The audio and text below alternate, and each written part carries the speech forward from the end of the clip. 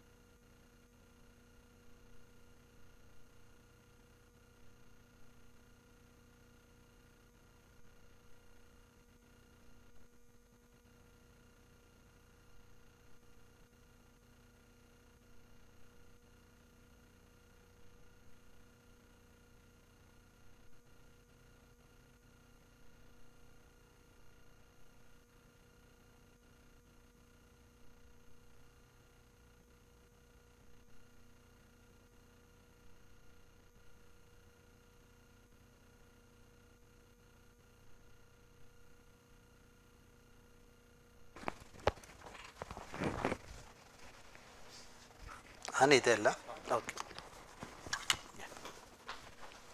sit down here. Yeah. Yeah.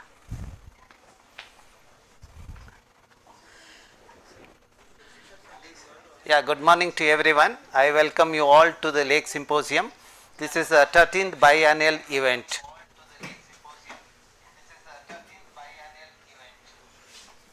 Can you switch off that?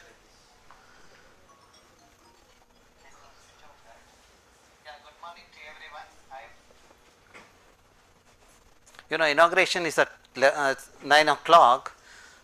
I started the journey at 8:30 to make sure that everything is in order. That was the idea. Okay. Yeah.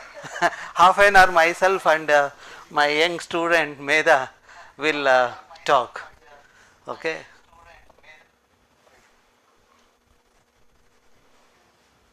You have to give me green signal.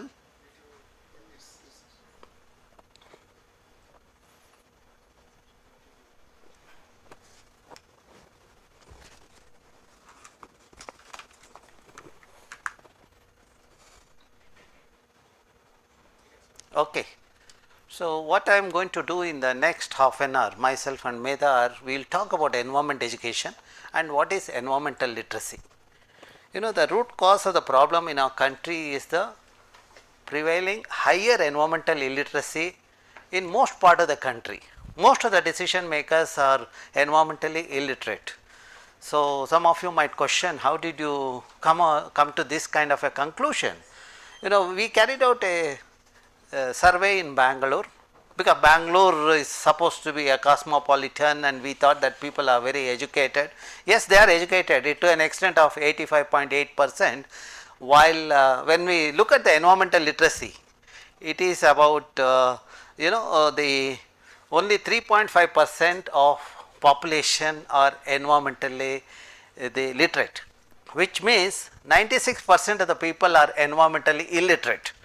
You know, that is what we notice when we move around.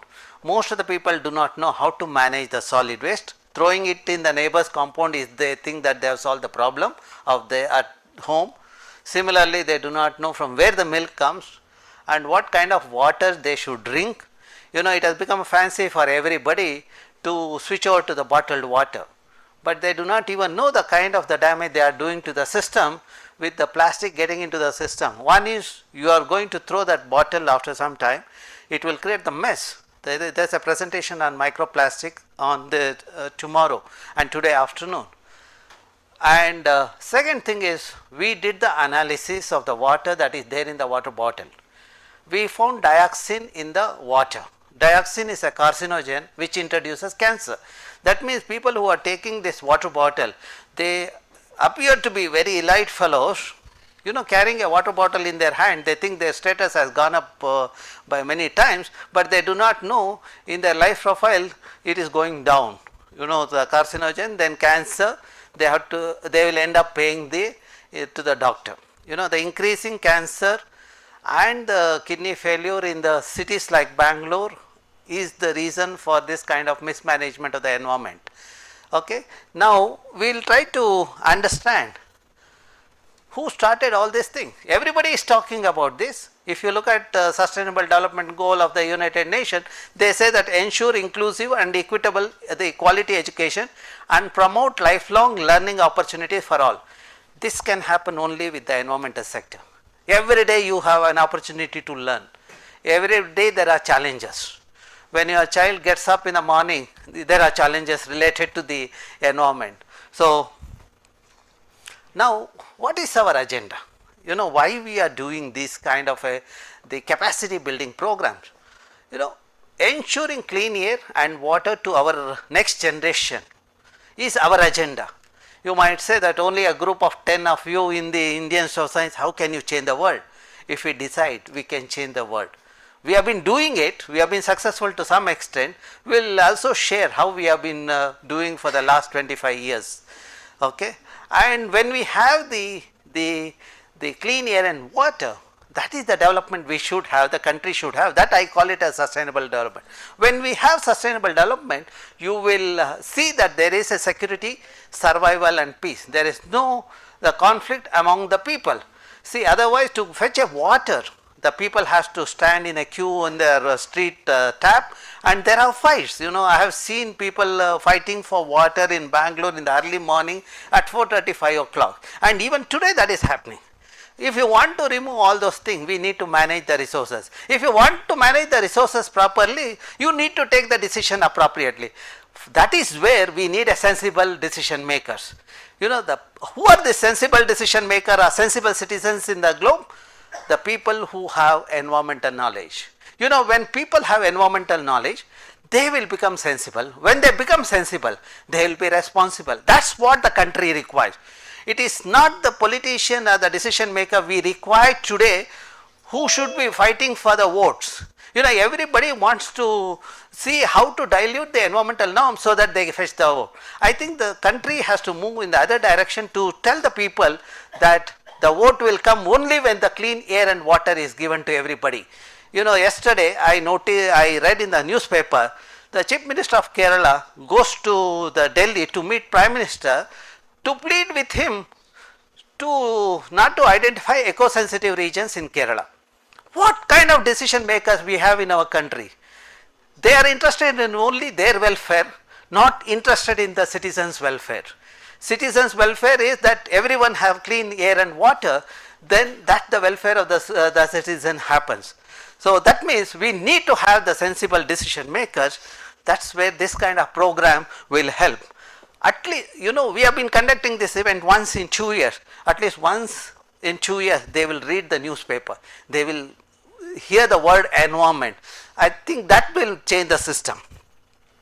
Now, when you look at the environmental literacy, you know, if you look at environmental literacy, it refers to the acquisition of environmental knowledge which enhances the environmental awareness and concern about the functional properties of the natural world as well as the associated problem. When I give the talk at 11 o'clock, I am going to elaborate more on that. The linkages I will bring it out. And it includes the understanding the life support system functions of the natural system of environmental tipping points and their associated challenges as well as the capacity to appreciate the intrinsic value of the nature. That means we know if you are getting water, how we are getting water. If there is a water in your well, what are the parameters in the environment should we manage to have the water in the well? Those are the things you will learn. And environmental education at all levels of education would promote the lifelong learning and enhance the environmental literacy.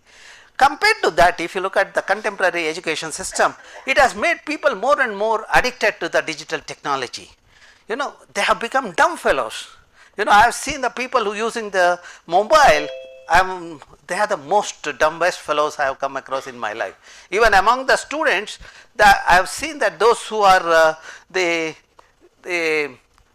this one has gone, na? Just see that. Anyway, I can see there. So that means contemporary education model has led to the digital addiction, which is creating a problem in the. Are you doing anything? Okay. Now the agenda for education, environmental literacy, it empowers the humans with the acquisition of the problem solving skills and motivation to work towards making the informed decision in respect to respect, protect and sustain the well-being of the mother nature. You know, that is what the agenda of the education. And now the government of India has come up with NEP, the National Education Policy, and I see some changes are happening in that. But anyway, as academicians, we need to tell the government what is to be incorporated. As academicians, it is our duty to tell the government how to frame the curriculum so that everyone becomes environmentally literate. For that, we need some kind of a reform happening among the academicians also. Now, let us look at the nature, Mother Nature.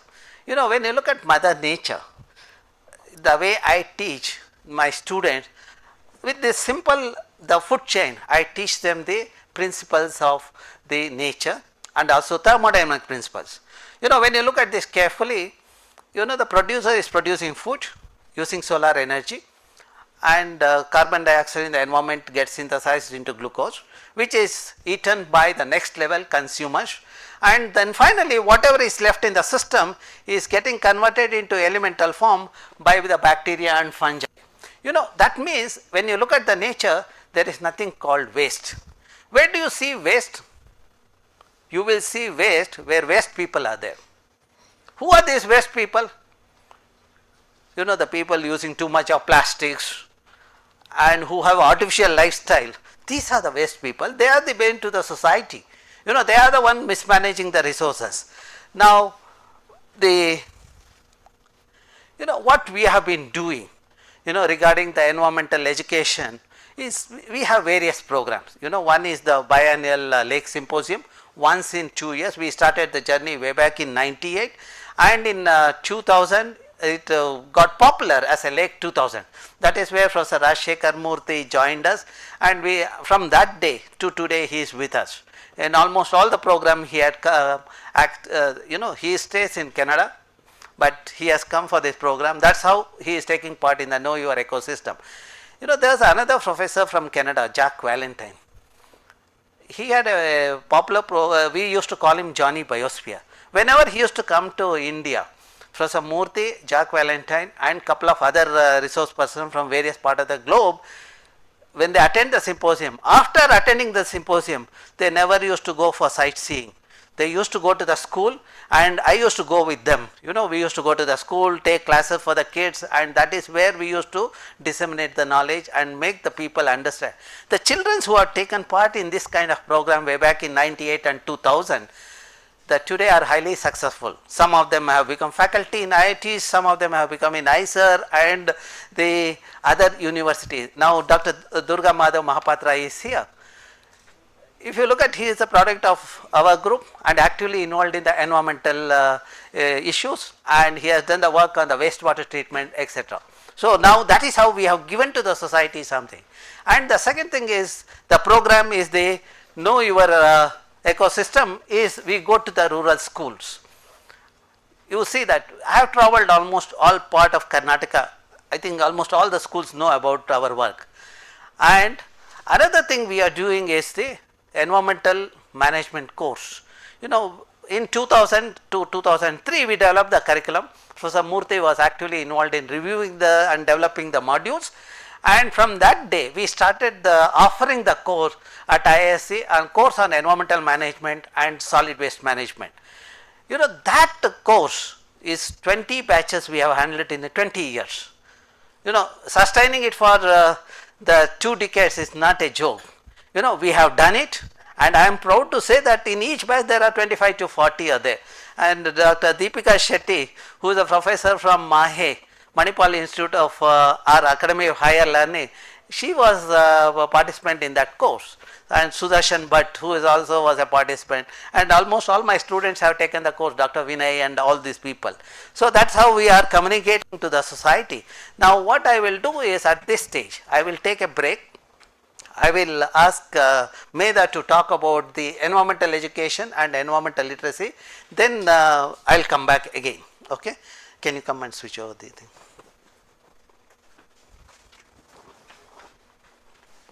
Medha's presentation is there. No, don't close that, don't close that. I need that slide. Afterward.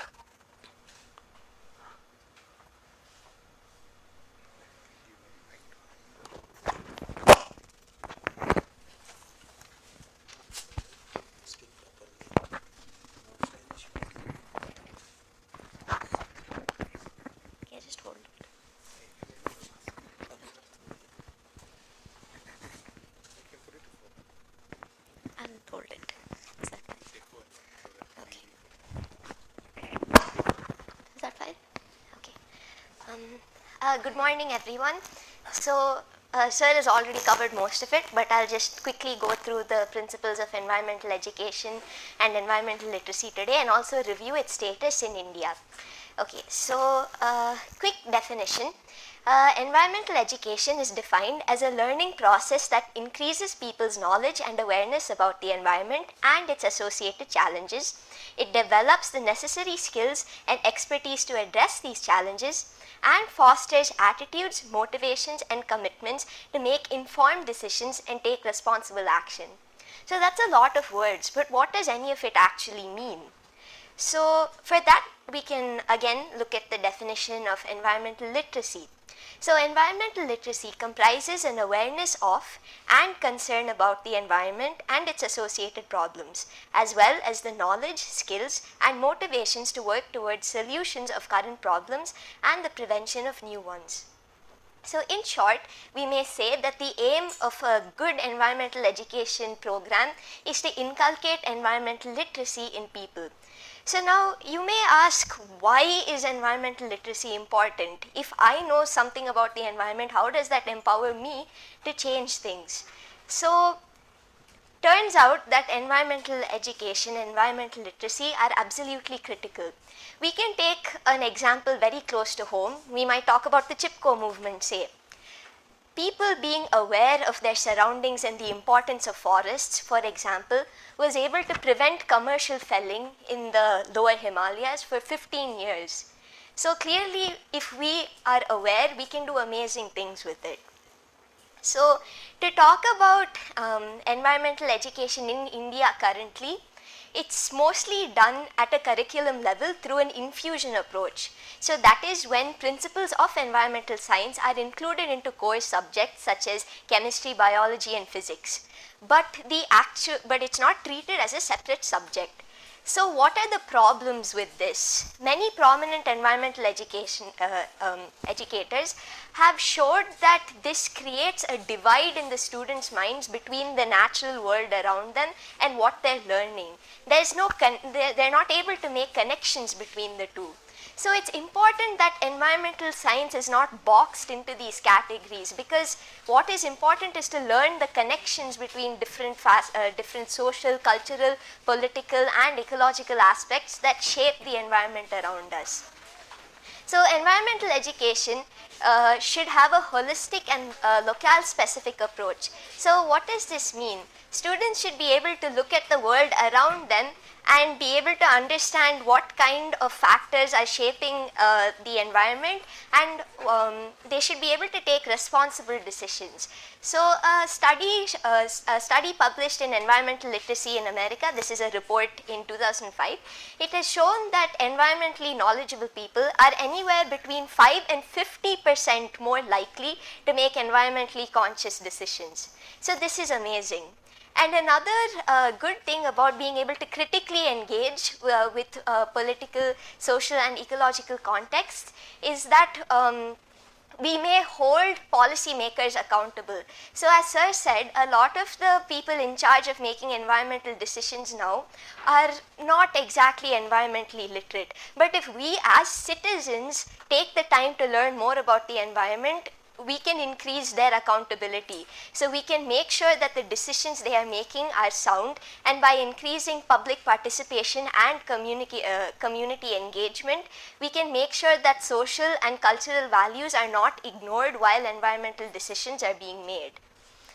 So the link between environmental education and environmental literacy is obvious. Most of us, especially people from my generation, Gen Z, a lot of what we pick up about the world around us comes from social media or news media. So this is a problem because we only learn bits and pieces of information. We never truly understand the larger contexts of environmental issues. And another problem is that there is rampant misinformation and biases that come with consuming both news media and social media. We never get a complete and objective picture of what is going on. So if we can focus on becoming environmentally literate, we will not be so easily misled.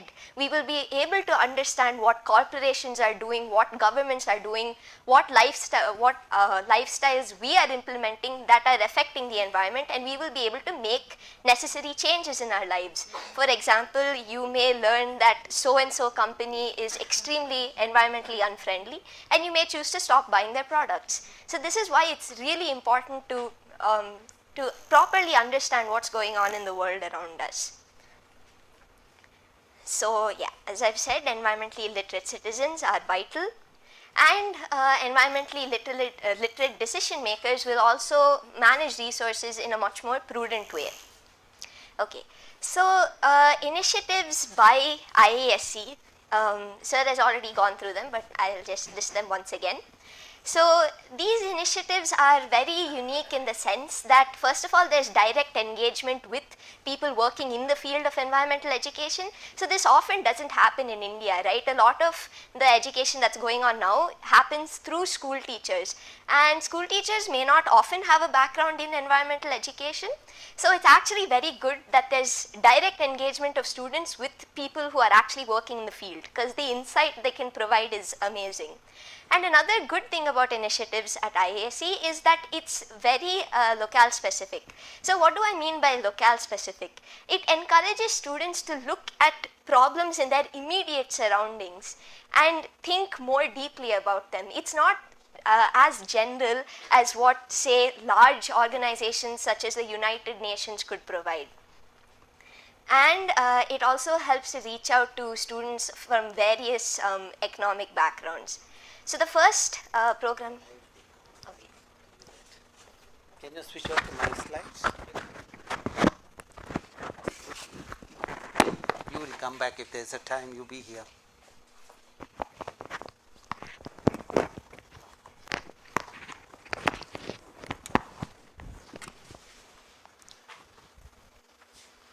Well, now that's what Medha was touched upon, what we are doing, what we have done. You know, the purpose of conducting this symposium once in 2 years is that, you know, whatever the research we have done during the 2 years, I want to communicate to the public. You know, as a scientist, we have the social responsibility. Our salary comes from the public money. That is where we are accountable. The day when every bureaucrats and decision makers, their actions are made accountable, we will not see any pilferages in the system. Since that is not happening, we see mismanagement happening. For example, the forest department, if the forest in a particular district is getting degraded, the officers in charge of that district should be made accountable. So the day when we do that, and I hope it will happen, we have been pushing for that, and we might succeed in that direction also soon. Fortunately, we have judiciary which will help in this regard. Now, the last the 2.5 decade, what we have done?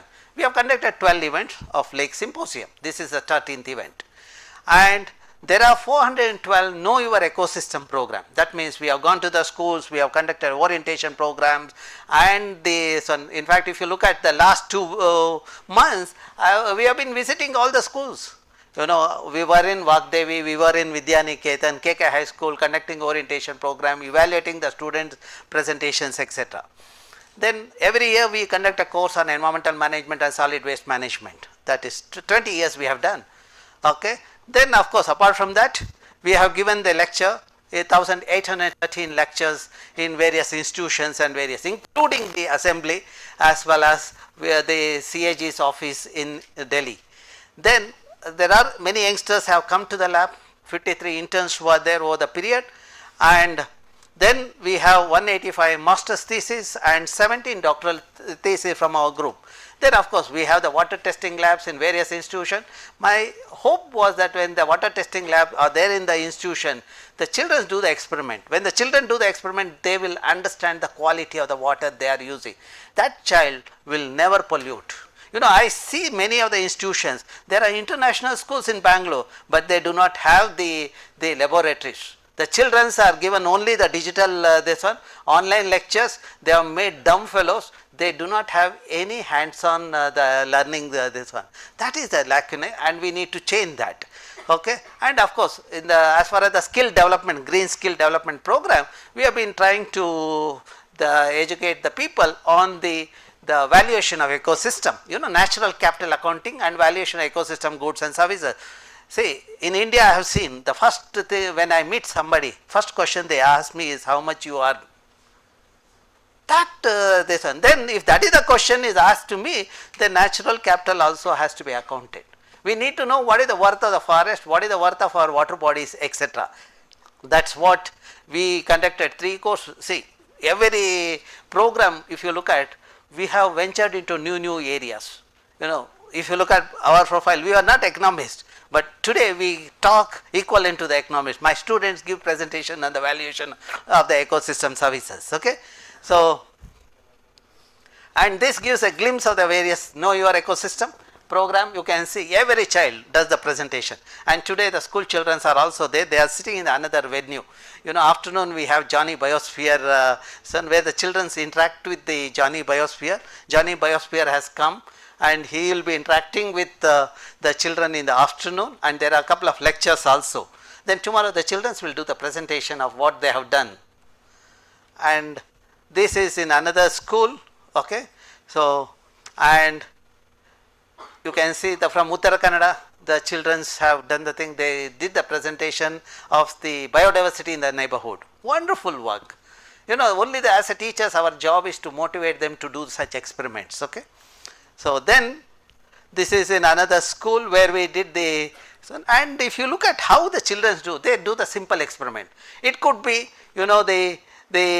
when you look at this on the first one, you see that it could be about the monitoring the carbon in the environment. How do you monitor the carbon that is stored in the tree? You measure the girth and height, and then you go, and it's not a big experiment. Children, if they tape and height, they can assess with a clinometer, they can do it. And the second thing is they will take up the lake, they do the catchment mapping. Today's civil engineer do not know what is catchment, but my students know what is a catchment, and also they know the water quality in the lakes. And the children have been trained.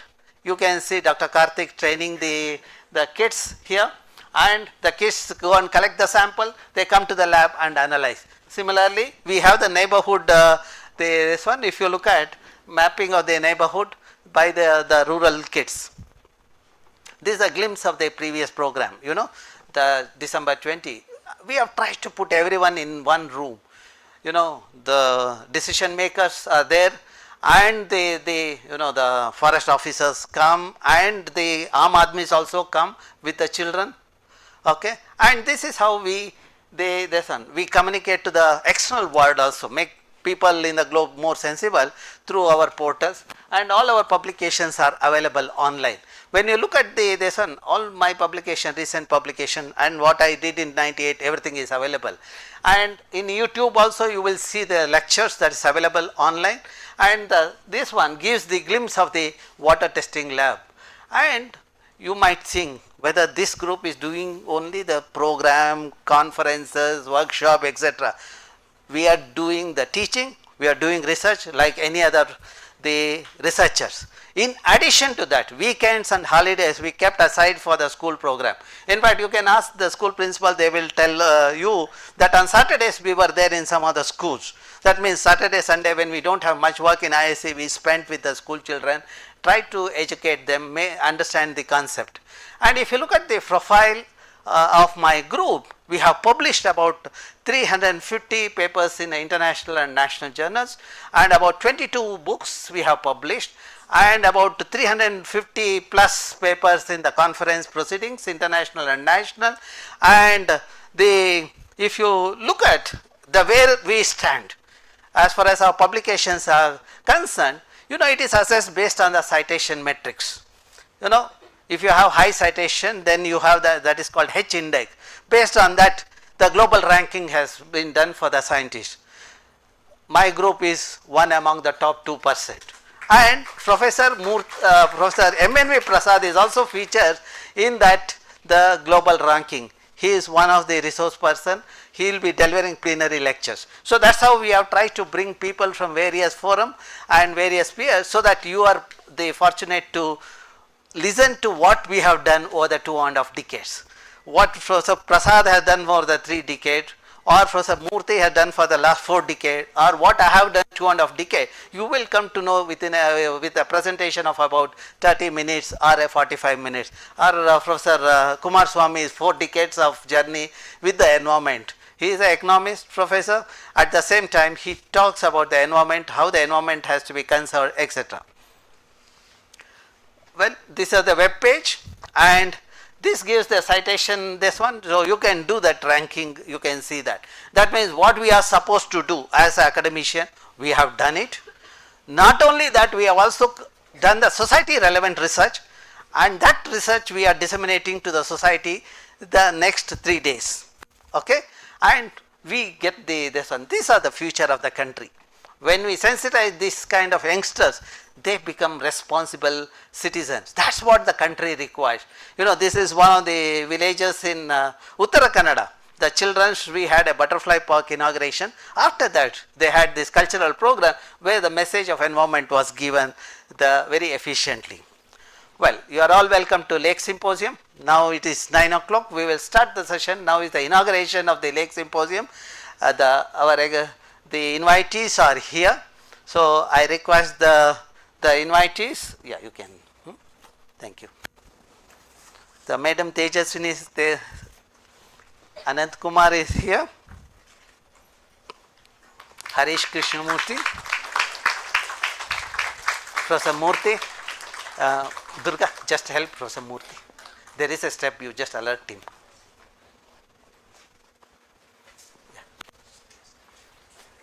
Yeah, he'll be correct.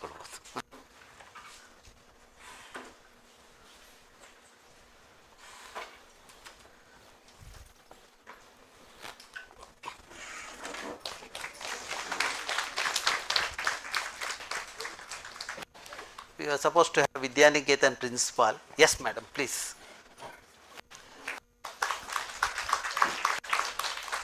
Always guest of honor. I have some surprise this one. The person do not know who is a guest of honor, but that person will come to know now. I request Professor Deepika Shetty to come on the dais.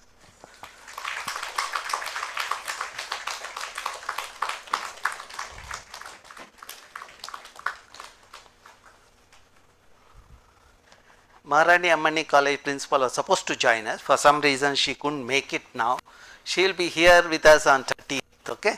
So, and children who are coming from Ammani College, make sure your principal comes here. That's your job. Okay.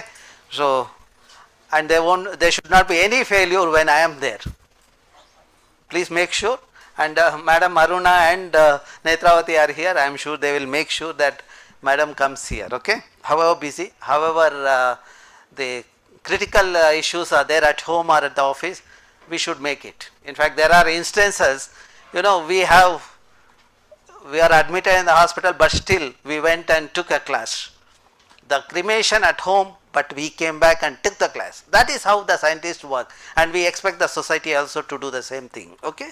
With this, we will start our journey of the lake, the symposium. This is the 13th event. I invite you all to the symposium. As I said earlier, from 8:30 to 9, why I kept the schedule before the program, before this inauguration is, I wanted to test hardwares and software. You know, the best way is to do something and make sure things work. And that's what we had, small hitches, which was sorted out in 2 or 3 minutes by Mr. Sanjeev, then Abhishek and Manju and Bharat, all these people. The efficient hands have done this. Mr. Sanjeev, please be seated. Okay. Okay. So, and since I have elaborated more on the Lake Symposium, I will not dwell much upon this one. Now I request the delegates to inaugurate the event. Can you remove that chair? I had asked you to remove, no? And Prasanna, lamp, keep it ready. We will come there. Okay. So, inauguration of the event will start with lighting the lamp and the watering tulsi. And before that, I request our Sinsi, come.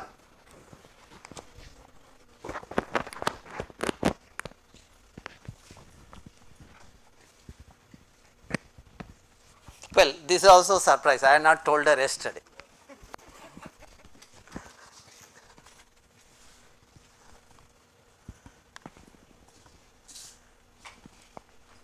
And when the lighting the lamp happens, Durga Madhav will do the small job. He also didn't know about it.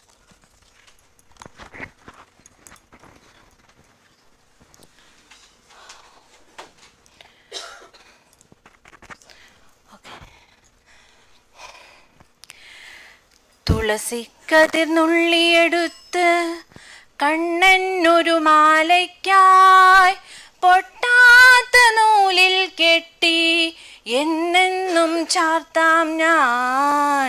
തുളസിക്കതിർ നുള്ളിയെടുത്ത് കണ്ണനൊരു മാലയ്ക്കായി പൊട്ടാത്ത നൂലിൽ കെട്ടി എന്നെന്നും ചാർത്താം ഞാൻ. തുളസിക്കതിർ നുള്ളിയെടുത്ത്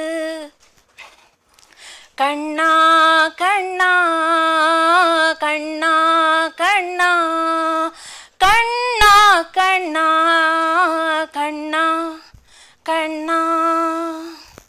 ചന്തത്തിൽ കണ്ണെഴുതി ചന്ദന പൊട്ടും കുത്തി പൊന്മയിൽ പീലി ചൂടി കണ്ണാ നീ വിളയാട്. ചന്തത്തിൽ കണ്ണെഴുതി ചന്ദന പൊട്ടും കുത്തി പൊന്മയിൽ പീലി ചൂടി കണ്ണാ നീ വിളയാട്, എൻ മുൻപിൽ വിളയാട്. കണ്ണാ നീ ആടിയ ലീലകൾ, കണ്ണാ നീ ആടിയ ലീലകൾ ഒന്നൂടി ആടൂലേ. കണ്ണാ നീ ആടിയ ലീലകൾ ഒന്നൂടി ആടൂലേ. കണ്ണാ നീ ആടിയ ലീലകൾ ഒന്നൂടി ആടൂലേ. ഒന്നൂടി ആടൂലേ കണ്ണാ കണ്ണാ കണ്ണാ കണ്ണാ കണ്ണാ കണ്ണാ. Okay, thank you. Now I request you to light the lamp with this watering the Bharat, Durga, you can. Okay. Can you give the lamp?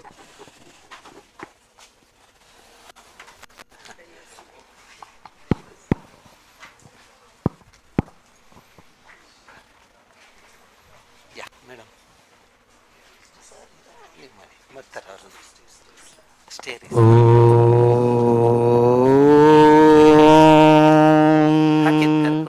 गणानां त्वां गणपतिं गुं हवामहे कविं कविनापमस्त्रवस्तमं ज्येष्ठराजं ब्रह्मणां ब्रह्मणस्पतः आनुशृण्वन्नुविः सिद्धसादनम्. ॐ श्रीगणाधिपतये नमः. ॐ देवीं वचनवन्तदेवाहस्तां विश्वरूपाः पशवो वदन्ति सा नो मन्त्रेषु मूर्जन्दुहानार् धेनुर्वाकसमानपशुष्ठुदयितु अयं मुहूर्तो शुभमुहूर्तो अस्तु. ॐ यशिवो नाम रूपाभ्यां या देवी सर्वमङ्गला दयो संस्मरणात्युं सा सर्वतो जयमङ्गलं. तथैव लग्नं सुदिनं तथैव चन्द्रबलं ताराबलं तथैव देवबलं विद्याबलं तथैव लक्ष्मीपतेत्यग्र्यं स्मरामि. ॐ लाभस्तेषां जयस्तेषां कुतस्तेषां परभवः एषामिन्तिवरश्यामृदयस्तु जनार्दनः आपतामतहातारं धातारं सर्वसम्पदाः लोकाभिरामं श्रीरामं भूयो भूयो नमाम्यहम्.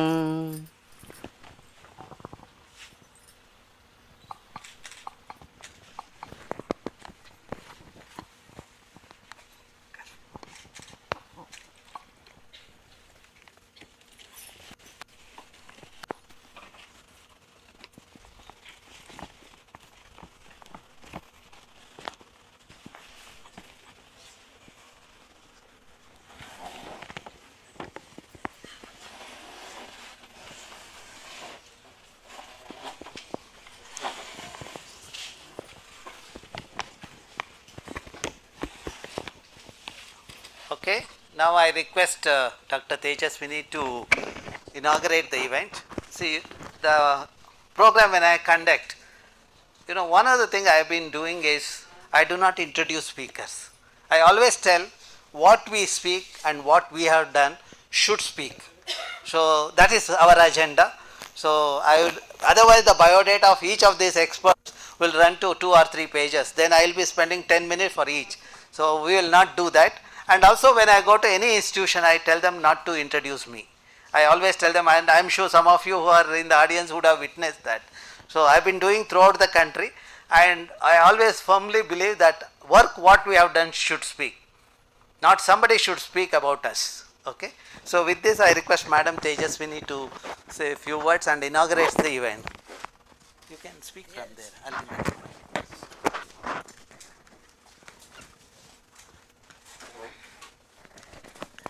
ಎಲ್ರಿಗೂ ನಮಸ್ಕಾರ. Good morning. All the dignitaries on the dais, Professor TVR sir, and all the dignitaries of the dais, students, my sisters and my brothers.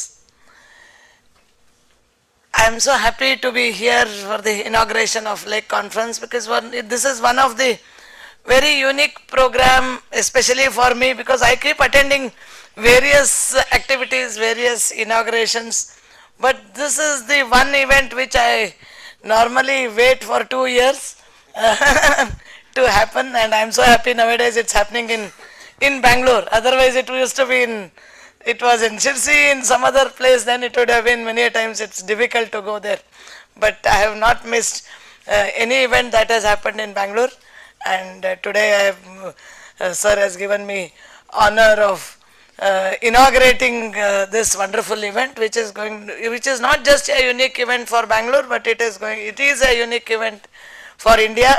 I just don't want to stop there. It is a event for the world, because this is the most required event, and the way it is organized, it is not just a symposium where people come, present their papers, those who are interested will listen and just forget about it. This is not that kind of a symposium.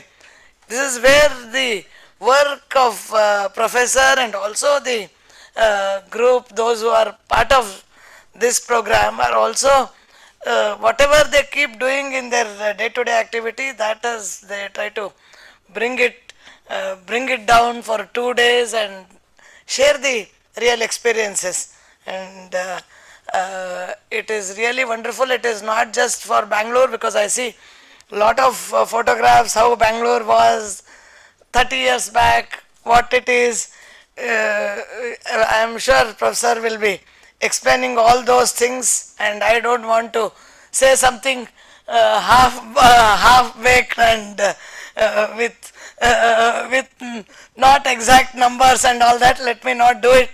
But one thing I have to tell you, many of Adamya Chetana's programs today, because of Professor TVRAMACHANDRA and also Shri Harish Bhatt, whom I have to remember today, because he was part of this TVR's team, and because of their influence, their guidance, we changed many things back at Adamya Chetana, and especially the biggest contribution is our Green Sunday program, and the green cover, how it is becoming red, and red is, you can see it there right in the in the first poster. And some 10 years back, I remember 10 years back when I was seeing this particular poster, I went back home, I explained my husband Shri Anant Kumarji, who was 6th-time MP from Bangalore South. I told him, this is the situation. Of course, we live in Basungudi, right opposite my house. There are some huge trees. Very close to my house, there is a one of the biggest biggest garden of Asia, we can say it, and Lal Bagh is very close to my house. So many times we don't find this red color, if you are happy at home, if your house is cool. So many times you don't know what the exact numbers are, and that's that's how I was explaining him, and then he said, why don't you find out more details, more information, what it is, why the tree cover is coming down, how much it has come down, and all those things.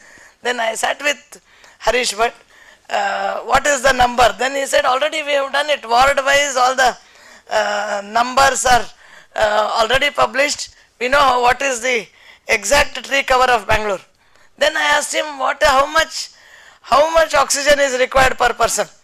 Then he said, give me some time, let me discuss with some doctors, and we know for per minute how many times we inhale, and based on that he gave me a number, that is 700 kg per year. That is the oxygen requirement of all of us, any human being. And then what is the tree count? Tree count then was Bangalore population divided by 7, and that was the total count that was displayed in your website. So then that number 7 figure is something which we presented to Anant Kumar ji. He said, oh, this is quite more than interesting. Of course, it's very sad that we need 7 trees per person, but what we have in Bangalore is for 7 people 1 tree, and now it has become 8, which was 7 years back when we started the program, exactly 7 years back. We started it on January 3, that 3rd January was Sunday of 2016, first Sunday of 2016. So that day, on January 1st, we had taken a Sankalpa wherein every Sunday we will plant trees, go to various places, plant trees. Why Sunday? Because Sunday comes once in 7 days. So with that as a motto, Anant Kumar ji said, let's start this program, let people know that there is 1 tree for 7 people. One side is how do we improve the green cover. On the other side, trees are not just for oxygen. We need tree for carbon sinking. We know Prime Minister has given a call that by 2070, 48 years, I am not sure about many of us this side are not sure, but I am sure you are all there. All youngsters will be there in 2070. And what is the assurance given by Prime Minister to the whole world is India will become net zero in carbon. And the way we are generating carbon, for everything, for food production, for ahara and for vihara, and for many more things, for everything what I use today, including every breath of mine, everything what we do has some carbon that is released in the atmosphere. And how do you make it carbon zero? Sometimes I feel even one step towards that is not happening. The way the carbon is getting generated and the various small efforts of sinking the carbon, there is no relation at all. And if that is the situation, how do we reach to that assurance of making India net zero in carbon? Again, trees will have to only come to our rescue. Again, what is that number ratio? I don't know. I request sir to find out. For oxygen, we need 1:7. But for carbon sinking, the way the carbon is being generated, what is that ratio per person for carbon sinking, we need to find out. Then the way we use paper, whatever we talk about, various things, paperless office and all that. There is a paperless office, but the other things are so many. Again, it has become only a fashion statement. Paperless office is becoming only a fashion. And for paper napkin to drinking coffee, again there is paper. What is the ratio required for trees to people? I don't know. Again, trees only have to help us. So it is trees, it is water, it is the air. Finally, these 3 things, how do we address? What are the ways? What are the practical solutions? Is what, in fact, we are all motivated by Professor TVR sir and his team, and we need to look at roti, kapda, makan. And in each one of these, because especially when it comes to makan, every house needs so much of cement, and unfortunately, the way we use cement is increasing so much, but at the same time, we should know one more number. 8% of carbon that is produced is because of cement. I think correct, no sir, the figure is correct. So 8% is because of cement. Like the first number was 7, another number I keep saying it, of course here it is not required, but still in every speech of mine I talk about it. Every day in Bangalore itself 30 lakh plastic covers just for milk and curds are getting used. And of course for rice, for dal, we have for our other chips and other condiments, we have so many plastic covers. So I had, many of us do follow. I had given one simple suggestion, instead of cutting the corner, like normally we open the cover by cutting the corner, and instead of doing this, if you cut it this way, we can save at least some 50 lakh small pieces from one day from one city. And that is a wonder of just changing our lifestyle.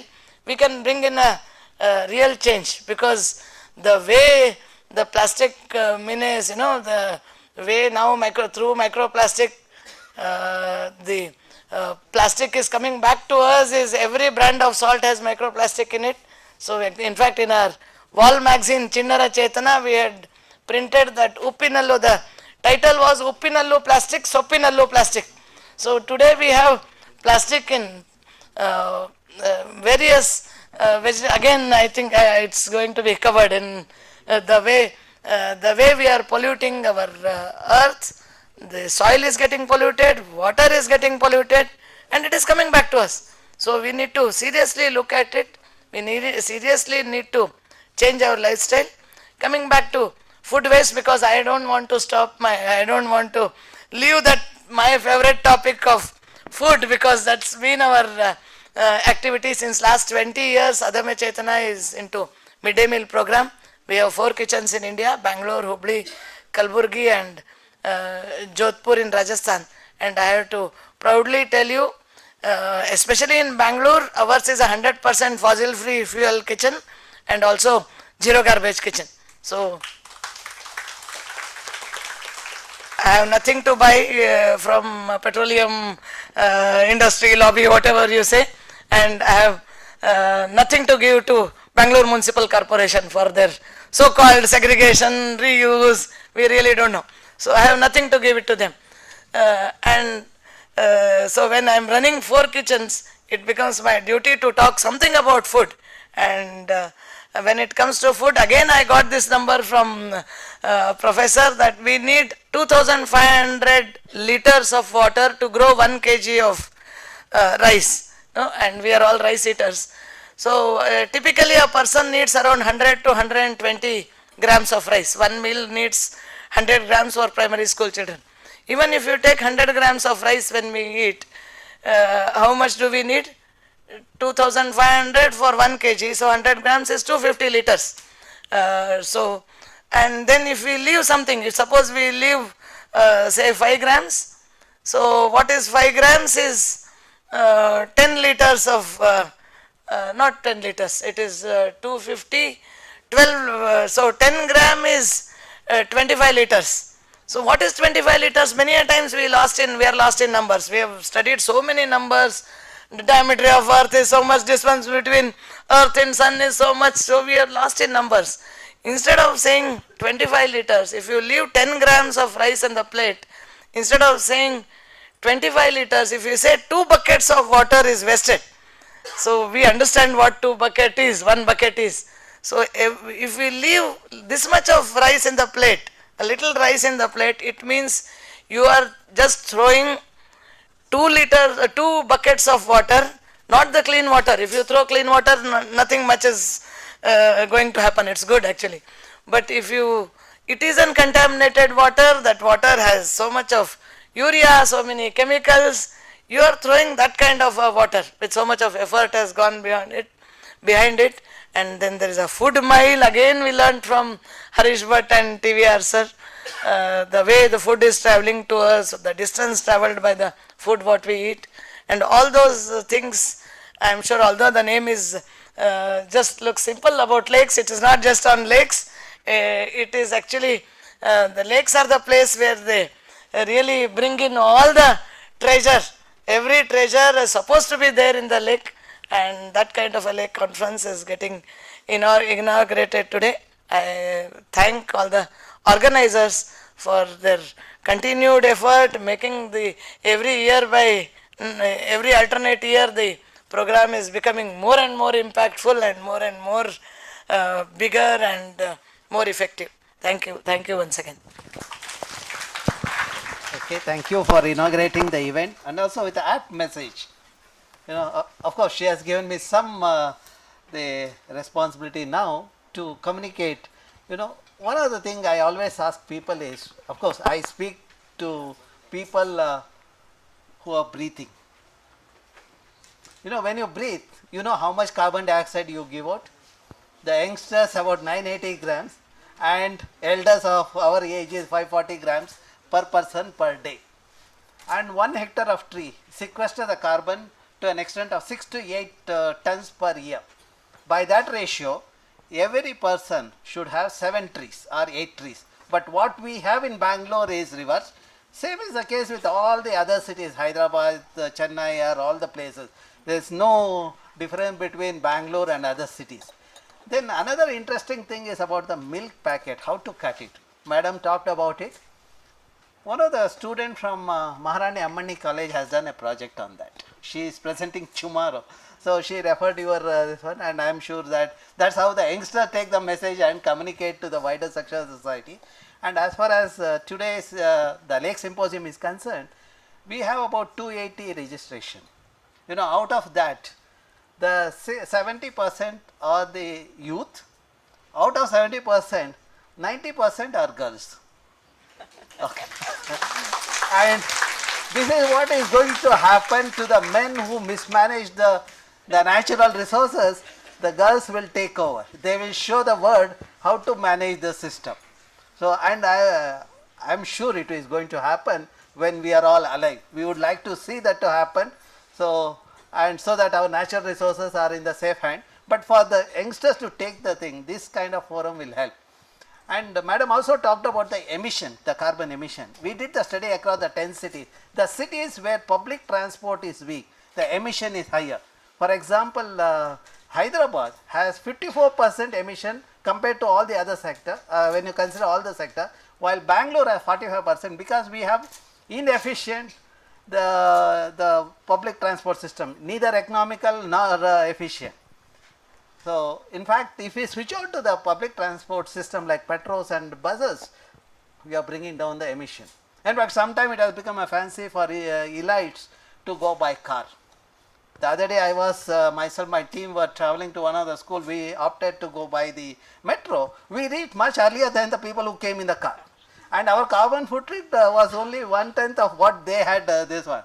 And it was economical. Then somebody who saw me in the metro or the bus stand, they said, why this man is traveling by the sun? And they are interpreting that I am too stingy. So this is how they, you know, sometimes illiterate sections of the society interpret our intentions. But whatever people think, let us not worry. Let us think of our children and our conscience, and we'll work for that. That's what we should do that. And now with this, I request our Harish to say a few words about the event and about the message. He has been actively involved in our programs over the last decade, and we have been jointly done many programs. In fact, I was in his school where we conducted the workshop for the children's and the orientation program. Yes, sir. Yes, sir. Very good morning, sir. Good morning to all the dignitaries on this stage, off this stage. And I have to congratulate and thank Dr. TVRAMACHANDRA sir for bringing IISC close to the educational institutions, especially the colleges and the schools. Because IISC, ISRO, these were all the things which were the dreams of the children, that one day I should land there for studies, I should do my PhD from there, I should be a student there, and I should be working in ISRO. But recently, last week, I was in ISRO because I was called as the guest for one of the Kamatas, which was presented in Kannada. And around 200 plus schools from North Karnataka were called to participate in a conference in ISRO Satellite Center, Bangalore. And there various papers were presented in Kannada. And one of the scientists from our ISRO Satellite Center, he presented a paper where the satellite takes life and it will start speaking to the mankind. And there the satellite will speak that how I was born out of man's creativity, his scientific temper to invent more and become more, and how I was initially launched into lower orbits, then into geosynchronous orbit of 36,000 kilometer, and how I have been used to watch even outer extra celestial objects and stars and other things, celestial things. Then finally that presentation will end. I have been observing this space, not only the earth, I have been observing the earth from this space, I have been observing the other planets also from space, and even beyond solar system I am trying to put my eyes. But so far I have found out that there is only one earth where life is there, so you preserve it. You may land on the moon, you may land on the Mars, you are planning to even live on the Mars, it is around minus 300 approximately, minus 300 degree. So there are talks that one day you will try to convert that also into the next dwelling place for the mankind. But that will take centuries. But till then you have to live, no? So there is only one earth, and there is one earth in one solar system, and they say that maybe probably in the entire our Milky Way galaxy maybe there is only one earth. That means only one living earth. And to maybe find one more earth where man is living, maybe we have to go to one more galaxy. That means we cannot escape from the solar system and get into another earth. So this is only one earth. So we have been seeing the calamities, what is happening in USA. So the bomb cyclone, what happened in Bangalore, bomb raining, and the rain season has not ended. We are in December and still it has been raining. For last 8 months it has been raining. So my teacher used to tell, we need three things basically. First is the air to breathe, as ma'am very rightly said, water to drink and food to survive. And the air has to be clean so that we remain healthy. Water has to be clean so that the major life is done with air and water. Growth will happen with the food. And he was also telling about the water, the magic liquid which has made earth so different. He was telling that we all know that H2O. So I was so excited to know that hydrogen is very highly inflammable and oxygen will help combustion to happen. These two the gases combine to make a totally opposite entity called water which will put off the fire itself. So such a magic thing is there in water itself, and this water which has got magic has done a magic to this earth and transformed this into a dwelling place for 84 lakh species of living beings, from microbes to the Homo sapien called man. So we have to learn to be responsible. So when we talk about responsibility, we know that because of the advancement in science, we know so many things, do's and don'ts. But knowing is not enough, we have to implement. And willing is not enough, we have to do. And I have to congratulate that Dr. TVR has called the very right person to inaugurate the symposium, because she has been one person I have been seeing for last more than 2 decades that she has implemented whatever she has come to know. And I feel very happy that I introduced Dr. Harish Bhatt to ma'am first time, and Dr. Harish Bhatt immediately took Dr. TVR also along with me. We went to Adamya Chetana, and later they met and meetings happened, and whatever she came to know about, she mentioned very rightly, whatever was the Sasya Shamala green slowly becoming red, and something has to be done. And we all speak that we are in democracy. Democracy means each of us we have responsibility, each of us we have right. So apart from more than right is each of us having responsibility. Same way in maintaining the ecosystem also, when we are seeing the green earth becoming red, we have got something to do about that. Otherwise we may not be able to live on this earth. So immediately they have taken up the tree plantation, where we were fortunate to send our buses every week for plantation. And our lifestyle, we want or we don't want, somewhere we have to burn carbon for sending buses because we cannot walk all the way. But development also has to happen. We have to have metro, as TVR sir rightly said. Wherever the public transport is efficient, the individual transport, and instead of 40-50 cars running, one metro train is definitely better. So much of carbon reduces. But for that to happen, for metro you may have to cut tree, but you have to alternatively plant many trees. So I am very happy that he has taken up that sensitizing. In the pretext of the lake conference, our eyes are opened for the entire ecosystem and how to become responsible. And he also said that we have around 90% women power here, and we call earth as not father earth, we call as mother earth, because finally the mother only preserves life, and mother only, when mothers become responsible, naturally the world will be clean.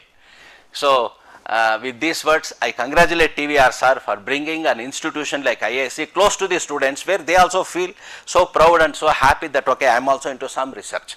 So this is the way we have to make children responsible, and this is the way the new education policy actually speaks about bringing the research institutions close to the students.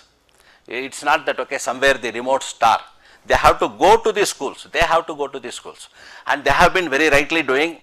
Whatever you are in second position, sir, you will rise to the first position and top position in the entire world for doing this unique work. And now all the institutions seeing IISA, I told our ISRO, my friend Nadagoda is the deputy director there, I told him that he has taken up that, okay, calling the students, around 200 plus schools, around 400 students were there in ISRO last week. So this type of initiations, where the small children, the school and college children are brought to the institutions, they have been asked to present the papers, they feel proud that I have been doing that, and after feeling proud they immediately become responsible. So in my lifetime I am happy that so far I have planted around 2000 plants. In our Marathalli branch we have 300 species of plants which was identified by our Harish Bhatt sir. The bamboo alone we have 7 varieties of bamboo. So it makes us proud and it makes us become more responsible, and I thank Dr. TVR and congratulate him and his entire team for this wonderful conference, where you bring us close to the IISC fraternity and make us become more responsible. And today what we need is not just people who talk on the platforms, but people who implement in small way, like a microwave. All the major things happen microwave only. The time also, which has been infinite time for yugas and yugantaras, goes 1 second at a time, 1 moment at a time. So the micro and nano things only manage the mega and the huger things. So let us focus on micro things, and macro things are naturally taken care. Once again, thanks to all of you. All the best to the Lake Conference. Thank you, Dr. Harish. You know, one other thing Dr. Harish talked about is the students and IISC. You know, this is what I keep telling my students also. You know, when I conduct a EM course, reasonably senior people also attend my course. You know, my students are very young actually in EM course. There's a, you know, last year we had a student who was only 70 years old. And when she took the course, it was about 65 years from defense was there. Even today, he is doing the environmental this one. That's how we communicate the message. And other thing we tell them is, that is on. You know, some of these people, they wanted to come to IISc. For some reason, they couldn't pursue their higher studies at IISc. That's what Dr. Harish also mentioned. But they have an opportunity to have certificate from IISc because of that environment management course. And by and large, everyone does a very good job. Otherwise, they don't get certificate. And we make sure they do, and certificate has marks. You know, Dr. Sara, she also was in one of the course, Durga. And today, you all have come to the IISc. No, you have entered the IISc at a much young age than all of us. So you should think how to continue your higher studies in IISc, so that make IISc feel proud of the youth power of Bangalore and Karnataka. We need to do that. We need to tell people that we are on the top and we will be on the top. We should do that. So, and whichever part of the globe we go, we should shine. and that can happen when you have proper training. That is where IISc will help you in molding your career. Think of your day. From today you stop wasting your time even 1 minute, then you will see that your path will be secured and you will join IISc soon. Now I request Professor Deepika Shetty to say few words.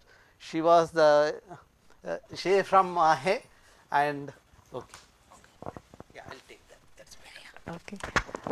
Thank you, sir. Thank you for the honor and making me speak in this auspicious occasion. There are a couple of things coming from my heart because I was not prepared for this. But I think my way of doing things changed when we came to this course of environment management. Yes, like sir said, I was already the director of my institution then. Now I'm just a professor there.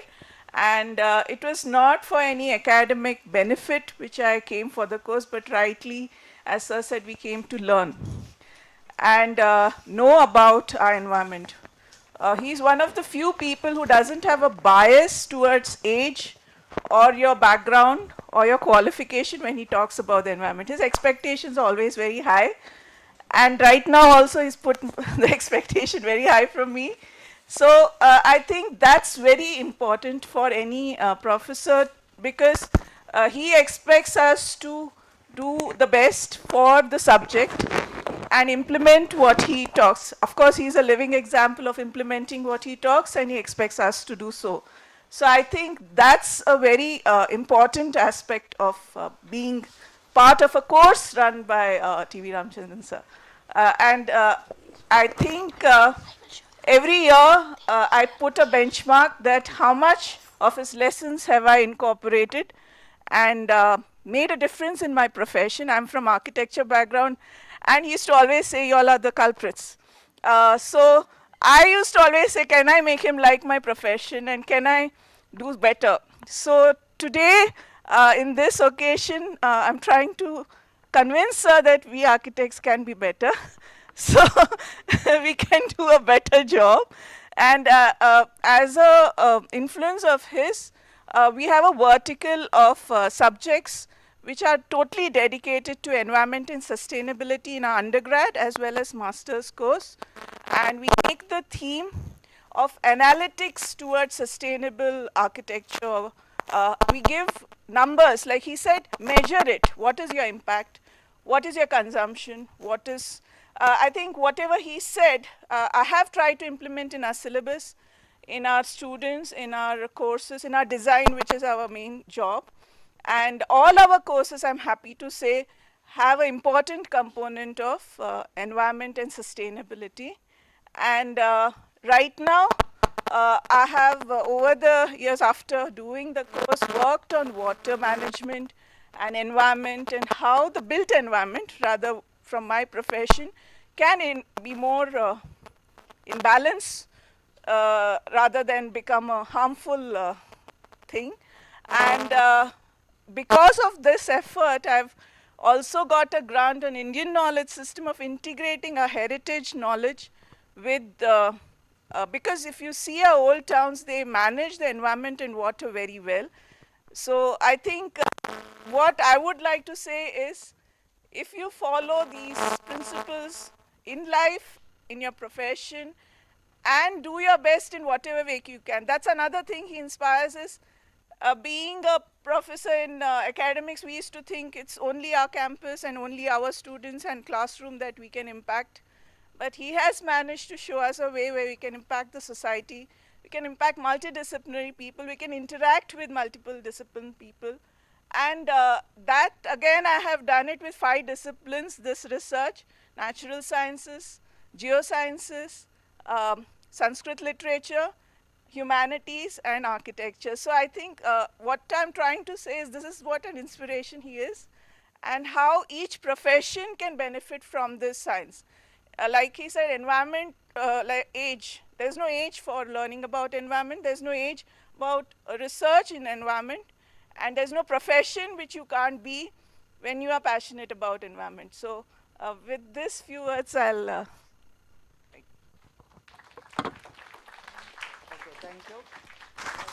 In fact, Professor Deepika talked about the architects. You know, I have no problem with architects.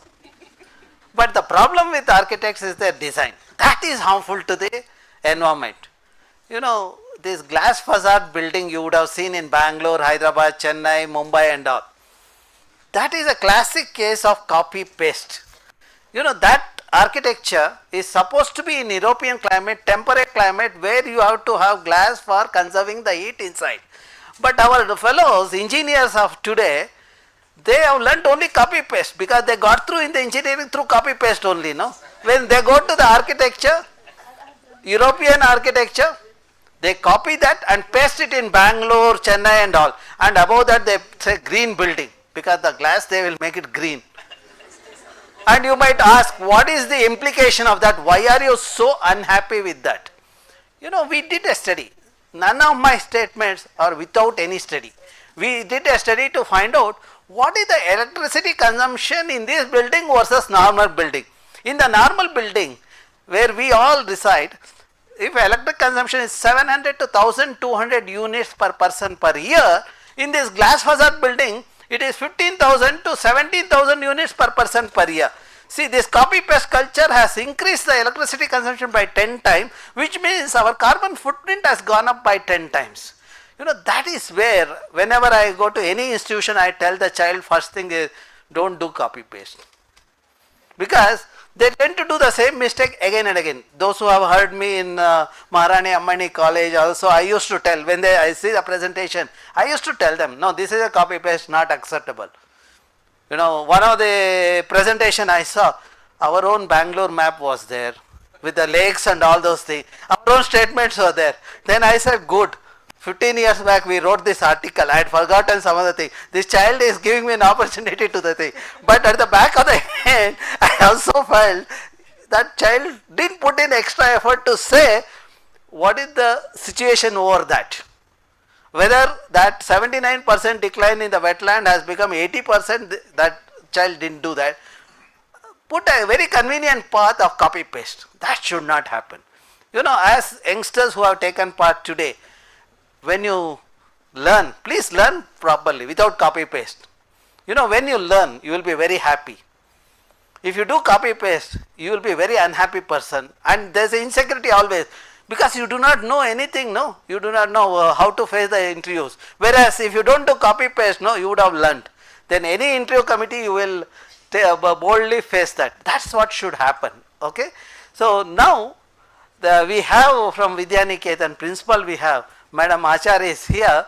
She will say a few words about their involvement in our Lake Symposium and also this kind of event, why it is required for the school children. There are about 60 school kids are sitting in the another venue, you know, in the same building, because this hall has 210 seating capacity. You know, those school children we have put in the third floor. They are listening to us. And today afternoon onwards, Johnny Biosphere session, and tomorrow they are going to do the presentation. All this presentation, we are also streaming live in YouTube. So anyone, even the children who are not participating in your school, you should ask them to the view that, so that they also get some knowledge about the environment. So, Madam. Namaskara.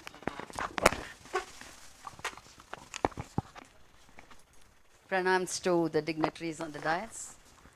It's indeed an honor. I am speaking in absentia of our school director, Mr. Vijay Krishna Rajgopal. He had to be here. For some reason, he is not present here today. But I feel it's a great honor, sir, to be speaking in this hall with all learned people here and the dignitaries on the dais. My dear friends, my dear colleagues, my dear students sitting on the other side of the stage. Indeed, it is a wonderful opportunity for students, especially when I turn the side, they're all people working close to nature and they are in the job. And I deal with more than 3,000 students who are going to be responsible for whatever changes which should happen in the future. So this association with the lake has been from a very long time, I've been associated with TVR sir. We have sent our students to various presentations. They've been into the, like places like Mood Bidri and schools across India. The learning is very important. What they've learned from that, the experience is definitely manifold. I cannot express it here. So you should get your hands dirty. So you have to. The experiential learning NEP speaks of, sir has brought it long back. So that's a boon, I should say. When I see our children, like sir said, he doesn't accept. The first go our students present something, there is always a beautiful feedback given to them saying these are the things you need to change in your presentation. You have to get first hand data. There is nothing like copying from somewhere. You need to go in, dirty your hands. What is it you need to work on? Be with the nature, find what are the threats, work with what you're going to do. Then it brings the required result. So that is what is happening to our students in our school. Each time when Lake Symposium come, they get busy. They go to labs, they do the testing. We have brought some equipments this time so that it makes their life easier instead of, but it is definitely a beautiful opportunity for all the students across. And I congratulate the whole team. We had a pre-Lake Symposium at school also, and it was such an mesmerizing experience when we heard them talk to children. So I would definitely deem this as a learning process wherein students get a lot of experience so that they become sensitive towards what is needed for them, which is very important. As madam said, they have to implement even a small thing. If they implement, that's a great thing they do. Now the modern world we see, many of them are very much addicted to so many things which are not necessary. Our Indian culture is just diminishing. So it is the youth which should bring it up. So I'm working with such children, and it becomes my responsibility. It becomes my duty to instill these values in my children, which I would definitely take it back to my school. I congratulate the whole team, and the 2 days of experience will definitely bring in a lot of learning. Thank you so much for this opportunity, sir. Okay, thank you. One other thing, if you look at any person's career, if a person is successful, I would give a credit, I'm sure everyone does that, to their teacher and mother at home. Especially the middle and high school teacher does such a wonderful job. One of the teachers, she alerted me when I was in the middle school how I should be. She made me the leader of the class. Not only that, I have to take classes in the evening when all the other children are going home. The dumb fellows in the class, I should not use the term, but that is true. The last benchers in the class, I have to take this one. I started my journey as a teacher when I was in the 5th standard. I have not stopped that even today. That is this one. And our agenda was that, I remember her in all I don't mention her name. I remember her in all my events. Another thing I always feel bad is some of the teachers are not doing the job. In fact, I went to one other school. The director of the institute told me the changes are happening in the system. I said, changes is for the better or the this. He said, today's teaching fraternity is more interested in bill and bell. Bill is if the salary is not paid on time or if it is deducted, they will question. But we cannot question them whether you have taken class or not. This. And bell. As soon as 4:30 bell rings, they want to rush. As a teachers, we have a responsibility. We need to spend some time with the teachers, students and all. If you come to my lab, even today, you can see between 6 and 7, all my students come and talk to me before they go home. So that is how the teachers are supposed to do. Otherwise, we have no right to take up this profession. Our job is to mold youngsters. So we should not take up this profession. So that is what we need to learn from the system and make everyone to do this. Okay. Now we will have a presidential address by Professor Rajshekhar Murthy. In fact, it is in one of the event I met him. In 97 or 98, There was some organization organized an event, I was invited and there was some award. And when I went there to receive the award, Professor Murthy was giving the award. But after that he just sent me an email saying that TVR, I want to talk to you and meet you. From that time onwards, then I mentioned to him about this our school program and then our lake conference. Then he said, okay, I would like to be with you people and see that we move forward together. And from that day we started the journey. He is coming every year to the IISC, take part in our environment management course. He gives couple of lectures, and apart from that, he also brings his friends to this kind of forum. That tomorrow you will listen to some of the international experts. The person from Russia is there, from Canada is there, and of course my students from Germany are already here. The Canada and the Russian people will be there online. The virtually they will they come and they will deliver the talk in the morning. So now with this I request Professor Murthy to address the gathering, presidential address. ನೀವು ಕೂತ್ಕೊಂಡೆ ಮಾತಾಡಿ ತೊಂದರೆ ಇಲ್ಲ. Okay. Good morning. You already know enough about me, so I don't want to get into that. I just want to share with you the fundamental differences or fundamental way we deal with the environmental issues, both in India as well as in Canada. Canada is often referred to as the water solutions country. Fundamentally, Canada has thousands of lakes. Almost 20% of the known freshwater, surface freshwater is in Canada. Canada is roughly only about 35 million people. It is a vast country with plenty of resources. The philosophy that the government has followed ever since the environmental issues became important in the early 70s following the UN Conference on Environment. Canada has taken a very serious issue in terms of protecting the resources. Protecting the resources is a very important part of it. Water is a resource and it has to be protected.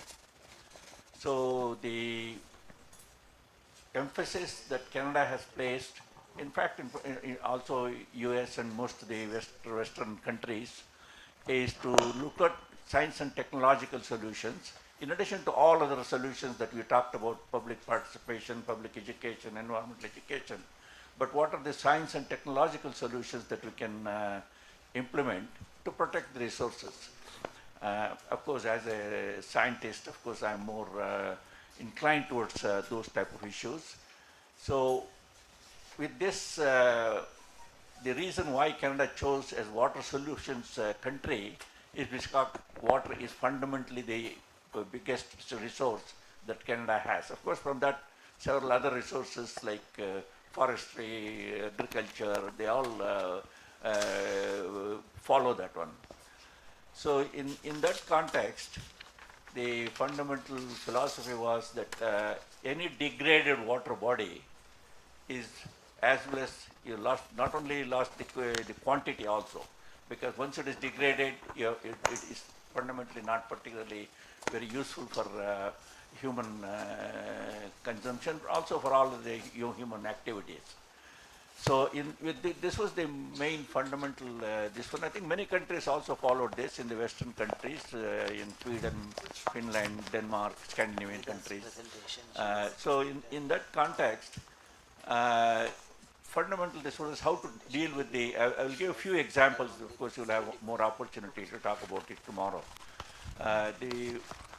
How to deal with the wastewater, because wastewater is generated in all big cities and in various other human activities.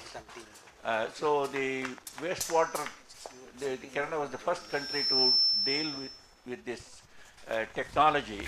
That's what's called the membrane technology, to treat the wastewater almost to the potable quality.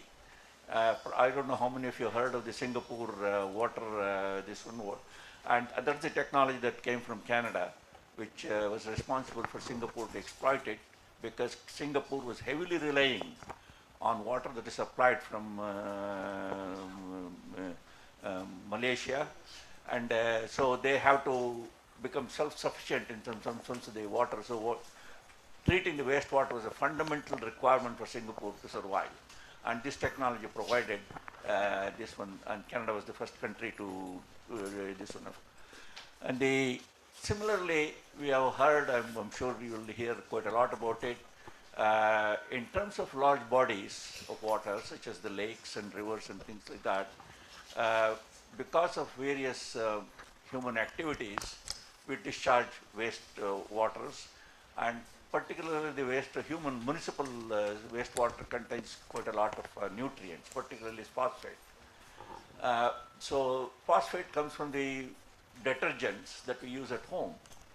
So for almost till 1972, most of the detergents were all phosphate. In some countries, including Canada, now still phosphate detergents are all phosphate based. Canada took the initiative to come up with phosphate-free detergents, and it took a long time, and they invited all the manufacturers to work on it, and they supported the research and development. And the company Procter & Gamble, I don't know how many of you have heard of it, they were quite successful after 5 years of research to come up with a product which was completely phosphate-free from the human detergent that we use in all activities at home, as well as, of course, also in the fertilizers used in the. So, phosphate-free detergent introduced. The reason for that one is phosphate is a nutrient which promotes growth, algal growth in water bodies, and what we generally call eutrophication, where enriched water with phosphate will promote algal bloom, and essentially, of course, the water becomes not usable for various human. Particularly, it happens in the small bodies of water, for example, in Bangalore, as well as in large bodies of water in the near shore area, where human interaction takes place to the water, not only for drinking water, but also other human activities. So this type of innovation has helped a great deal in terms of managing the resources. Another initiative that we also took is, technologically speaking, is what is known as best available technology. If the technology is available to purify the water, the people who generate wastewater have no other choice but to use the available technology, and the government will support them for the economic cost that is involved in using this high technology which is already available. For example, big municipalities like Toronto, Montreal, and all those type of things that they have to use, adopt this technology which is available for wastewater treatment. They have no other excuse. Any economic considerations that are involved, the government will support it as a goodwill gesture to bring in improve the water quality.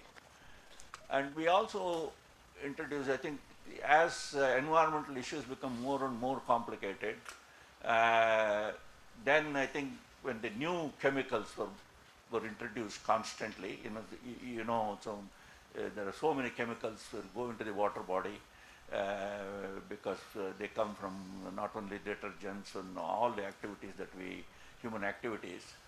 So when the new chemicals come introduction of new chemicals into the market for human consumption or for any other consumption, they brought in what is known as precautionary principle. The chemical has to be explored, what impact it has on human health, and also, of course, other ecosystem health. So till such precautionary principle is applied, which would take several years to investigate what impact that this chemical is going to have if you are going to use it in a large scale in the environment. So if the chemical is found after this precautionary principle investigations, if it has effect on the human health, then I think that chemical will not be allowed, licensed to use in the resource. It has happened in many situations.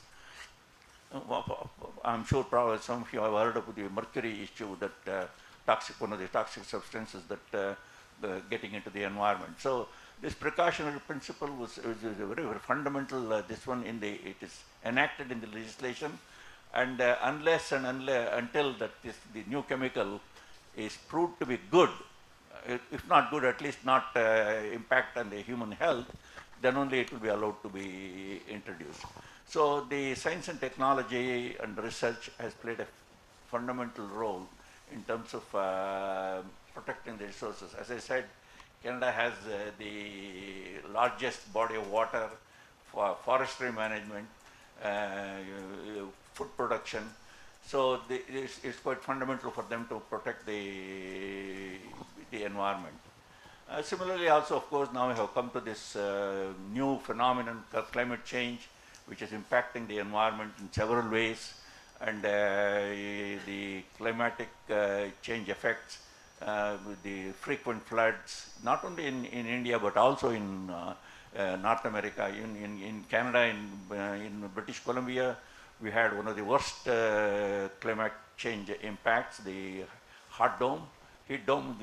We temperature reached 49 degrees centigrade, and so there was excessive rain in a very short period of time, 200 millimeters, 300 millimeters, and we had a lot of flooding, infrastructure all wiped out, railway line, and many people have to be evacuated.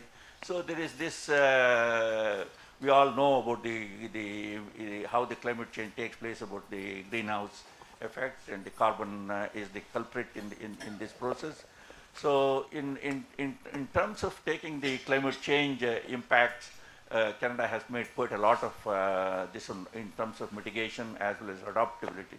Canada has proclaimed in the COP 27 the climate change accord that was signed in Paris 4 or 5 years ago. Canada will bring net zero carbon in 2050. Madam mentioned about India, which is pledged to bring net zero carbon by 2070. In terms of implementing these things, we follow heavily rely on science and technology. For the simple reason, the public is very well educated in terms of the environmental issues as well as climate change issues, and it is a political. So the people who do not support these kind of issues are rarely elected to the parliament, because I think this becomes a political issue. So in that sense, I think all this public education that's going on is very essential, because if you have a knowledge public, then we will have a better this one. You can elect people who are responsible, who are committed to environmental issues. So I'm really pleased that Ramachandra has taken such a big initiative for the last 25 years. I've seen him, and there is no dearth for knowledge here. It is just that the knowledge is not used. That's the unfortunate part of it. And quite a lot has been learnt about the Bangalore lakes and what remedial actions has to be done, how to protect. But year after year, I think the failure on the part of the government and elected representatives to use the science and research that is available from locally in the country is not being used. That's the unfortunate part of it. Anyway, you'll have more to learn about it tomorrow. We'll talk about the large world lakes from Canada, from Russia, and see what they are doing. I think maybe that will be illustrative for you to know about the status in other countries. Thank you very much. Well, thank you, Professor Murthy. This is the advantage of this kind of forum. The knowledge what Professor Murthy has about the Canada, he has brought it to India, and we have been successful to communicate to the government. For example, he talked about phosphate-based detergent. You all would have seen the photograph of Belandur and Vartur Lake frothing and fire. You know, when the frothing happened, as a scientist, we went to the field, we collected water sample, the Durga Madhav, Sinsi, Sulabha, Sudarshan, we went to the field, collected sample. We said that it is because of the phosphorus in the detergent. Then not only that, we also talked to the industry, like Hindustan Unilever. You know, they invited me for the Environmental Day program. I accepted it. Usually I hesitate, but I accepted when industry said. I went and told them in the first slide, you are the polluters. It is your responsibility to change the Bangalore. And they accepted. And then my team, we prepared a document scientifically proving the causal factor for frothing, and we took that document, technical report, what we prepared, to Anant Kumar, who was the Minister for the Chemicals and Fertilizers. Then he said that I will take it forward, don't worry about it. Then after 6 months I met him, I requested him what is the status of that. You know, today if you look at the Government of India, Bureau of Indian Standard have come with a norm for about the phosphate use in detergent. You know, restricting the phosphate use in detergent. That is one part of the story. The second part is that how to implement it. Now I am again pushing this one, since I am in the National Green Tribunal, through my friends in judiciary, I am trying to see that that happens. See, that's where you should be friend to everyone when you are in the environment sector. And you will be friend to everyone. So that's the beauty of this field. Okay. Now, when you look at the fire in Bangalore, it is because of the industries discharging the effluent. Now we are making sure that industries are also come to this one, and there won't be any pollutant in the system. You know, for your information, through the National Green Tribunal, we made sure that KC Valley 100% treatment happens. Still there are small gaps are there, but we will succeed in doing that. See, that's how the science will go to the policy making and decision making, and we have been successful in that. The another this one, those who attended Lake 2020 would recall, certainly I presented about the natural capital accounting. At the same time, we released a document about the Aganashni estuary. We said that Aganashni estuary fulfills the criteria for Ramsar site tag, Ramsar tag. You know, the wetlands of international importance, the designation is given based on the biological diversity, then the livelihood aspect, etc. We found that there are 4 criteria for that designating the particular wetland as a Ramsar site. Then when we started working on that, you know, that is where Professor Subhash Chandran's 3 decades of research helped us. We prepared a document saying that which are the criteria we fulfill, and we proved that all the criteria Ramsar site, the Aganashni estuary fulfills. Then we submitted that to the Ramsar Secretariat. Then they wrote back to me saying that it has to come from Government of India. Then I wrote to the ministry. The Madam Manju Pandey was there. She called me and said that TVR, you need to bring it through the state government. You know, then I took it to the state government, the Forest Ecology and Environment, and then the Forest Department, I gave a copy of that. You know, the bureaucracy in India is the curse, the inefficient bureaucracy. You know, they took 2 years to this, but you should not get disappointed with that. See, when there are challenges only, the success, you know, you will have excellent. Otherwise, you would have just slept over it. So then one of the bureaucrats said, sir, if we give a Ramsar tag to this site, then people will not have the livelihood. Then I said that which class in Ramsar this one says that, you show me. Then I talked to Professor Subhash Chandra. Professor Subhash told me that I will write a small document, the 1-page write-up. You forward it to the government, let us see what happened. Then after 2 years, you know, then I am in the National Wetland Committee of Government of India. I took up this issue in the Government of India. Then they said that the state government has to respond. Fortunately, I am also in the Karnataka Wetland Authority. When the meeting happened, for my good luck, there is the ACS, Additional Chief Secretary, who is in charge of the Forest Ecology and Environment. He respects our work. So I told him, sir, this Ramsar thing is still pending, it has to be done. Then I heard another bureaucrat sitting next to him saying that, sir, Tadadi port. Then I looked at that person. You keep talking about Tajadi port, I will see that the Aganashni estuary gets the Ramsar tag. Then they within 15 days the state government gave a concurrence and it has gone to the central government. Now the WWF has done the all the document they have uploaded at the Ramsar site. So it is expected any time that the Aganashni will get the Ramsar tag. It's only a matter of just a few days. And I am sure that Government of India will announce, and myself and Subhash should be very happy with this because we have worked for it.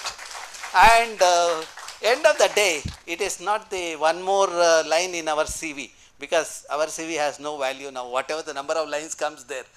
So our agenda is the people in that area. 7,000 families depend on Aganashni estuary. Government doesn't give anything. They depend on estuary for the fish, sand, salt. When we accounted that, it amounts to 10 lakh rupees per hectare per year. And compared to that, Kali estuary, which has a dam above, has the value of 2 lakh rupees per hectare per year. You see, when you construct a dam, you are saying your development of the country. But if you look at the productivity of the fish in estuary, it has come down by 8 lakh rupees per hectare per year. That has affected the people in that the Kali estuary and Sharavati estuary. And if you look at the fishermen, they are not getting their due share. And they have to put more effort. In Aganashni estuary, if they do the harvesting in about 5 or 10 hectares area, these fellows in Kali and Sharavati, they have to go to 130 hectare or 140 hectares. This is the kind of the field research Professor Subhash has done with many youngsters. That document helped us in convincing the government, and we will soon, probably in I think the 26th January, I am hoping that the Government of India will announce it about the Ramsar type. That is another this. Now the third thing which we have worked on is the ecologically sensitive regions in Western Ghats. The Professor Madhav Gadgil committee gave this one at taluk level. They said that which are the taluks that has to be ecologically sensitive. Then government realized that if that report is implemented, then they will have a problem because they will not get their due share from the lobby, the timber lobby, etc. That's where they wanted to dilute it. At that time, the minister in charge of that environment was shunted out. And another minister was put who says yes sir to everything. That person constituted another committee under the chairmanship of Kasturangan, who is a space scientist. So I was invited for the presentation. When I went there, I told him, just looking at the remote sensing data, in a AC room, coming to the conclusion may not be appropriate. Then he asked me what is to be done. I said, you should come to the field, we will show you what is the ecological significance. He said, my job is not come to the field. Then I told him, your report also will not have any value if you do that. I told, in the deliberation only I mentioned to him, unless you understand the local condition, you will not appreciate the kind of benefit people get because of the ecological sensitiveness. Wherever ecological sensitive regions are there, people get water throughout the year. When people get water throughout the year, look at their livelihood. They grow multiple crop or a cash crop. And we did a comparative assessment, which I am going to present it in the next session. If you look at that, the farmers in that region, if they earn 1,54,000 rupees per acre per year, farmers in the degraded landscape earn only 32,000 rupees per acre per year. Now, if you look at why it is, because multiple crop they can grow because there is a water throughout the year wherever forests are there in a good shape. Wherever forests are degraded, water is available only during the monsoon, they can grow only one crop. Another interesting aspect is the pollination. Wherever forests are there of native species, we saw the pollinators are abundant and pollination is efficient. When pollination is efficient, you have higher yield for crop. And our study shows in the region where good forests are there of native species, if the farmers, if they are growing paddy, they get a yield of 12 to 16 quintal per acre. Whereas the other region, the degraded landscape, it is only 6 to 8 quintal per acre, that too they struggle. Now when we talk about development, what is development? Making these farmers earn the 12 to 16 quintal per acre without any the composition would be the best development. But we do not want such development. We want a bunch of jokers who loot the forest resources and we say that when they are developed, the nation is developed. but we need to make every farmers who are contributing to the economy also they recognize their effort and make sure they sustain their livelihood also. You know, we did the accounting of the natural capital accounting of the forest and the agriculture ecosystem, and after that wetland ecosystem also we did. When we did the forest ecosystem, we saw that the forest ecosystem in Karnataka gives the goods, the services which is provisioning, regulating and cultural services of about 2,800 per year from the forest sector, 2,800 billion rupees per year in 2005. And today if you look at, it has come to 1,850 billion rupees per year. Why this 35% decline? It is because of the degradation of the forest. We have lost the goods what we are getting from the forest, and that is the goods and services the local people were benefited. That is where people like us were benefited. So we degraded a forest. In the process, some other section of the society, the looters have got the benefit of those forests. That is what has to come to an end. That's what we talked about in the last the 2020 symposium. Now after that, 2016 my team had worked on the valuation of the forest ecosystem in Uttar Kannada district. We had published that article. Seeing that article, United Nations approached us asking us that whether you can do this study for 10 districts in Karnataka as a pilot, because they developed the protocol, and I was invited to the United Nations to deliver a talk. That is really a great experience. When you go to the United Nations and talk for your country, about your country, you really get thrilled. So that is what every youngster should think about it. And when they approached us asking for the 10 districts, that time COVID also came. Everyone was made to shut their mouth and sit inside. It's only our team. We were traveling. So, and since I was in some committees of the landslides and all, we had government vehicle. We were moving around happily. We carried out the study for not just 10 districts, entire Karnataka. 30 districts we did. We didn't charge extra to the United Nations. And we submitted a report. United Nations was very happy. And today, based on that work, World Bank has come forward. They are asking to do the accounting for the blue economy, the ocean and the estuaries, etc. And now that discussion is happening at the ministry. And there will be about 89 or 90 districts they are going to take up as a pilot and do the thing. That means if you acquire the knowledge from this forum, you can also carry out such studies. There is a job potential also is there. That is what you have to keep in mind. So when you do that, you will see the worth of our forest. See, if you look at the forest asset, which was 79,000 billion rupees, NPV, net present value, probably Professor Kumar Swamy and I understand, others may find it difficult, the youngsters. And today if you look at the value, the NPV of forest, it's about 45,000 billion rupees. See the kind of degradation we have done. That is where I said that whoever the forest officers in our Karnataka who are responsible for the degradation, we have to make them accountable. Probably that is one of the thing I will see that in the recommendation also it get reflected in this forum. The day when we make the officials, the bureaucrats accountable for the degradation, we will not have the problem with the ecosystem degradation and the consequent this one on the water, etc. Professor Murthy talked about changes in climate happening. The rain which was supposed to come for 4 or 6 months comes in 2-3 days, big rain. That's where flooding happens. When flooding happens, even my telephone gets flooded with phone calls asking me what is to be done. I always tell them that I have talked about it in 2016, why don't you refer that? And all the media will also write about that. Look at Bangalore. Bangalore was land of lakes. When Kempegowda time, in a 715 square kilometer area, we had 1,452 water bodies. Today, we have 193 water bodies.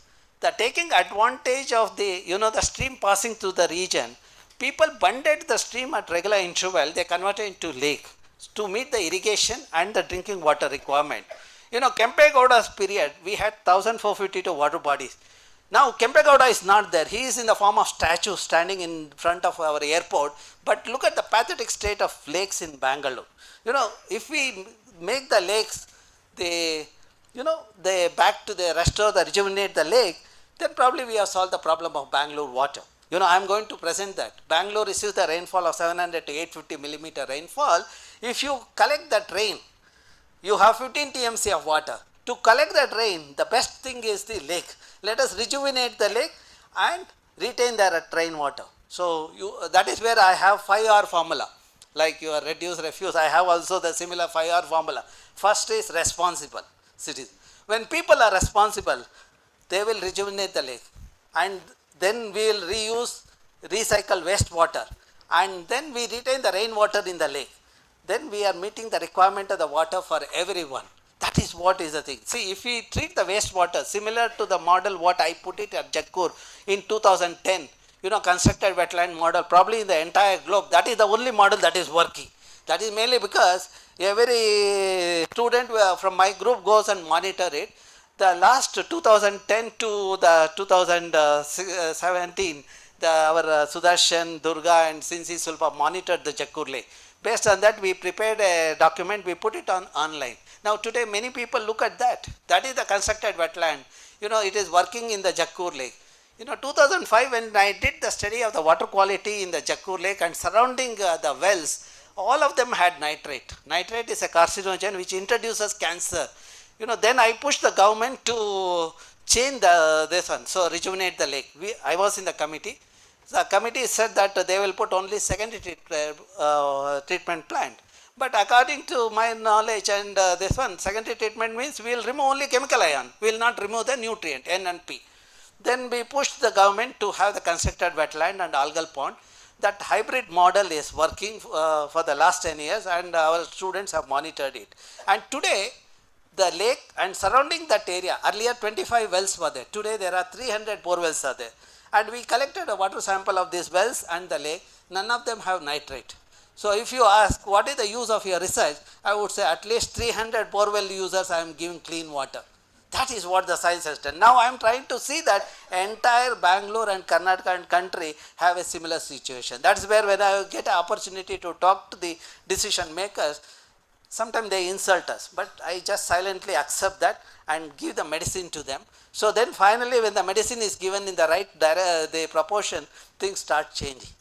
You know, that's what we want. Finally we want the change to happen so that we have the children without with the clean air and water, without any contamination. That's what our vision is. We are looking forward in this forum. Next 3 days, you know, from today onward, there are technical sessions. There are 10 technical sessions and 2 panel sessions. The non-governmental organization representative will come on the 3rd day, and the media in Bangalore is extremely helpful. They are doing a wonderful job of reporting.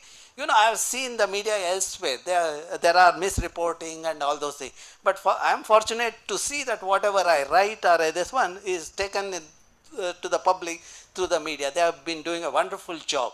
And they will be presenting on the last day. There are about 68 resource persons presenting over the next 3 days in this hall. And along with this, there are parallel sessions by the school children. There are 58 presentation happens in the venue 2, and then in the venue 3, that is in the first floor tomorrow, the Maharani Ammani College students and other UG students will be doing the presentation there, and also the PG and research scholars would be doing the presentation. Now, after the inauguration of this event, you are all part of the Lake 2022 program. When you are part of the program, if there are any lapses, you should solve it. You should not say that IISC has done it. Now you are all part of the system. See, I always tell people, my job is to put all people in one boat, and that I have to just sit and guide them. The boat will move forward. That's what I did with my partnership with the schools and colleges, etc. Now the boat has started moving. You know, all you youngsters have to make sure that it moves with the right velocity in the right direction. The deliberation has to be meaningful. You need to acquire the knowledge. Not only that, you should also take it to the social media, where, as the Meda said, there are misreporting is happening. You can stop that. Okay. So right information to the right people always helps. Right information to wrong people also sometimes helps, so that they might transform themselves. We have to change them also. So let us do that. Okay. So after 3 days staying at IISC, I'm sure you all feel when you walk home that you are also IISC and you have learned something. And when you start changing your neighborhood, I think we have done the job. And when you celebrate your birthday, as my students do, please think of planting a sapling. That too ficus species. You know, madam always keeps asking me why ficus species. Ficus is a keystone species. You know, Dr. Harish Bhatt passed away in 2017. On the 14th day, what we did, we just brought school kids and we planted 500 ficus sapling in the campus. And the Tejaswini Anantkumar made sure that I get those plants at the right time. You know, on the 14th day we did that. And Harish was liking Champaka plant also. We planted that. In front of this building also, wherever you see the ficus, you can see Bharat Setur's mother and father there. Then Sudarshan, the elders there. Like that, every student have done the planting. Since Sulabha, their elders at home. That's how we remember our elders. And that's how we show the respect to elders. You know, when we plant on their birthday, when we go home and meet them, no, we say that your plant is also growing with us. So that means we don't miss our parents, though we might be away from parents and staying at IISc, but at least these plants bring us closer. You know, I have read somewhere, I think Nagaratna gave me that video, wherein it shows that if you hug a tree, all your problems are solved. You will not be tensed. Maybe whenever you are angry, don't look at the mobile, you just go and hug a tree and see the fun of that. You will be so happy and relieved. And if you are still unhappy, sit under the tree and close your eyes and think about science and prosperity of our country. So when you do that, the purpose of this meeting is meaningful. And now it's a time for us to move forward. We'll have the snacks is arranged at the back side of this auditorium. You need to move out of this hall and there is an open area. Take a left turn, you will see the Shambhir. You can have the food. Please follow the line. Please follow the discipline. Don't try this one. There are about 200 plus people and I think kids have already this one. And food is arranged by Adame Chetana. Quality is assured. You can have as much you want.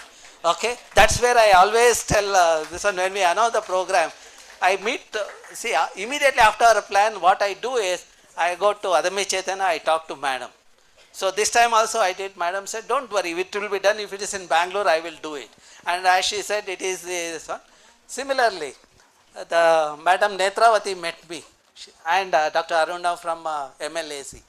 They said that we want to partner. They said we'll take care of 1 day expense. I said, why don't you take care of the food of 3 days? Then I said, okay, I will allow 100 students to take part in the event. So then I noticed that the 100 students registered. Now the food what we are having is that 100 students registration fee. Okay. Through the MLAC we have passed it on to Adame Chetana. So that's how they think. That's where I said when we organize the event, we spend small amount, but it's all the contribution come from by our collaborators. When I met Harish, he said, as usual, what I have been doing, I'll continue to do.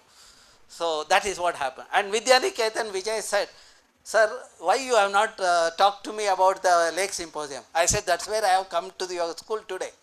Then he said, whatever I have done previous year, I'll do it. These awards and this one for the students, that is sponsored by Vagdevi and the Vidyaniketan. And also, Bangalore place, I don't know whether Srividya is here. She said that I'll also take part. She has been actively involved in the thing. Of late, she has become a very busy person. Even Prime Minister, I can meet sometimes. These school teachers and principals is very difficult to meet. I've been telling her also. Whenever I go to Vidyaniketan or any school that side, I just go to Bangalore place to see how busy she is. Okay, that's what we do it. The other day when we went, security fellow asked me, because this is all girls' school, no, they don't allow the people so easily. Then I told him that we are inspection team. That fellow ran inside. Okay, and I saw the Srividya, rushing to the gate and this. And then she said, sir, what have you done? I said, I wanted to meet busy person. We are also, as an inspection team, we are also busy. So that's how the things are. See, that's how we enjoy our life. When we do science, we enjoy doing science, and also when we meet people we enjoy. That's where, when you can see, when you go home, you might see your parents struggling to sleep. Okay, but when you see us, suppose if I lie down here, in another 2-3 minutes I am out for the next 6-7 hours. Okay, this is, everyone knows this. Okay, that is how all of us who work in environment sector are. We are so happy, and lot of my friends have come today. Srinivas Singh, when I talked to him, he said I will be here from UP. He has come with his ideas to disseminate. Professor Prasad has come, who has been working actively in Hyderabad and the thing. And G.R. Rao, who works on the plants, is with us. Then Sudarshan Bhatt, he says he's too busy man. I don't know how he became busy. He said, out of 3 days, I will be there for 2 days, he said. Then I didn't respond to the mail, which means I am expecting him all the 3 days. That's where he landed here. And Professor Subhash, when I told him that there is a program, he said, don't worry, I will be there. So that's how all my friends, Professor Kumar Swami, I just called him. First I asked Prasanna to speak to him. Then I sent a mail. Then since I was traveling. Then one day I called him. He said, oh, Ramachandra, that I thought I called from landline because I don't use mobile. No one will recognize me, I thought. Then the moment he received the call, he said, Ramachandra. Then I said, sir, as usual, our program is there. He said, I am there all the 3 days. So that is the kind of the support makes us to do this kind of international event, which we have been doing it. 12 events were very successful. We are looking forward for the 13th event. And I am sure when scientific deliberation happens on the final day when we meet, we should have a meaningful dialogue. Recommendation that should reach the destination. Destination is to tell the decision maker how they should manage our ecosystem and environment. And I talked about many girls taking part in this event. If you can communicate to the decision maker, and you would be very effective, you should do that. Okay, don't hesitate to take the social media, tag with the Prime Minister and communicate to him how the ecosystem has to be managed. Because I have seen people talking about decarbonizing the environment, the carbon neutrality, carbon zero and all, but nothing much is happening on this one. When I go to various things, it's only the glossy reports come. For that they would have used more carbon than solving the problem. That is where we need to make changes. But as far as the energy sector is concerned, we have made some inroads as far as solar energy is concerned. We are, Karnataka is next, I think 3rd or 4th position as far as renewable energy is concerned. Professor Sara will be presenting that in the afternoon session. With this, let us take a break. And I thank everyone for taking part. And now is the time to tell thank you and also leave something with you so that you will remember our the collaborations. Okay.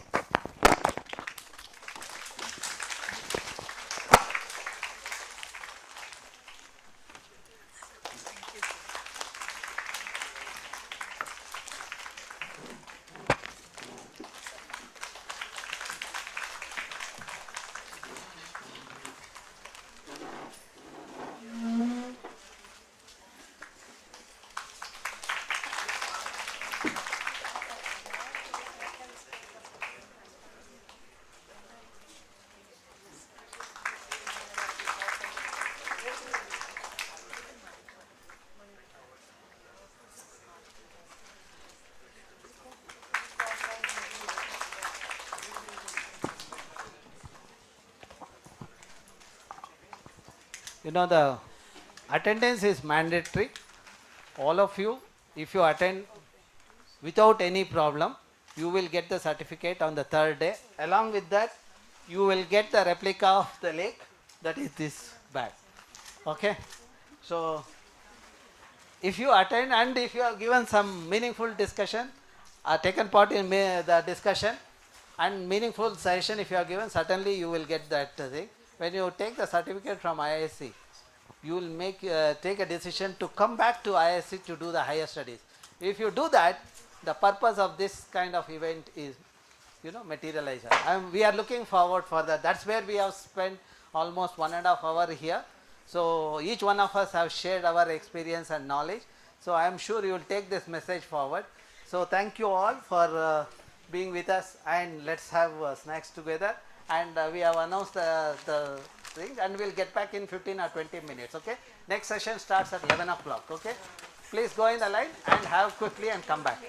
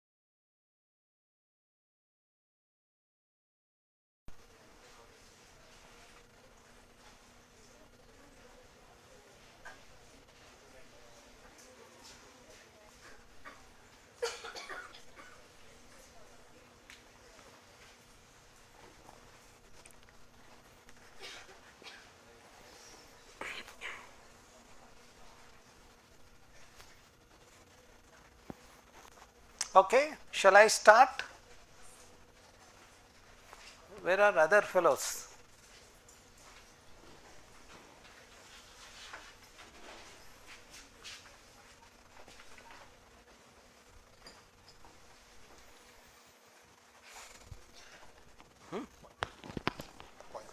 Pointer ಬೇಡ, mouse ಇದೆಯಲ್ಲ, ಕೊಟ್ಟಿರಿ ಅಕಸ್ಮಾತ್ ಆವಾಗ ಅದು ಹೋಯ್ತಲ್ಲ ಆ ಥರ ಏನಾದರೂ ಕಷ್ಟ.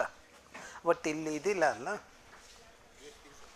It's not okay. If you put then we cannot copy the thing.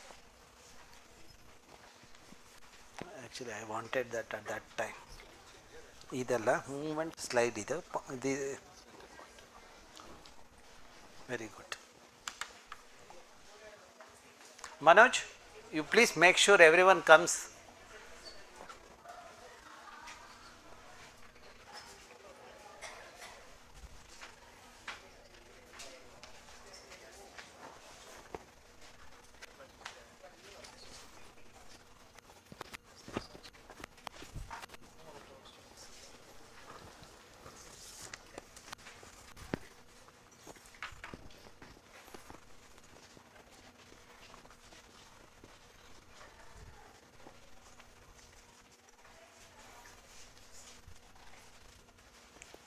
Okay, good morning to everyone. Let me start the next session. There are 3 presentations now. First is mine, then Professor Subhash Chandran and Professor Shankar Rao. Okay, so now I will be talking about lakes of this one. What is the importance of lake? How we can minimize the impact of the changes in climate. I will be highlighting that. See, when you look at the lake, you would have seen the water body everywhere. Okay, so water bodies have some significance. People get the water to irrigate the crop, and also cultural importance is there. See, that is what we try to look at. What is the importance of the wetlands? Okay, what are the functions of the wetland? You know, broadly we have 3 services: provisioning services, regulating services, and cultural services. Provisioning services are the tangible benefits. You know, you get fuel wood, fodder, fish, these are all the tangible benefit. While the regulating services are groundwater recharge, bioremediation, then it moderates the climate, and also carbon sequestration. You know, the wetlands is efficient sequester of the carbon. If you look at the algae, the producer does the job. Algae, you know, the cycling time of algae is about 4 to 5 hours.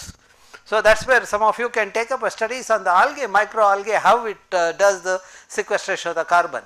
Then the cultural services is the recreation. Some of you would go to for a picnic, etc. While the other things are the spiritual value. People worship this one. When somebody dies, even the lake is again used. You know, you would have seen people performing the rituals in the lake bed.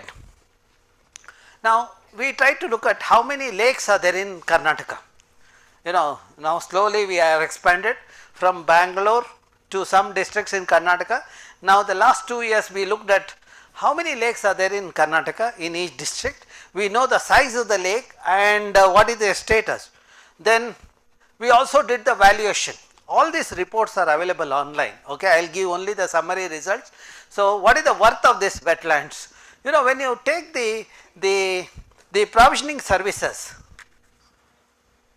you see that it is about 49 billion rupees per year, while the regulating services is about 196 billion rupees, while the cultural service is 37 billion rupees, which amounts to 284 billion rupees per year. That means these lakes in Karnataka are giving the service to an extent of 284 billion rupees per year.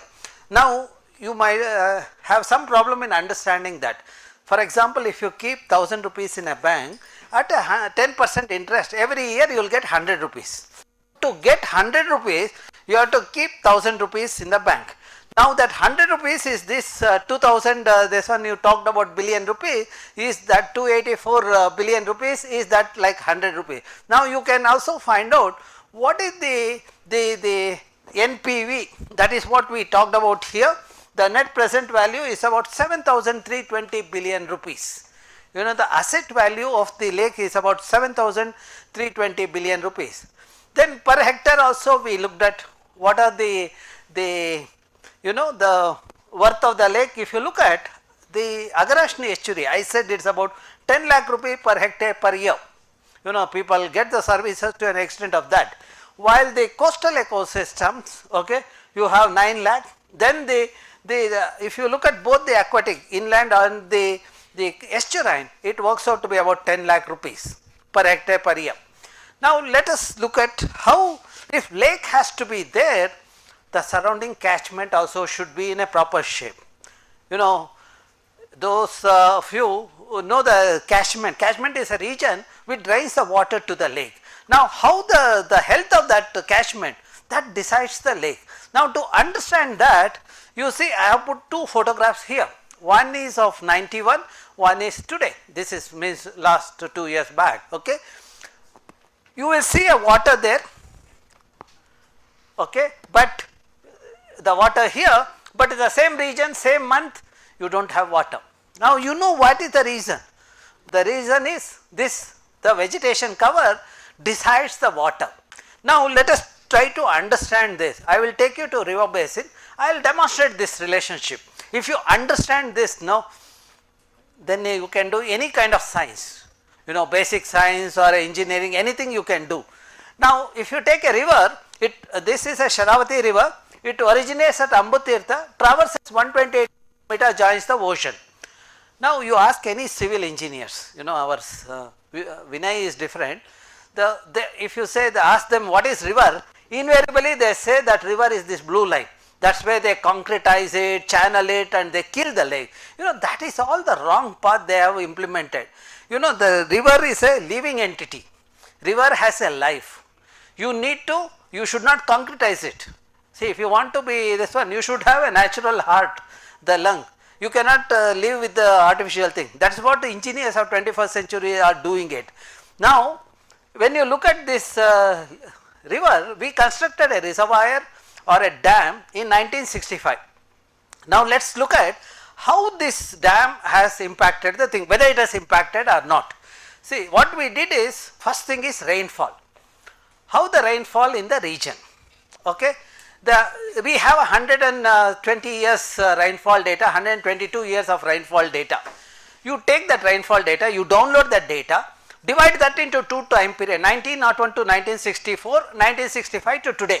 When you do the analysis, you will see that during this, before the dam construction, 1901 to 1964, this region was receiving the rainfall of 3000 to 4500.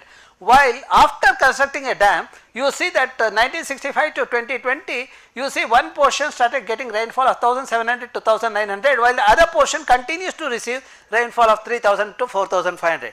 Now when you look at the region, the entire region is the rain catching region, there is no rain shadow region.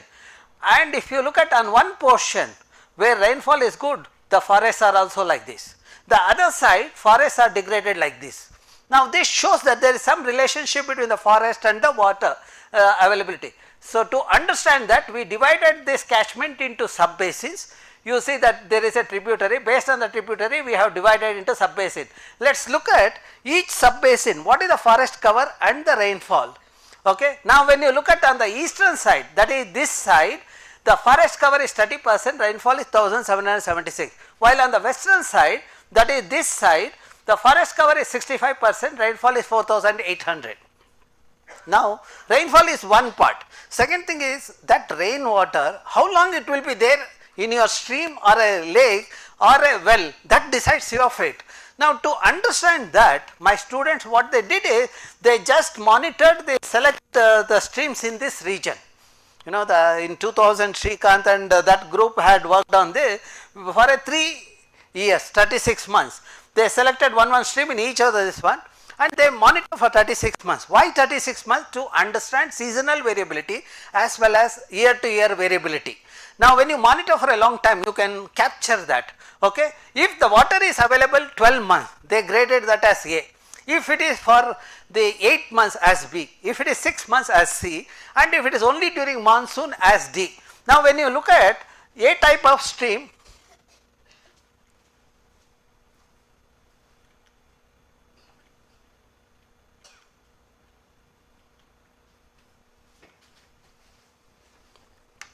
see, if you look at A type of stream occurs when the catchment has a native vegetation cover to an extent more than 60%.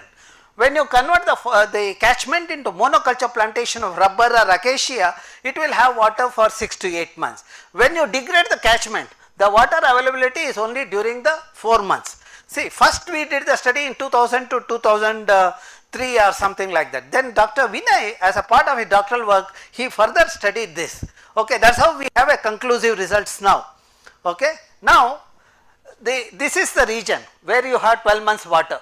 This is the green are the one 8 months, this is 6 months and this is the 4 months. How did we did the study? See, we put the sensors in the underlying layers to understand how much water get infiltrated when it rains.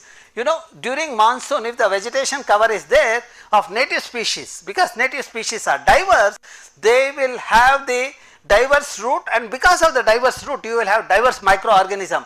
When there is a diverse microorganism, soil become porous or permeable. When soil become porous or permeable, it allows the water to percolate. It fills this zone, saturated zone, then it fills this zone, Vado zone, and then you will see water flowing in the stream. Then after rain, you know, 4 months you have water because of the rain. Next 4 months, water that is stored in this region comes laterally to the lake or river or this one for the next 4 months. During summer, the water in this region comes to the river or lake. That is how you have 12 months water. When you concretize the catchment, nothing goes inside. You know, since nothing has gone inside, you will not have a water other than the monsoon. Now, in this region where forests are there, our study shows that 50 to 60% of the rainfall get infiltrated. Whereas here, you see the rainfall infiltration is lower. We also analyzed what is the water required for the people, how much water is required. People require water for agriculture, then the horticulture, then for livestock rearing. You see wherever forests are there, you have enough water to meet the demand. You see the water supply is more than the water demand. Wherever forests are degraded, you see the water demand is higher than the water supply. Okay. Now, if you look at this region, there are 12 months water is there, 8 and 6. Look at the forest cover. Wherever forests are of native species and contiguous, you have 12 months water. Wherever forests are fragmented, depending on the scale of fragmentation, you have 8 to 6 months water. Wherever you have degraded the catchment less than 30% forest cover, you have only 4 months of water. Now, if you look at how it decides the livelihood of the people, farmers in this region, if they earn 1,54,000 rupee per acre per year, farmers in this region, they get only 32,000 rupee per acre per year. Here farmers, because the water is available 12 months, they can grow cash crop or multiple crops, while the farmers here can grow only one crop. Okay.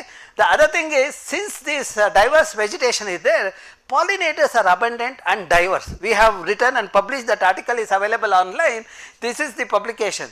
You see that because of that the pollination is efficient, you see higher yield of 12 to 16 quintal here, whereas it is 6 to 8 quintal per acre is the paddy.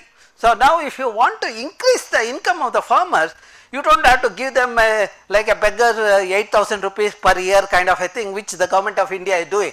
What government of India and government of all the federal state have to do is maintain the integrity of the catchment. You know, we need to insist the government of India and the federal government to maintain the integrity of the catchment. You know, catchment should have the vegetation cover, then it will sustain the water for the livelihood of the people. Then you might ask, where are the animals? See, we did the mapping of the animals. These are the various animals, taxa, sloth, bear, tiger, etc. They all are there where water is there 12 months. Where water is not there, you see only two-legged animal. Okay. So now these are the two new species of fish we found in this region. Okay. Now if you want to understand the implication of the water scarcity, you know, let us take an example of the frog. As you all know, frog is known as amphibian. Why we say amphibian? Because 2 stages in the life cycle. First stage is a juvenile stage, which is on the water, while the next stage is adult, which is on the land. Now if there is no water, what will happen? So the tadpole cannot survive. Now in such a case, what this particular species have done is, Philatus leucorinus, is that after fertilization of the egg, we saw the tadpole itself, stage itself is not there. We saw the younger ones emerging out. You know, we published this in Current Science. You see that this is important from evolutionary point of view and also ecological point of view.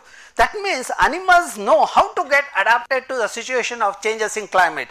With changes in climate, we will not have water on the earth. If we don't have water on the earth, the humans cannot survive. This is a warning bell. We need to learn from these species for that, okay. Now, if you look at this, you look at Shiva. He symbolizes the earth and his head gives the forest. Because of that, he has the water. Okay, if there is no hair, then water would have gone as the flash flood. Now, realizing that significance of that forest role in maintaining the water and sustaining the livelihood of the people, our elders identified the patch of forest as the Devarakadu or the sacred groves or Kadu, cows or like that. That is where they are. Now slowly look at this, how Bangaloreans and Mumbaikars are doing. They are slowly converting that also into concrete jungles with the temples, etc. Okay. Now, we also try to account what is the asset value of the forest, what are the services provided. We looked at the regulating and cultural services. Provisioning, we looked at all the tangible benefits like timber, the fruit, etc. While the regulating services like the groundwater recharge, all those things we looked at, and this is for the agriculture, this is for horticulture, the tangible benefit we have given, and the sum of that is the total ecosystem supply value. Okay. Now, when you do that analysis, it gives you an idea. These are the values we captured from the field and from the government records. Okay. Now, if you look at that, as I said earlier, see 2,841 billion rupees per year is from the forest, and if you look at now 2019, it has come down to 1,835 billion rupee per year. This is mainly because the value of the forest has come down by 35% because of the mismanagement of the forest. If you look at the Uttar Kannada district, the district has the highest forest cover in the country. Today, if you look at the forest cover, evergreen forest, which was 69% in the 70s, today it has come down to 29%. And if you look at the worth of the forest, it amounts to about 9,200 crores per year. Now, every district has the GDP, that is called GDDP, Gross District Domestic Product. Okay. Now, for me it is a gross distorted product, it is not, it does not reflect this one. Now, when I look at the GDP of Uttar Kannada district, amount is 5,800 crores. In that 5,800 crore, if you look at the value given for the contributed by the forest sector, which they have accounted is about 180 crores. When we do the accounting, it is about 9,200 crores per year. But when Babus do the accounting, it is only 180 crores. Because of this mismatch in accounting, deliberate pilferages, we have mismanagement of the forest. Okay. Then we looked at the per hectare values. All these reports are available online. Actually, in my web page, we have put these 4 reports. Okay. So, and this gives the asset value 93,000 billion rupees in 2005 has come down to 74,000 billion rupees. If you look at the forest system, which is 73,000 billion rupees, has come down to 47,000 billion rupees. That shows, see now whatever the laws we have here, I think we should make the bureaucracy accountable. I think somebody has to file a PIL and question for the inefficient. They have got salaries. Each of them get 2 lakh, 3 lakh per year month. So we need to question. In addition to that, even the teaks in our forests have been looted. Okay. Then let me take you to the Western Ghats, how we are managing that. Western Ghats, where we conduct a study, is stretcher from Kerala to Gujarat. It is latitudinally 8 degree to 22 degree latitude. Now, when you look at the species occurrence, you see that 8-14 degree, you have the higher number of species, endemic species. That corresponds to Kerala and Karnataka part of Western Ghats. If advantage of having this diversity of species is you have diverse food and diverse medicine. That is where if you want to understand how this diverse food and medicine help, if you look at the COVID data, you see wherever forests are there, people are having the diverse food. Because of that, they had immunity and they didn't face the COVID problem. Wherever people are eating junk food, like junk fellows, they were getting killed because of the COVID. Okay. Now, how to manage the ecosystem? we say ecosystem approach. You need to maintain the physical and chemical integrity, then only you will have the biological integrity. That means we should not alter the physical integrity of the system, we should not pollute the ecosystem. Now when you look at this Western Ghats, you know, people, whenever we talk about conservation of the Western Ghats, they say that country has to develop. You know, country has to develop, there is no doubt in it. How much area is the Western Ghats? Western Ghats constitute only 5% of India's geographical area. And in that 5%, we have mapped only 35 to 38% as ecologically sensitive region. That means less than 2% of entire Western Ghats we are asking for, declaring it as ecologically sensitive region. That is where when these chief ministers and MLAs cry for against ecologically sensitive region, we need to tell them that we are asking only 2% for our children. 98% of our country land we have given to them to loot and mismanage. So, but they want to loot our resources also. Unless we understand this thing and start talking, this kind of mismanagement continues to happen in our country. Okay. Now, we try to understand what is the change in the vegetation cover, the forest cover in the region. See, we have the remote sensing data, and also we saw the changes in the climate is also happening. There is a higher overland flow and catchment losses the retention capability. These are all the implication. Now, if you look at how much forest we have lost from 1985 to 2018, we have lost 5% of forest. This is the average value. Some places is 35 to 40%, some places 2% like that. So, and then we also predicted that this region will have only 10% of evergreen forest by 2033, and the total forest cover in this region is less than 18% today. How much the forest cover the Western Ghats is supposed to have, or any part of the country? 33%. But what we have already is 18%. You know, when we lost the forest, not just we lose the timber, we are also losing the carbon sequestration capability. You know, otherwise what is the emitted in the environment, the trees would have captured, but now we are losing that because of the loss of the vegetation cover. Okay. Now, what is likely to happen we have predicted, as I said earlier, and also the implication of that, the changes in climate, we have done the analysis. You know, this is changes in temperature. There will be 0.5 degrees Celsius increase in temperature. This is the work done by Dr. Bharat Settur. So, and this is the changes in rainfall. You will see the spatial pattern of rainfall will change. Some region will receive very high rainfall, some region will receive no rainfall or less rainfall, like Kerala, which is receiving high rainfall now will tend to have a lower rainfall soon. Then more importantly, changes in rainy days. As I said earlier, rain which is supposed to be there for 6 to 8 months will come in 3-4 days. That means you will have floods, you will have drought situation, as it happened in Kodagu and the Kerala. You know, 2018 we did the study, we published this. We also warned the government there would be floods and landslides and mudslides. If you read our article, you will understand. Then 2019 floods happened. You know, then they started looking at our work. You know, after the calamity they look at our work, and before that if they have done that, probably we would have saved the lives of those people and lost to the property. Okay. So now what is the worth of this forest? We also looked at the carbon sequestration. When we add carbon sequestration, it amounts to about 1.23 million gigagram. That means the trees in the forest have stored the carbon equivalent to 1.23 million gigagram. Or if you look at every year how much carbon is getting stored, it is about 37,000 gigagram, which is about 37 million ton.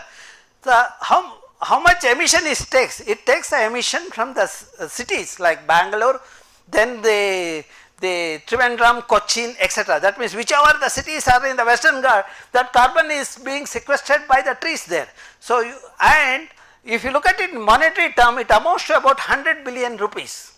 You know, the carbon sequestration service. You might ask, what is the use of this? See, when I go to the international forum, I tell them, the forests have done the job of carbon sequestration. This carbon is because they emitted that when we were not industrialized, and they should pay that much money to us for the conservation. You know, we don't, first of all our bureaucrats don't even understand this, don't even have they said to study this thing. So then they go and talk some rubbish and come back, that's it. That is the kind of thing, this kind of science input, if they take it forward, the country also prospers. Okay. Now, we also try to map the ecologically sensitive region.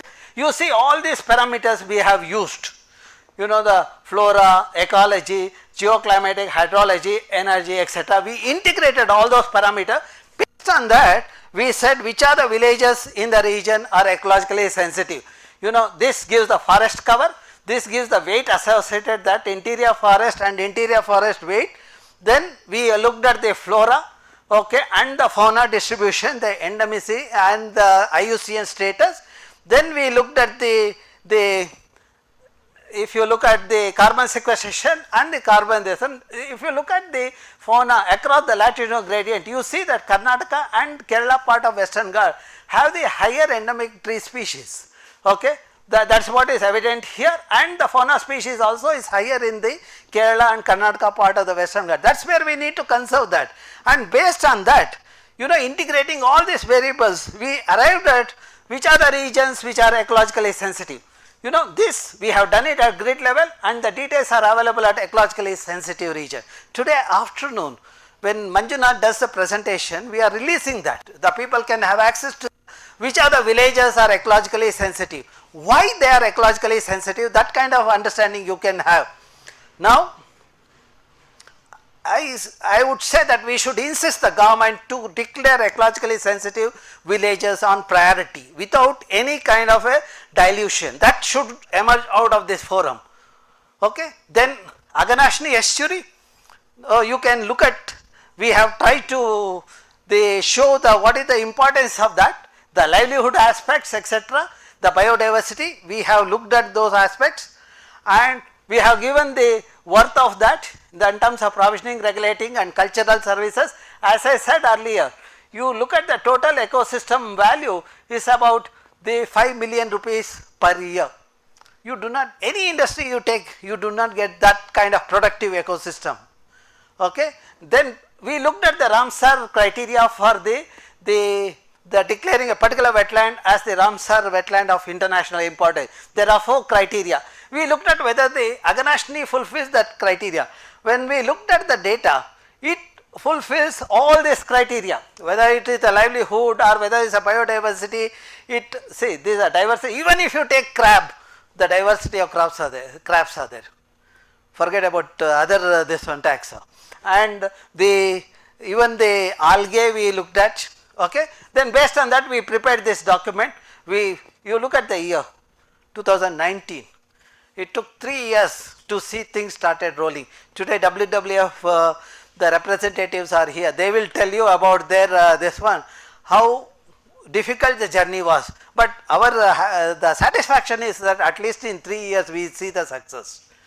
So had youngsters, everyone had asked for it, probably we would have got it in 3 months or 3 days. Okay. Now our agenda of this conference is the make the environment without any contamination. Okay. So now let us look at the wetlands of Bangalore. That is the theme of this conference. I just now shared what are the significant studies we have done so far.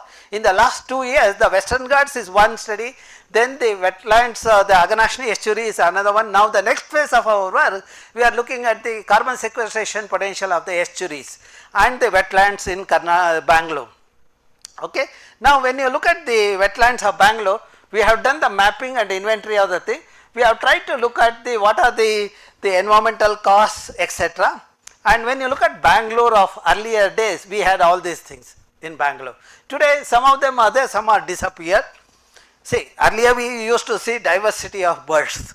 Today what do you see? Pigeons. Even crows have disappeared. And people go and feed the pigeon as if they have see, that shows the erosion in their thinking also. That is a weed actually. Pigeon indicates the poor quality of the environment. But our fellows, you see in front of Kabban Park and all, some great fellows come and they give the food and all those things. So that shows that how far they lack their knowledge. Okay. Now as I said earlier, if you look at Bangalore topography, it is an undulating terrain. You know, taking advantage of undulating terrain, we had created a lake. You know, you have the interconnected lake system. There are 3 watersheds. Okay. Today if you look at using remote sensing data, interconnectivity is lost. Because of that loss in interconnectivity is creating a flooding in the region. Now if you want to solve the problem of flooding in the city, my only question to the government is, our suggestion to the government is, re-establish the interconnectivity among the lake. Before you start talking about interlinking of river, if they cannot maintain the interconnectivity of the lakes, how can they interlink the rivers? Interlinking of rivers might give them a big money, whereas the interconnectivity among the lake we lost, because when I go to these places, because if you go to R.R. Nagar, there is one film actor sitting on the Rajakalwe. Adjacent to him, the politician is sitting, and that film actor is known as Sarathi. That fellow doesn't even have Sarathi with the lake. So I am sure youngsters know who I am referring to. This is 193 lakes in Bangalore. You know, the two youngsters, you know, they have looked at this. Sulabha Sinsi and the Vinay did the spatial analysis of this, okay. And we also looked at restoration. Say I talk about rejuvenating the lake. How effective is the rejuvenation? You know, if X amount is given to for the rejuvenation, only 20% is used for the rejuvenation of the lake. That is why the quality we get is only 20%. 80% is pilfered. That is because most of the people do not even take part in the rejuvenation. That is where it allows the bureaucracy to pilfer that public money. Okay. Now let us look at what is happening to the Bangalore, this one, okay. The unplanned urbanization. You know, we are losing the carbon sinks. We are making the region vulnerable to the calamities. Now if you want to understand this, you look at the 1973, the city had 68% green cover, 7.97% is red of the building, blue is water body, yellow is open space. You see that 2019, 81% is red and 4% is only green. You know, that is where 7% one tree situation. And if you want to understand 1973 to today, see 92, we talked about industrialization, Peeny and Koramangala, you see changes happening. Then 99, 2000, Murtis and Wipros all started invading outskirts of Bangalore. That is where we lost the greenery. Okay. Then 2006 you see intensification, 2009 further intensification happened, and 2021 85% is concretized. Now what is the situation of this? This 5 years back I put this, when we went to Ladakh, I said Bangalore is reaching this situation, that is our Durga. And yesterday when he landed in my room, he was having similar attire because of the COVID. See, what we predicted 5 years back is happening today, okay. And city, without, there are some elders use oxygen cylinder in the night. We have reached that situation, you know. And what is the situation by 2025? 98% would be choked, concrete. You will see concrete everywhere. Earlier when we were in school, we have to say rain, rain everywhere, water everywhere. But now what we say? Looters are everywhere. The buildings everywhere, looters are everywhere. Okay. Now, if it continues, what happens in the other part of the Bangalore? You know, that is where we took the Bangalore district, looked at what is the changes. You see that not only Bangalore is dying, even we are making the neighborhood also to die. We are concretizing the thing. This is what, you know, Tulika, who is working with me, worked on 7 or 8 districts. We looked at this aspect. This is quite worrying. You know, that is where we need to tell the government that stop your development. Our children want only the water and air, not your concrete. Okay. Then this I talked about it. If the water does not get through into the system, you see this is a floodplain. You know, every lake has a floodplain, that is we call buffer zone, that has to be protected. But unfortunately it is being encroached. Okay. And if you look at the implication of encroachment and the interconnectivity law, we have the flooding happening in the region every year from 2000 onwards. Okay. Then the flooding has become quite common, and that is mainly because loss of lake. We have lost 79% of lakes in Bangalore during the last 5 decades. And if you look at the worth of the lake, you know, that is what the bureaucrats understand, that we get the goods in the form of fish, fodder, etc. If the lake is in good shape, you know, the worth, for example, Rachinalli lake gives the goods worth 10,000 rupees per day per hectare. When you pollute the lake, it comes down to 20 rupees per day per hectare. Now, who are the people who get affected? See, the fishermen, washerwomen, they are dependent on the lake. They will lose their livelihood. See, people like us, we will not treat, we will let the sewage go, and in the process these villagers get affected. You know, their livelihood is affected. Okay. Then if you want to understand the lake, the role of lake in groundwater recharge, when lakes were there, groundwater was 80 to 100 feet, here only close by. And when the lake was removed, you know, Nagshetty Harley, in 5 years water table went down to 600 feet. Today the groundwater has gone down to 1900 feet. There is no water in Nagshetty Harley. Those residents, they came to me, they said, sir, how to get water, please advise. I said, you remove the choking of the landscape, then we will have the water. Okay. Now lakes are interconnected, we have lost the interconnectivity, that is the another causal factor for the flooding. You know, naturally this region you will have the flooding happening. That is what where our Meda comes, in her area there was a flooding in that Rainbow apartment. Rainbow is a good name.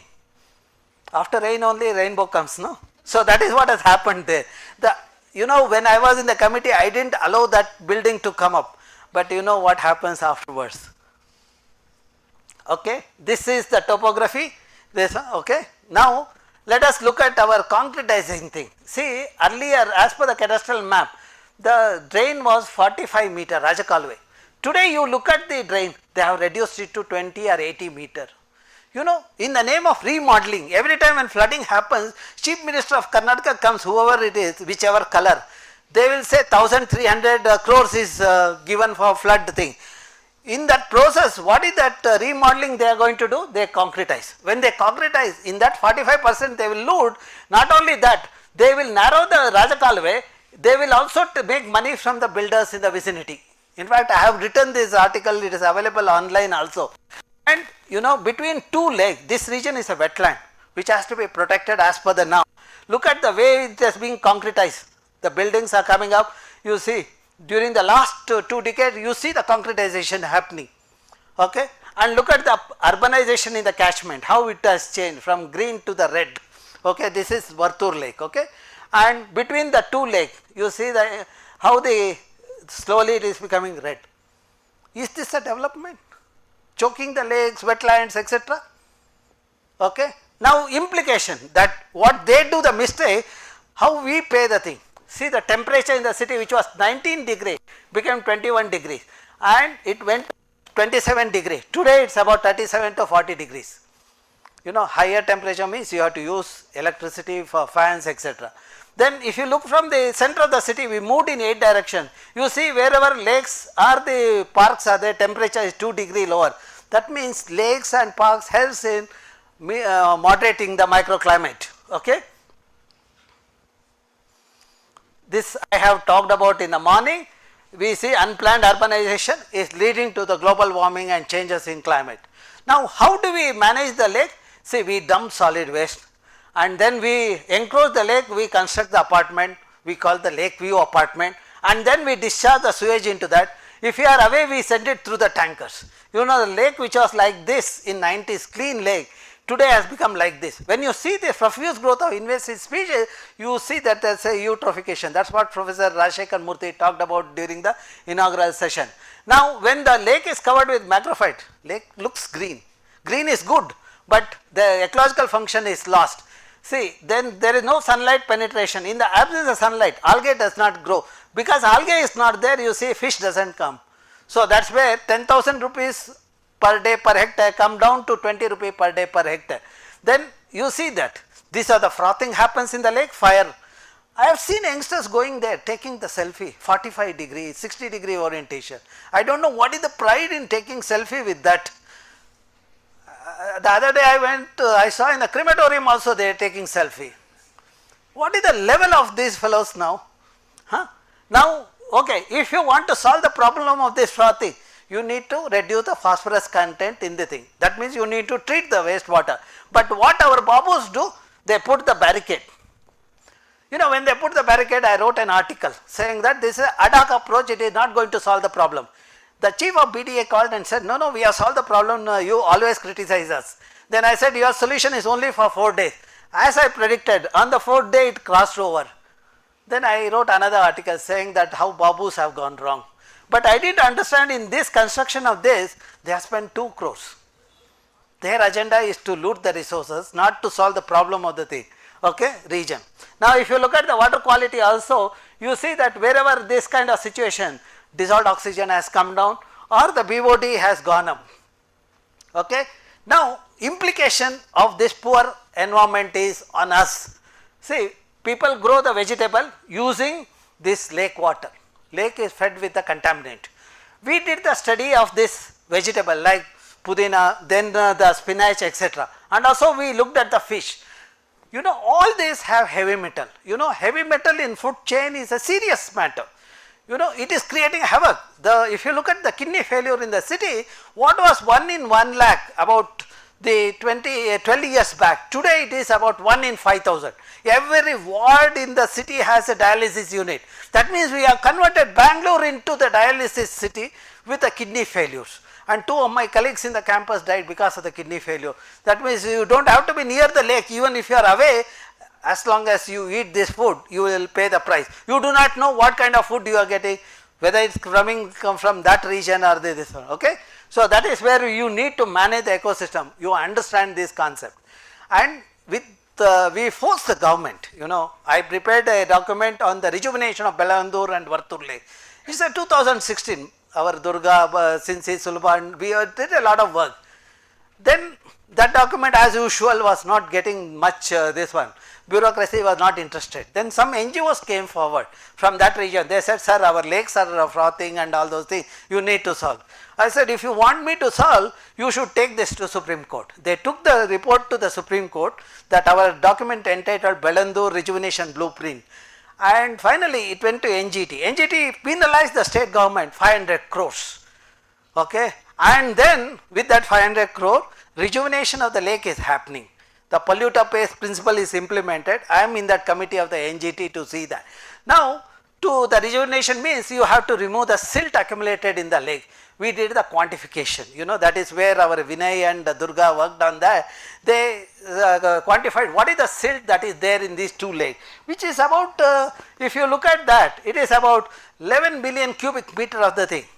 You know, of the silt is there. If you want to see the worth of that silt, we looked at the Vartur Lake silt that did not have any contaminant, whereas Belandur has some contaminant. We said that Vartur Lake silt can be given to the farmers so that they can use it in their agriculture field. Then when we did the study and the farmers insisted about the contamination level in the lake, then we carried out, since I was a member of the NGT team, my team carried out the heavy metal analysis, and also parallelly I asked the pollution control board also to do the heavy metal analysis. When we did the study, all the 3 reports are identical, there were no contaminants. Then I spoke to the villagers, you know, Mr. Khan organized that meeting, and we convinced the farmers to take that the silt. You know, about 400 acres farmers have taken the silt. Then after 4 months, I visit the lake quite often. Every alternate month when I visit, I make sure I meet people also. When I met the farmers, this one I asked them whether this silt has created problem to you or whether it has benefited. Then they took me to their field, they showed me this kind of bumper crop. You know, each farmer told me because of this silt, they got additional 1.5 lakh rupee per acre. They were growing the vegetables, flower, etc. Because that silt had higher nutrient, you know, the N and P was there, there was no need to use the synthetic fertilizer. They did not use synthetic fertilizer. In addition to that, nutritious silt gave them a bumper crop. In fact, when we went there, the royal welcome was given to me, you know, saying that you are like a god or this one. And this is the kind of the thing, you know, they loaded my vehicle with the vegetables, you know, that I can't even eat so much, but we brought it and distributed to the people. That is the kind of the affection people give to the scientists when we solve the problem of them. Okay. So, then the management aspect, what is the solution? I talked about the Jakkur Lake in the morning. See, this is the secondary treatment plant. I introduced the constructed wetland and algal pond when it was rejuvenated. As I said earlier, this lake and the surrounding bore wells in 2005 had nitrate. Nitrate is a carcinogen which introduces cancer. Ramaswamy has come and Prasad is here, they will all tell you about that. So, when we introduced this, we monitored this for the last 10 years. Sudarshan, Sinsi, Sulba, all they did that. Now, surrounding this lake there are 300 wells. None of these wells nor the lake have the any nitrate or heavy metal. That means this technology works. This is an economical thing. So, we quantified that, and this is the report that is available online. Those of you who are interested can read this article. Okay. And solution to the Bangalore, two. One is rainwater harvesting gives 15 TMC. If you treat this wastewater similar to Jakkur model, we consume 18 TMC of water. When you treat it, you have 16 TMC of water. That means you have 31 TMC of water, the water surplus situation. Okay. For that I have 5R formula which I talked about in the morning, and these are the lakes. That is the hope for the city that can survive. Only you fellows take a initiative to this one. The 100 plus youngsters from Maharani Ambani, if you can adopt, two of you adopt one lake, I think the job is done. Okay. Now, what are the solution we have done? This is the last part of my this one. Okay, another 3 or 4 minutes I will do that. Okay. One is, you can create the mini forest, you can create the lake, and environmental education, which I talked about in the morning along with Medha. So, now this is the lake symposium is part of the environmental education program. School children carry out this kind of experiments like carbon sequestration assessment and the lake monitoring. Those kids are there in the venue too. They are doing presentation tomorrow. Some of you can go and see that tomorrow. Okay. And this is how the children are trained. They go to the field, they collect and they do the analysis. We are creating scientists at that young age. 6th or 7th kid, when sit in front of the microscope, that kid will decide to become a scientist. Okay. If you give mobile to the kid at 6 and 7, what will happen? There is one person aspiring to become a prime minister of the country. Okay.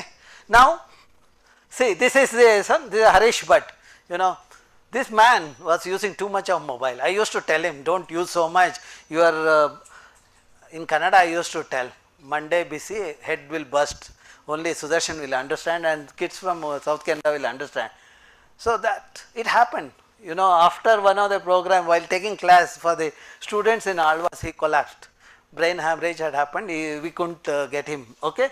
But what we did, we made sure on the 14th day, the trees were planted by the kids. It's in the campus. 500 ficus species were planted. Okay. If you go see in the campus, we created the water body which stores 10 lakh liters of water. I stay on the campus. My family require 500 liters of water. So this lake stores 10 lakh liters. What I consume, 10 times the back I have given back to the system. Not only, this is used by all my interns for their experiment. Not only students are happy, even we have animals like otter. At one end I say Bangalore is dying, other end I show the rosy picture where I stay, have the otter also. And for otter to survive, the ecosystem has to function. When we did the biodiversity mapping, it has sufficient number of fish, and to sustain the fish there is algae and zooplankton. That means our job of storing water, ecosystem is established there. You don't have to do anything more. So the nature takes care. Okay. Then when we meet people, we convince them also. See, this Mudbidre, the water scarcity was there in 2014 and 15. This saint was wondering how to solve the problem. Then, where he heard that I am traveling in Bangalore in 2016. He met me one day evening around 9 o'clock. I gave a lecture like this. After that, he said he has 12 acres of land. Next day, myself, Vinay and Bharat, we went there. We did a mapping of the region. We found out where is the lowest place, how much water can be stored. We submitted that proposal in the May 15th or something like that. Within 10 days, the lake is created. I see the success is because of the youth. You see, even Saint is young and youngsters have involved. Even Alva's CEO was involved. These are Alva's students. Okay, they are involved in that. Seeing the success here, what I did next year, I convinced the Alva's, the CEO, to create a water body in the campus. Today, it has become the native species are planted. When we visited next year, you see that with abundant water and smile on our face. And something very interesting you should all, because all of you are in that age, in another 1 or 2 years, your parents will start thinking of marrying you off. See, this gentleman also met me like you people when he was about to get married. He was searching for a partner. But after creating this water body, within 6 months he got a partner who take care of the entire family. See, this is the thing you have to do. not search on the Facebook and get after the fellows who do the selection in Facebook, what will happen? After within a month or so they become faceless. They will be filing papers in the court, etc. So if you want to be happy, take this example. From today you start planting one sapling every month, okay? Then you look at the sun, this is the climber, I was fascinated when I was young. I felt I should have it in the campus and in Bangalore and campus. What I did, I brought the seats to the campus. It had 14 seats. Out of 14, I have kept 7 in my room. And another 7 I planted in 7 places. That out of 7 places, only one place it has survived, that is next to this building where I have been working for the 2 decades. So my office room is here. That means even the plants know who will take care. You think that plants don't know. See, otherwise why among the 7 places only one place it has survived? It is planted by me, same environment, same kind of soil, but only here it has survived, okay? And then in front of that building we created a mini forest. This is in 90s when I was a student. With 49 native saplings, 500 saplings were planted in 2 hectares area. That land was given by the director at that time, Professor C.N.R. Rao. And today our campus is becoming from green to red with more and more building. And when we see that, within 3 decades it has become a rainforest. You get a feel of the rainforest. See how it looks, okay? And see, even my friends have come, slender lorries have come, Kadu Papas have come. They talk to us around 7 o'clock they start calling. Around 9 o'clock they stop calling. When they stop calling, our Durga used to come to me and say, sir, your friend has stopped calling, you go home. So I don't require watch, okay? So that is the thing. And more importantly, groundwater in this region, which was 150 feet, has become 10 feet you get the water. That shows there is a linkage between the catchment and the water availability, and temperature is another 2 degree lower. Campus itself is 2 degree lower compared to city, but in this region where mini forest is there, another 2 degree lower, okay? And this I talked about the sensitizing the youth, and this is for the people working in industries. That is where all the professionals like Professor Deepika Shetty and all attended, Sara and all attended. So, and the talks are available online. Those of you who are interested can go online. You have the 15 minutes TED talk. Some people claim they are too busy. For busy people, I have kept 15 minutes package. For those who are interested in regional language, Kannada talks are there. Tulika told me that she will help me in giving a talk in Hindi. I might do that also. And these are the locations where publications are available. All my publications are put. This gives the glimpse of the water testing lab. This is my group's web page. And when you see the success, I would say the youth. Where youth are there with a positive, there will be positive energy. When there is a positive energy, you can do the miracles. You can come out with an interesting outcome. That is what the scientists are required to do. I give a due credit to my students who have worked with me for the last the 2.5 or 3 decades. Thank you very much.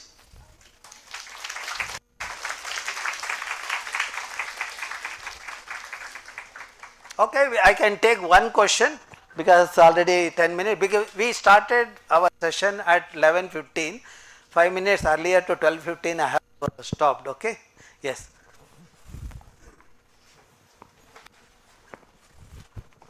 So very good morning, and it was wonderful talk. In fact, I missed half of it. Yeah. Yeah, the question is, when you gave the silt to the farmers, what about the heavy metals in that? Oh, that is what I said. We did the analysis. See, we have a cascaded water body, Belandur Lake and the Vartur Lake. Belandur Lake acts as a wetland, okay? So the silt in that lake does not have any contaminant. We did the study, and also I gave this one to Pollution Control Board to do the study. Because I was in the National Green Tribunal, I made sure all of us do the analysis. My lab did it, and along with all 3 reports were identical. There are no heavy metal. There are no heavy metals. Wonderful. And we gave in fact I have some samples in the lab also. Okay. And after that I saw the bumper crops coming to them. That's fine. That's Thank you. Yeah. Whereas the upstream lake, Belandur, has the contaminant. We said that as per the hazardous thing, it has to be disposed. That precautions are taken in the quarry, with a line layer they are doing it, and it is getting rejuvenated. Probably if we do it, that's our contribution to the Bangalore. Two biggest lakes in Bangalore, we are getting it rejuvenated. That's because of the scientific input. Okay. So, yeah.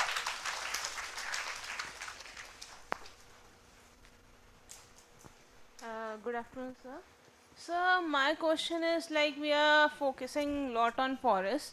So don't here we in Karnataka we have JMCs, JFMs, like Joint Forest Management. No, we have that. That's where you are still in the first lecture. Okay. This theme of the conference is wetland. Yeah. That's with the forest. I have brought it. Then the how to manage or how to mismanage, how mismanagement is helping will come in the next session. You know, Professor Subhash Chandran is there. Sir. He will be talking about the documenting biodiversity. At the time, how this village level forest committees will help all those things. Then our Shankar Rao will come. He will say what is our wealth in the country in terms of species, etc. He is managing the database, herbarium, etc. Professor Rao, he will discuss. So, and afternoon there are some discussion by Bharat and all about the forest ecosystem. so one more thing, like you talked about Bangalore is converting into a concrete jungle. So why don't we think as an alternative of urban forestry? Like in Europe and Canada, they are working on this kind of project of urban forestry. No, like, we don't have to look at Canada or Pakistan or a thing. We have created mini forest. I have demonstrated the utility yes, of sir, that. yeah. That is the example. Now every ward I am insisting government to have that. Okay, my friends Babus come and tell me there is no land in Bangalore for the forest. I said when you want land to the street widening, you are acquiring. Similar thing we can do it. I will identify the land, you acquire it and create the forest. If there is a will, there is a way. If there is no will, there is no solution to the problem. Thank you, sir. Thank you. Okay. Now, if there are no questions, we will move to the presentation by Professor Subhash Chandran. So, he will be talking about biodiversity documentation by the youngsters, okay, how successful and what are the challenges we had, okay, while implementing that. Again, this is not funded by anybody. Out of our interest, we started doing it. You know, every time when we have the lake symposium, we used to have the neighborhood mapping by the school children. Schools used to voluntarily join us and take part in this. Okay, Subhash.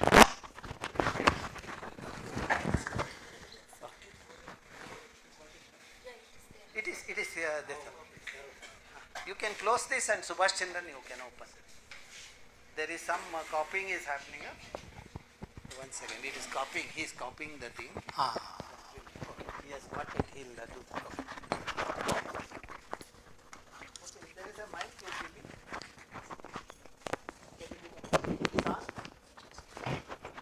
Okay, I can take one more question because the file is being copied. If anyone has a question or anyone want to have comments, you can do that. There is Ali Rani.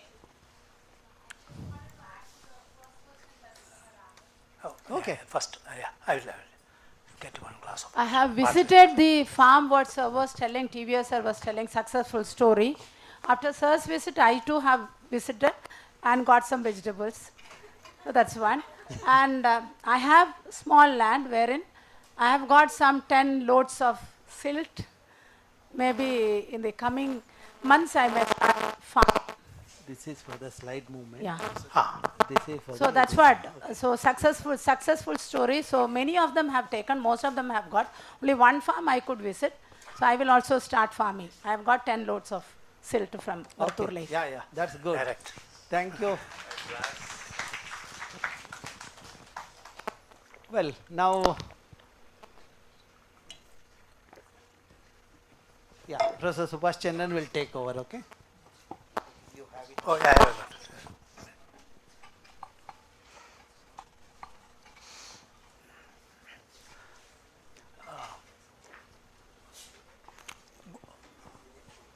Dr. Ramchandra and all the distinguished guests and all student participants, teachers. It's a great pleasure to be here, and Dr. Ramachandra has set the fire, and it is now burning in the brains of so many youngsters especially, and I am very sure they are thrilled to go about this mission in future, to be accounting for the bioresources, to be accounting for quality of environment of this country.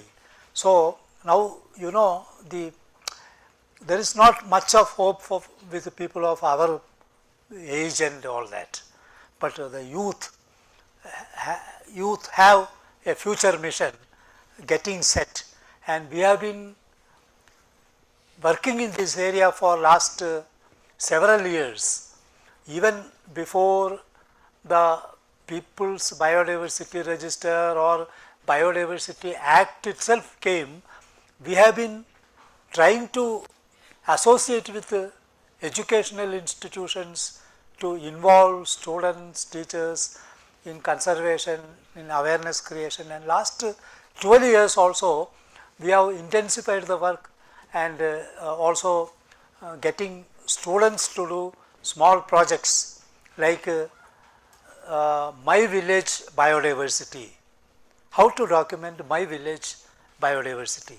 So even before the People's Biodiversity Registers became mandatory for every self-governing unit like a panchayat or like a taluk or district, municipality, corporation, all these should have a biodiversity register as per the Biodiversity Act 2002 of this country. It is mandatory, all should have. But who should prepare it? It is a committee has to be elected in the Gram Panchayat, Taluk Panchayat, all that. Not from elected members of Panchayat, but having representation from the common people, including some folk healer, a Natu Vaidya, knowledgeable people in the field of water, birds or agriculture, like that. Now incorporating all of them, certain number of members will be nominated by the panchayat or by the taluk municipality, etc., to constitute a biodiversity management committee. And this biodiversity management committee is responsible for preparing what is called People's Biodiversity Register, PBR. So in India, I think almost more than 2 lakh PBRs are required to cover all these local self-governments. So it is a huge exercise, a mammoth exercise, perhaps unprecedented of this nature, such a massive amount of biodiversity documentation at the national level. But even though Biodiversity Act came in 2002, and the methodology for preparing the register took another 10 years to get formalized. What should be the method for documentation? And then slowly the committees were waking up under compulsion that you have to do, it is mandatory as per law, but none of them bothered, or hardly few bothered. Experimentally we have done some biodiversity registers even before this became compulsory at village level, not panchayat level, at village level. We have done some registers as a model. We did this exercise ourselves before associating with the schools and all. Now still there was a lot of sluggishness, and then the National Green Tribunal bench of the Supreme Court made it compulsory. By 2019 all the self-governments should have the register ready and submitted, and now today godowns are full of biodiversity registers. So now what to do with that? They are in local languages, many of them, and so what is valuable in them, that should be in digitized form, and it should be available to the not only Indian community but to the world community itself.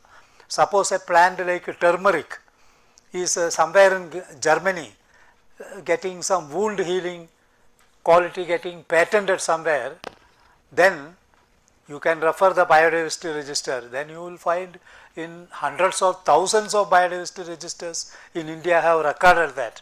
See, this is used for wound healing, maybe tribals, village communities, towns, widespread knowledge in India. So, no company then can claim a patent on that. So, if see you use Vico turmeric for as this thing, there may be hundreds of crores similar companies are making through all these cosmetic products, or the kokum fat from Garcinia indica. Where is Garcinia indica growing?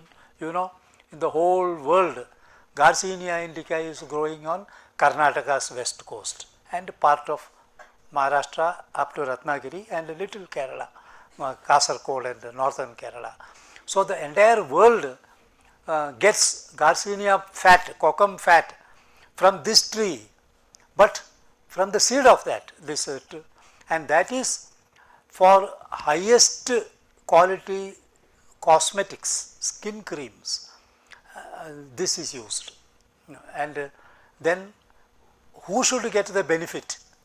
The benefit should go to the people who grow it, or the forest where this tree is growing for its conservation, multiplication. So, there should be a share of the profits reaped by the multinational companies, Indian as well as abroad, for soaps, top quality soap from Garcinia indica, kokum fat, and skin creams also. But is any money coming to our country? Nothing is coming, because we have not recorded that this is ours, our resource, and this is a common knowledge of the people, that where Garcinia grows, if people get a skin crack in winter season or working in fields and all, they get a crack in the foot and all that, very commonly they apply this Garcinia fat and it gets healed. And the coastal people are nice looking also. They use this Garcinia creams and all that, they homemade, understand, they put little turmeric, some coconut oil, make a potion and have that skin cream, and they did not use the lactocalamine and all that. This or Vico turmeric, I mean, like that. But now the thing is, who is the greatest supplier of Garcinia kokum fat in the world? It is Alibaba company, China. And what do we get? Our kokum fat is getting smuggled, authorized, unauthorized, it is whatever little. I don't know how Alibaba company was able to supply hundreds of tons of Garcinia fat, kokum fat. Even if you cut all the trees of kokum and make fat, you won't be producing that much. So, there must be some drops of that in some kind of Chinese fat, and then it travels all over the world and comes to the world markets like that. Another is called Upage, Garcinia Cambogia. That fat, you know, it has certain chemical called hydroxycitric acid, and there is a notion that, or even unproved finding, that if you use hydroxycitric acid, then obesity will go. It will cut down the fat in the body, and then it is a billion crore rupees world trade. And where is it going from? It is Southeast Asia and our Western Ghats are the main supplies of Garcinia Cambogia, Garcinia gummiguta it is also called. Hundreds of tons of Garcinia, it's not from the seed, it's from the fruit cover, rind, dried rind. It is a plant in the forest of Western Ghats, a tree. And for the, what do the people who collect it get? They get 80 to 100 rupees per kilo of dried fruit wall, per kilo. And the world market, it is a fortune. It is sold where fat people are more, especially US and like that. There are overfed people. They somehow want to cut short their fat consumption, maybe to become like me. But anyway, it is a big challenge how to be that. But the thing is, our country is losing huge lot of money. Now Biodiversity Act has come to prevent this and to see that we can put a claim that the Garcinia is ours. So the profit need to be repatriated, and no patent can be taken if anything is traditional knowledge cannot be patented. That is one thing of the Biodiversity Act. If there is a traditional knowledge, it cannot be patented. But where is that? You have to record it. Now you heard of Hortus malabaricus. There is a 12-volume book, produced 400 years back when the Dutch people were ruling the West Coast, particularly Kerala and all that. They had their headquarters in Cochin, and then 400 years back Dutch were ruling that Cochin, and then the soldiers, if they require any medicine has to come from Holland, Europe and all, by ship. By the time it reaches here, it loses the quality.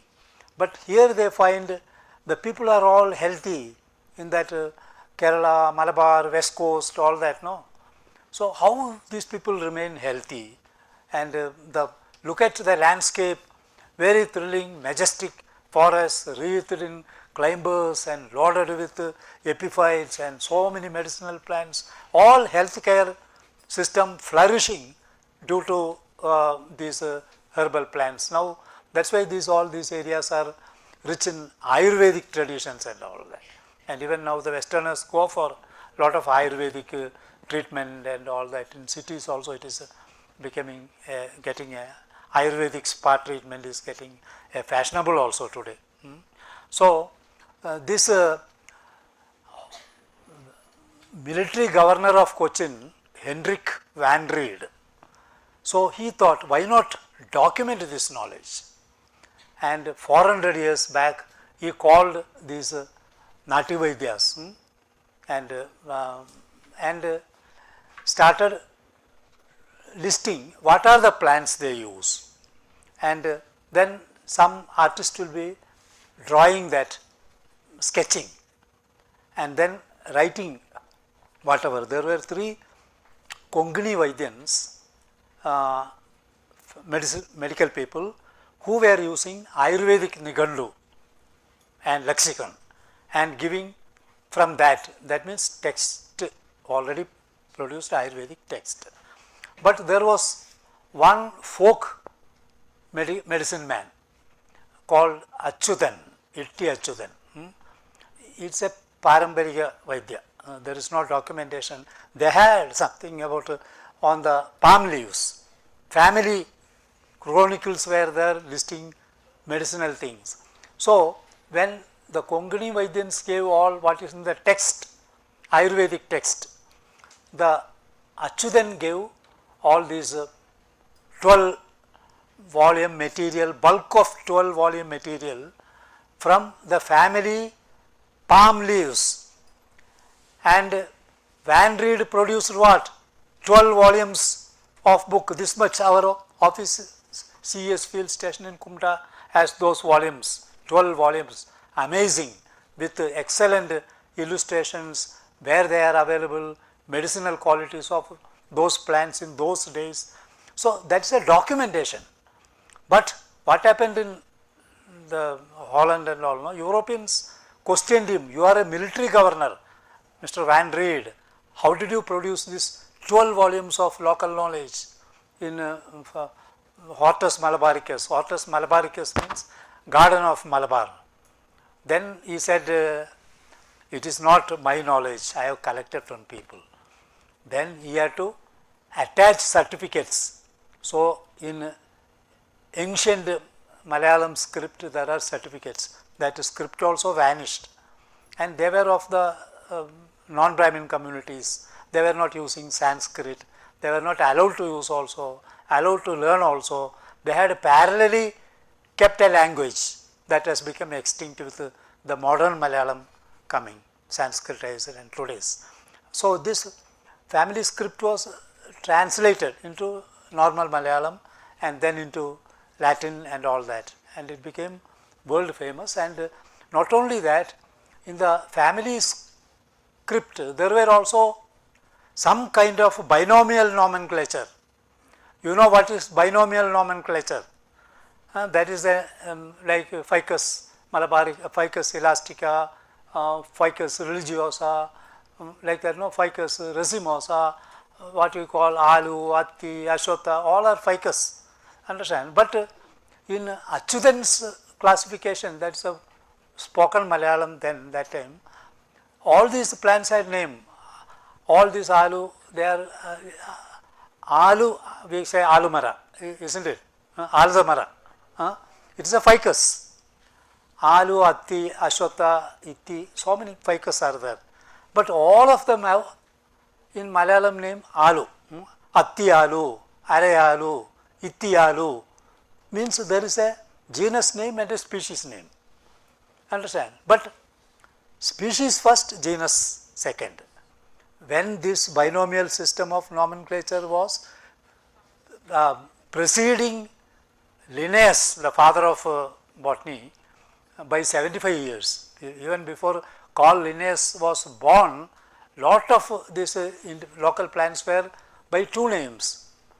So, see, but who has recorded that? And because these common people, forest dwellers and all, using their local language and also some smuggled Sanskrit to keep up the family records, and then with that certificate, one page certificate from Itti Achyutan made him globally known. So I call him the father of binomial nomenclature, and I wrote an article also in a journal called From the Shadows of Legitimacy. From the Shadows of Legitimacy, Problems and Prospects of Folk Healing in India, like that. No, today folk medicine legally not allowed to practice. They can practice, they are not to dispense and collect money or like that, cannot sell. You can be imprisoned, arrested under the Medical Act of India. But when this Medical Act came with the arrival of Europeans and all, even Europeans, British tolerated that.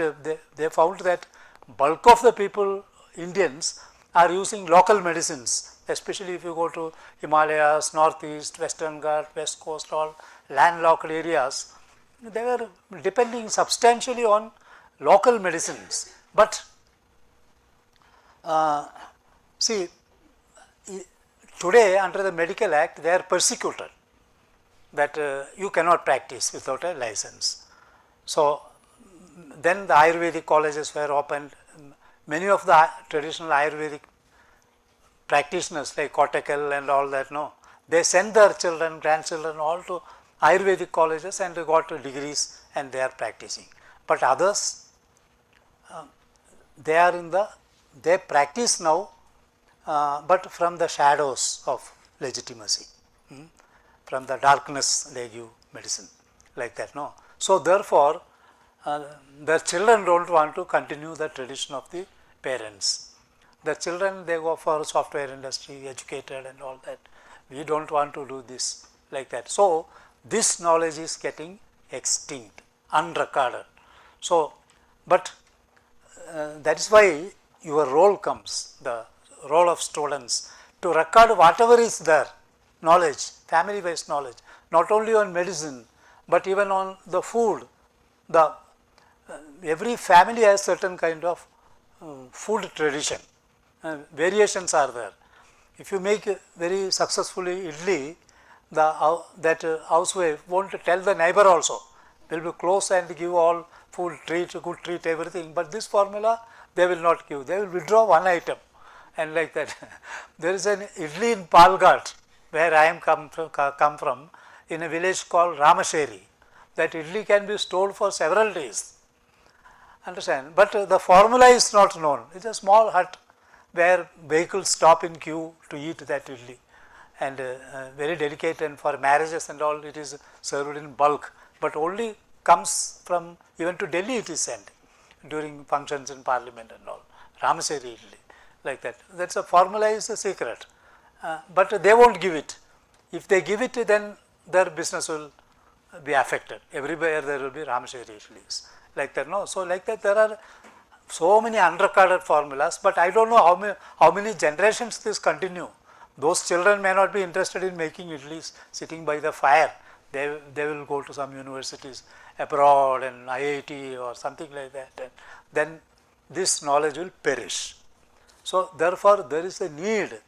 So this year we tried only in the People's Biodiversity Register, Namma Grama Jiva Vaividya or My Village Biodiversity, we gave only 2 exercises. That one is survey in your village and find what the home foods are, and using wild plants. Using wild plants, weeds in the farmlands, the garden weeds, all that, no, less known, but they use it as food, and they serve medicinal purpose also. So food plus medicine, nutraceutical, like that, no. So see, this is to be documented, like that. So some students have participated, some of them have come here, they are going to present it also. We have brought them not for the talking skill, we have brought them just they have done that exercise. They are coming from villages, they are not as professional as talking in this here as the city students do, but they have certain knowledge, and also the home remedies. Home remedies. So every family has some tradition of home remedies. So if students go and consult people, they will give happily, they will welcome and make them sit, give them tiffin and give the formula also. But if we people go, they will say, Nimigenu Laba, how much profit you get? What are you going to do with this? No, we cannot give it, like that. Okay. So like that. So if students go, they are ambassadors of goodwill. Understand? They are welcomed. They have a great potential to document the knowledge, and in the process they develop their personalities. Understand? They how to interact with the public, how to know their lifestyles. So therefore they become very good, and those who prepared good registers in the past, like that, no, they have become very elite students. Even moderate personalities, mediocres, have become elites, and they lose stage fear. They come and talk here, and people like us will have to be sitting in the back rows. Such powerful speakers they become. So this also developing, and they become responsible citizens. They are responsible for the upkeep of the environment, all that, no. So but it is not all that for one institute or one department, like under Dr. TVRAMACHANDRA's guidance, all performing. It is just one engine railway for India. So there should be several this emulation of this kind of example. Now I think I use substantial time. Now I will to illustrate something. I will use I gave the essence of what mission is ahead for us.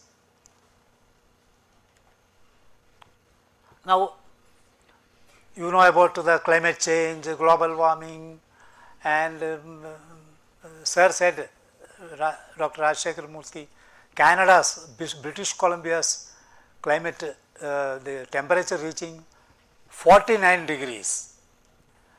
Amazing. It is unimaginable.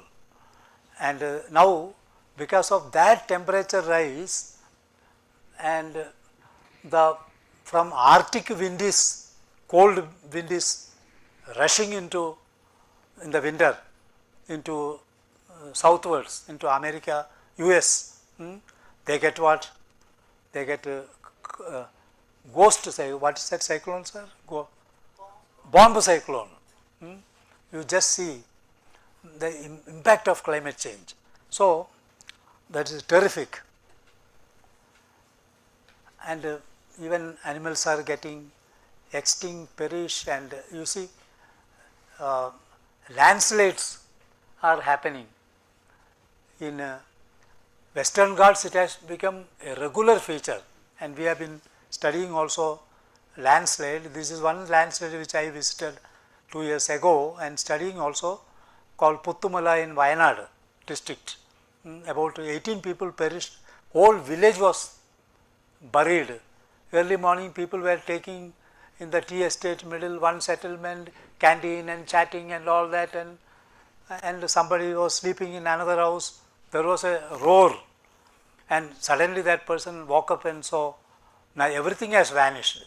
The canteen gone, people's voice gone, only roaring water, the sliding rocks, rubble, all that, the village washed out. Now, see, you know about all this ice melting and all those, and water scarcity going to, water stress going to affect this particular belt. By 2040, very acute water crisis is predicted for this particular belt. So, climate change has been talked since last 50 years, understand. So, Earth Summit took place in 1992, the United Nations Conference on Environment and Development, and 172 nations participated, including India, and 1992 it was, and there was the Rio Convention, that Earth's climate is changing at a rate unseen in human history and will continue to change, and species are getting lost faster, land is deteriorating, water is deteriorating, and the worst getting affected are the vulnerable communities. They are on the margins of existence already, and the rich may not be immediately affected, but the poor gets the most evil impact of climate change. So, the Rio Convention appealed to all countries and communities to adapt to climate change and go for what is called sustainable development. Okay. Now, India is a country well known for its richness, biological richness, well known. So, it is, if you take plants, at least 50,000 species of plants are documented in India. So, it is a big list, and out of them 19,000 plus are flowering plant species, like that. And so, India has a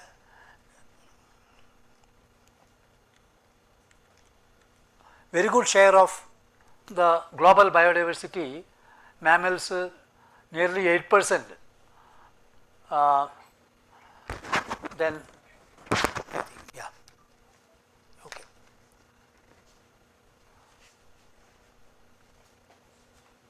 Now I think, right, this a pointer is here, no? Right, okay, right,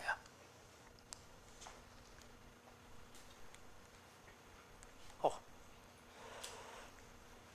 okay, wonderful.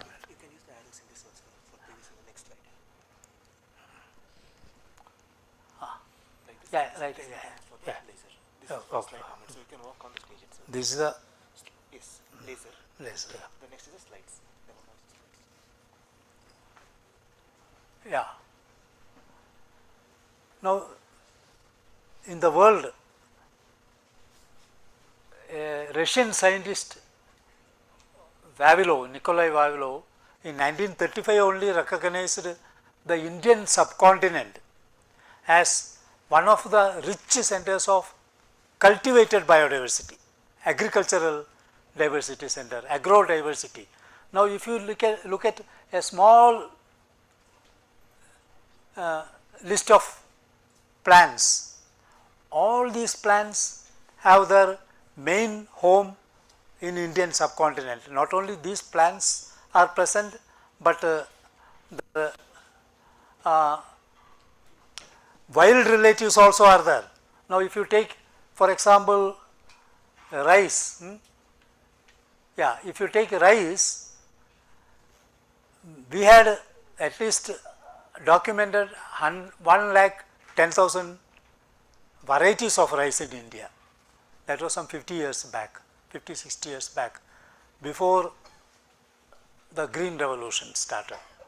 And not only rice, we have wild rice also. In the ponds and all that, you get wild rice also. So, means rice, one of the major countries of origin of rice is India.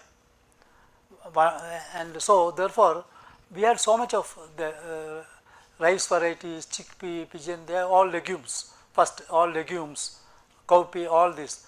Then many vegetables, brinjals. Brinjal, every place you go, you get a different type of brinjal. So, India is having high diversity of brinjals, estimated more than 1,000 varieties, and cucumbers, radish, all these, yams, coconut, sandal, wheat, lady's finger, bottle gourds, so gourds, all cucurbits, so many varieties are there. So, it is a land plenty of agro biodiversity. But today, see this so much of variety means it is a great amount of characters, great amount of genes. We had a huge gene pool of rice. Every village used to have its own specific rice variety, exclusive, something like that. But today what has happened, with the Green Revolution, we became very self-sufficient in rice. We are in a position to export rice. Understand, what we used, we combined, we shuffled all these genes of different varieties, and we got many choice hybrids and improved varieties. And today, people have forgotten the path by which they came. They have left behind the traditional varieties and cultivating only what gives high yield, use pesticide, fertilizers, any toxins, but get good production. That is the thing. They have forgotten the path of the ancestral rice varieties, and today we are not finding more than 10,000 varieties. So, in the course of Green Revolution, we lost 90% of the varieties or rice varieties. They may be there, that is what is our assumption, somewhere in some farmer's home. So, when we gave special formats to school students since last 12 years, our students have from Uttara Kannada district documented several varieties of rice. Out of them, amazingly, 100 varieties are traditional rice. So, some farmers still having flood tolerant variety, blast disease tolerant rice variety, early maturing rice variety, late maturing rice variety, like that, no. So, drought tolerant, that can be grown on the hill slopes, that is all getting extinct today. Now, we continue that documentation now also, but today we find most of these varieties have disappeared. What we recorded 10-12 years ago, they are not found today. Today they say all Jaya, Padma, Gauri, all Sanskrit names. They are all new varieties. So earlier Kaga, Halga, all Nirmulka, all such are gone. So this is a tragedy happening in front of us, and we don't want our future generations to lose this wonderful heritage. So it is time we document it, find out who is having not only rice, any traditional variety like that. So this is essential, and we did, these all our Indian varieties, so many are there. So threats to diversity, there are lot of due to human impact, deforestation. Then in the fishery sector, you have overfishing, hunting. Then climate change. Climate change is threatening our marine biodiversity also. The corals are dying massively in the waters because ocean waters are getting heated, and some areas are getting more heated, and that kills the corals, and that coral get bleached white, they become dead. Then the alien species, weeds are increasing, which are tolerant to pests and also to heat, like that, pollution, all this.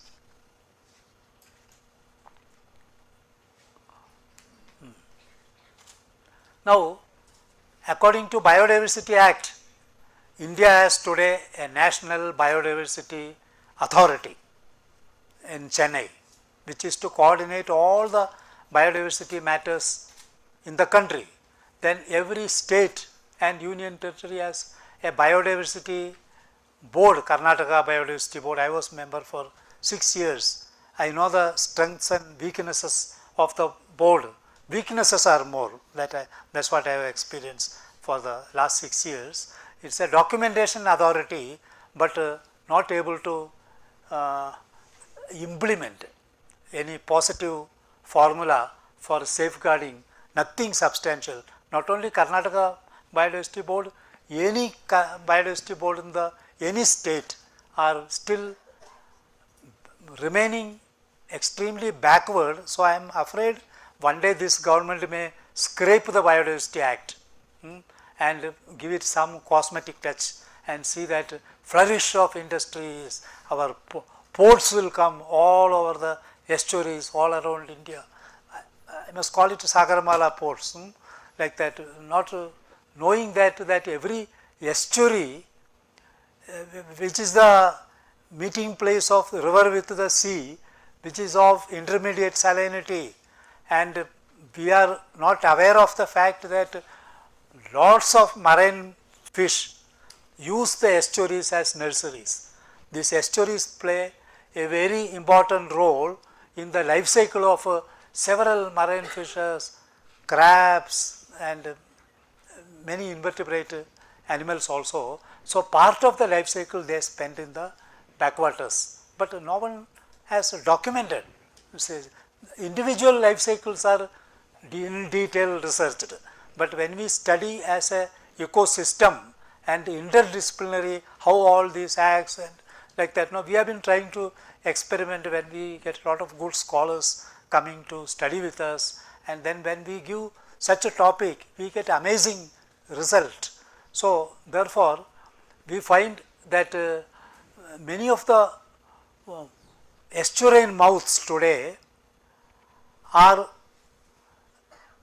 not demarcated as fish breeding area. So I find Karnataka estuaries, the fish breeding area is kept 1 kilometer to 5 kilometer interior. You see which fish are coming for breeding? Marine fish. They have to pass through the river mouth and reach into the intermediate salinity water and even go to fresh water for the especially juveniles, young ones. In billions they come, prawns and all that, young ones, and they live. The estuary is a haven for them because there is plenty of food in the estuary. The rivers bring food, deposit in the estuary. High tides come and also constant churning of water. Mangroves are there, marsh areas are there, so the plants shed the leaves, die, and they become carbon, organic carbon, on which on the detritus feed so many varieties of fish, especially the fish larvae, juveniles, they become big. When they become big, they go to the ocean for laying eggs, and again the young ones keep coming. So when you have this borders marked, fish breeding area 1 to 5 kilometers interior, I raised this question in the Coastal Zone Management Authority of Karnataka recently. Why this management map is showing this fish breeding area inside? Then no one was able to answer like that. Why the map? No, the NCSM Chennai has prepared. They are all great experts. They have prepared it like that. I said marine fish are breeding here, their nursery, but why it is shown? So probably I suspected the reason as this, if they show it as fish breeding area, then no port can come there. Then National Green Tribunal will say, no, this is a fish breeding area, it has to be, biodiversity has to be conserved. So this is one thing, and then they wanted a fishery expert, they asked for the director of fisheries. Then the meeting, it was online meeting, he was not there. Then one joint director was there, that lady said, it is fish breeding is important, like that. But I don't know exactly how this is functioning. I will get another deputy director from Karwar to answer. Then the meeting dismissed that, okay, there is no time, get lost, like that, no. And they told me, see, it is, okay, we will not be allowing any industry or anything, it will be as per the Coastal Regulation Zone Act and all that. So the matter got ushered up there. So this is the way the bureaucracy also deals with. Anyway, so we have been mobilizing students. In the high school level is the most promising volunteers, 8th and 9th. 10th out of interest they can come, but we spare them because they will be concentrating on getting 98, 99, 100% marks, understand, the exams. So in our time, if we get a second class also, it was a great thing. The village will have a celebration, so and so passed SSLC, like that, no. Our parents also used to ask the same thing, have you passed or failed? That much only, beyond that, no, like that. If failed means there is a cattle shed behind, you have ample work, like that, no. But today it is not so. If the psychic way, the parents are more psychic than this thing.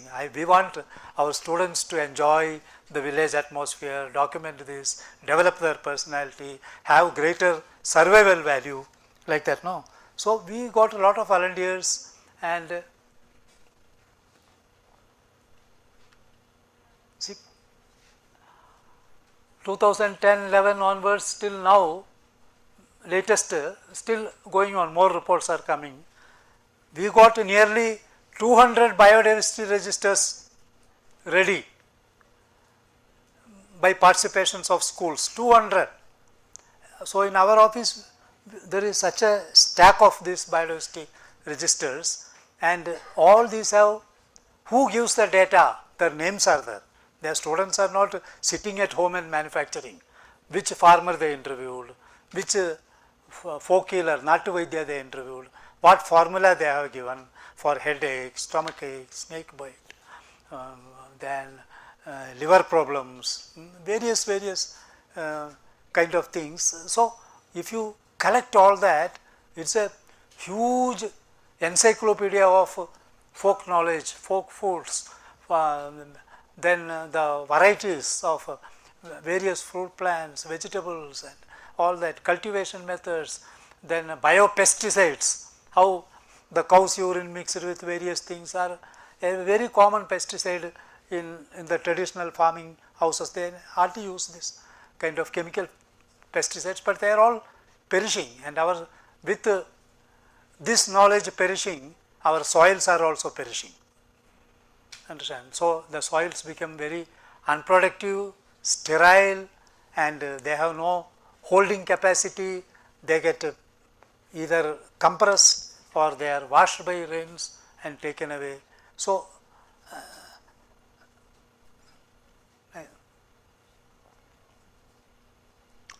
now if you look at cattle diversity, cattle, no, see, I have given so many, all these are Indian cattle. So, they have Kangayam, Haryana, Kangraj, Gir, Killar, Sahiwal, Malnad Gidda in the west coast, Marwari, Nagori, all these Indian. Now, what is the significance of this? When climate change is happening, globe is getting warmed and sometimes excessively cold also, the local varieties have certain resistance to survive with less food, to survive with some even wild few plants like that. So, they have resistance, many of them are very productive also and they have good working capacity as well. Now, today the Indian cows are in much demand, where in Brazil, Argentina, all this. So, we know those countries for Neymar and Messi and all that, no, football maestros. But you know, their cattle have been perishing. They have beef industry is a very big thing in those countries and they export also the beef and all that to different countries of the world. So, huge rainforests are cleared for having cattle ranges and that is contributing to climate change as well. And see what happens, suddenly they have been, their cattle will be uniform, Europe also. One farm you see means hundreds or thousands of cattle, all black and with one white patch means all will be that. Red variety means all will be uniform. So, genetically uniform stock the cattle keepers grow in the ranges, genetically uniform. So, suddenly a virus comes, then you find massive death of this. So, like that came the mad cow disease. Some years ago, it devastated the farms in South America and Europe particularly, and the England became the worst victim. Lakhs of cattle were to be slaughtered because of mad cow disease, a virus. And but that once the virus comes when the cow is in the calf stage, small, understand.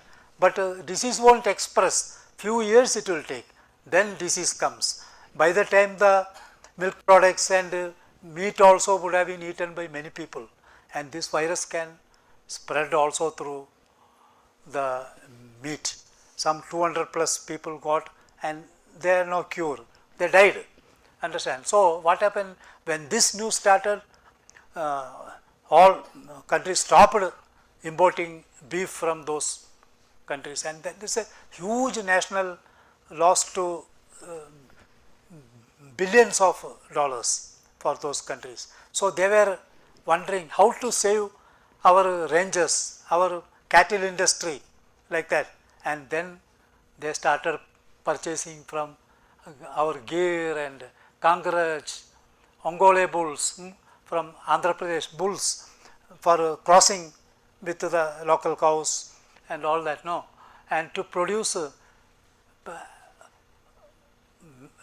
resistance to mad cow disease, understand. And what was the price? Initially good breeds were purchased for 5 to 6 crore rupees one animal, 5 to 6 crores, because it is not for directly milking or slaughtering, but for crossbreeding, for taking the genetic material. So, what is the value of the genetic material, what we are holding, but we may demolish everything and have one industry there, understand. So, Industry there is a input and all that, but when we have such a wonderful genetic stock of cultivated plants and domesticated animals, we are not realizing the value. Kangaraj cow from Kutch fetch 40 to 50 lakh rupees. One, Indian breeders exporting, company started exporting embryos which fetch 2 crores. Brazil used to purchase Ongole bulls directly from farmers earlier, before Biodiversity Act came, at 3 to 4 lakhs each. But today, genetic material cannot be exported like that. It is the National Biodiversity Authority has to consider all these demands from foreign countries and fix a certain minimum rate and decide how much genetic material can be given, and then if it is sold, how much according to Biodiversity Act, what is the share. Ongole bull means that 95% of the profit made should be given to that Ongole region in Andhra Pradesh. Those farmers should be given. If not one farmer, it will be whole community of farmers. It will be for improvement of biodiversity and for prosperity of Ongole bulls and cows in that particular place of origin. So, this act is understood, but implementation is difficult. Implementation, it is not the biodiversity boards, it should be at the village level, awareness should be there. But there are only isolated examples of how this knowledge can be applied. So, now you know the buffalo also, the bite of the Indian buffalo. This is not from Kandara film, but it is a looks like that. But it is these are famous photographs today. And we built up on this crossbreeding, wise use of genetic material, and suddenly from having the largest number of cows in the world, cattle in the world, India was having very poorest milk production. Today, India is the number 1 in the world, in the white revolution. In the few years, India became top because we have all this genetic diversity of cattle. Understand, to crossbreed within India with other breeds and produce new breeds. So, but if we realize the value of this and encourage our farmers, give them benefits and see that, then we will have a good rural India flourishing. People need not be migrating to cities and clutter cities and encroach lakes. Even gutters are and smashans are encroached and apartments are built. That situation will not come if our farmers, agriculture, forest dwellers are all taken care. Then we will have welfare in this nation.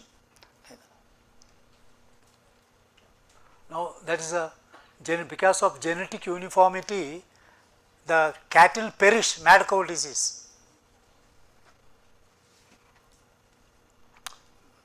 Just like the COVID came and went, mad cow disease has almost ran its cycle out.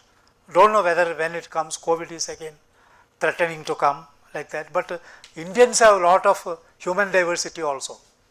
Understand? So, a lot of resistance compared to the uniform looking, the westerners and all, there is a lot of resistance. A lot will survive here. Yeah, fishery sector also, we are one of the major producers of fish in the world, and today more than natural fish, the cultured fish is having more export, because oceans are all declining in productivity. Oceans are getting filled with plastic, understand. So, aquaculture. So, we are modifying our estuaries, destroying our estuaries for culturing. Estuary is a natural fertile area. We need not have any input. automatically there is a sustainable production year after year, generation after generation. But now aquaculture is destroying our estuaries also. All these prawns, there are hundreds of crore worth of prawns are exported apart from people eating in this country. But all these prawns, they breed, their juveniles come to the backwaters estuary. They need waters of intermediate salinity. They need this Gajani rice fields where in semi-salinity condition native rice is grown. They cut only the top part of that rice, tall kaga rice and all, and then remaining tall straw falls in the field and then rots, it becomes carbon, organic carbon, and to that organic material feeding these several prawns come live there, and then that carbon year after year in those estuarine rice fields get accumulated. So when we studied how much of carbon is in the soil, those estuarine rice fields have no trees, no mangrove trees, any trees, only water and soil. But when we studied these traditional estuarine rice fields on the coastal areas of say Akanashni river, which is now going to be a Ramsar site as TVR sir already pointed out, why it is considered for Ramsar site. You know how much of carbon in the soil, it varies from 200 to 800 tons of soil carbon per hectare, which is rivaling the top rainforests of the world, where you get hardly 200 is there, but 800 tons of carbon per hectare. It is not in the soil, it is in the biomass. In the rainforest, in the forest, more carbon is in the standing biomass, in the wood and plant parts. But in this estuary, more carbon is more than in mangrove, several times more is in the soil, and it is a stock there. So our farmers are eligible for getting carbon credit, because if they give that land to aquaculture, then they make ponds, all the soil is scooped out and that carbon get oxidized and become carbon dioxide. So many farms are gone like that, because we are not attending to the needs of farmers. See how estuary has a fish breeding importance. All juveniles come into the mangrove areas of several, it is all one species. One species, you see how much are coming, and here in such area no fisherman can cast the net because of roots and all such entanglement. So they are very safe and food is abundant. When they become big, they go to the sea. I think and not only that, you have a lot of birds coming to the coastal zone and like that. No, this can promote a lot of tourism. Without destroying our ecosystems, we can conserve them and we can make living. Understand? Tourism is show only ecosystems and make money. Understand? So why do we destroy that?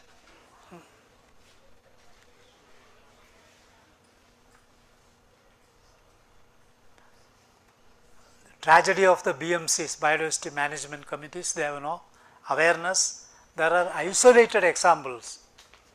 This is the last part.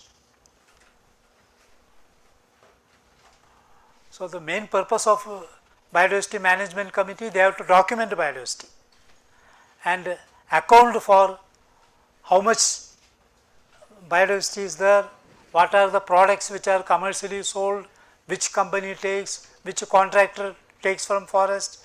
He has to account, he has to give the account how much is taken from here, and then the committee can charge.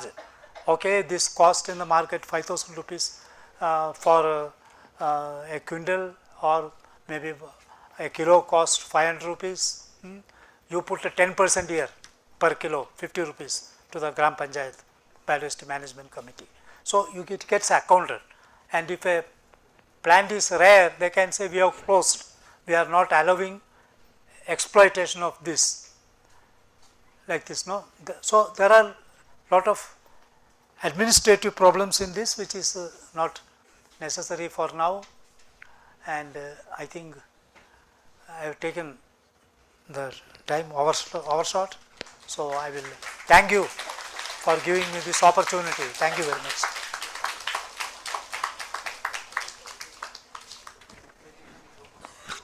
I think I have taken more time now. Yeah, 15 minutes more.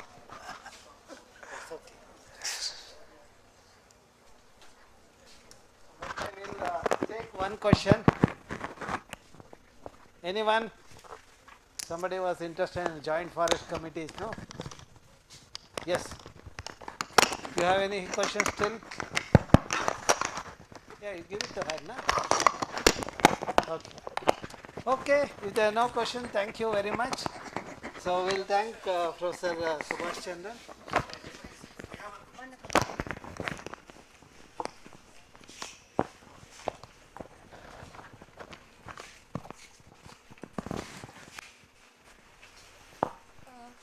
Hello, sir. You mentioned that hydroxycitrate is used to, it has fat burning properties, and many people use it to reduce obesity levels. Does it have side effects, sir? It's a natural compound, but will it have side effects? I don't know whether you use it or not. No. You look as if you will not use it. Don't use it also. I won't, sir. Nothing is much known. So, but no harm is reported. That's what I can say. Thank you, sir. I also don't know about the side effects because it is a flourishing. Yeah, trade is flourishing. So, and the Westerners won't use anything without meticulously examining the side effects. So, so far not known. Thank you, sir. But Indians follow the media, electronic media, and they will buy. Yeah, when they abandon it, there will be a market here. Yeah. Okay, we'll let's thank Professor Subhash Chandran for an informative talk.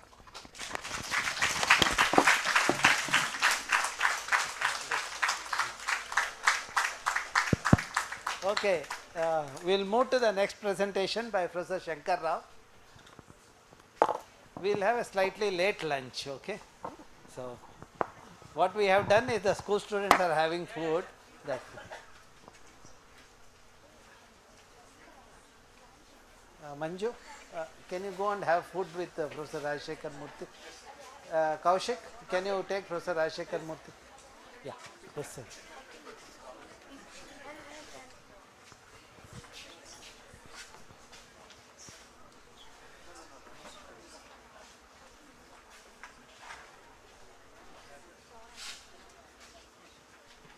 Good afternoon, everybody. I won't keep you for long because you might have to have an early dinner if I prolong more. So I'm neither an ecologist nor a conservationist. I come from a different stream. I just wanted to do something that helps in restoring our biodiversity, our forests, our ecosystems, and so on. I'm just going to present to you what we have done with my limited knowledge. Just to begin with, I would say that everything is connected in nature. Everything is connected. You'll come to this conclusion a little later, after we talk. See, these plants, perhaps the most predominant of our natural systems. They make the ecosystems. You know the ecosystem services, I don't have to repeat. It is the ecosystem services that sustain and support life. And there are so many other things. And also save the planet from, or this world from the accumulation of too much of the greenhouse gases. So the one question that now posing the world is that how do we contain the this carbon dioxide that is being billowed into the atmosphere through several of the activities of the human beings? That is one question. You know, as you know, these plants, you take one ecosystem, say, there are several different ecosystems. Take a forest, for example, as an ecosystem. It is one natural, large mechanism of containing the excess carbon dioxide that is being, say, produced into the atmosphere today. But you know, in even the world flora, not much of importance is given to restoring the forest, recovering the forest, maintaining the forest. No, not much of an importance that's been given. Particularly, no, when you are restoring the forest and all that, and knowledge of the different species of plants that make different the forest types is to be sort of understood thoroughly. Recently, in that COP meeting that was held in Egypt, for once they started looking at forests, plants, and their importance in containing the excess carbon dioxide and so on. For once, so plants are slowly now getting their importance that is due to them. A natural forest, 1 hectare of that in an year has the ability to sort of keep or suck and sequester anywhere between 50 to 100 tons of carbon dioxide. So there are so many countries that still support forests, conserve their forests, and restore their ecosystems, forests, and so on. Now, these countries are now becoming very important. That is, as we have it from the resolution that is taken in 2022 in Egypt. What they say is, these countries which are still supporting these forests are actually doing a great service to the world. In a world where some countries where they don't want to budge, they want to just go on producing carbon dioxide. And the effects are felt by not just only those countries, they are felt by the entire world. So it is now thought, or at least they started considering that these countries which are now producing, or that now have or supporting large forests and contributing to the fight of the fight of this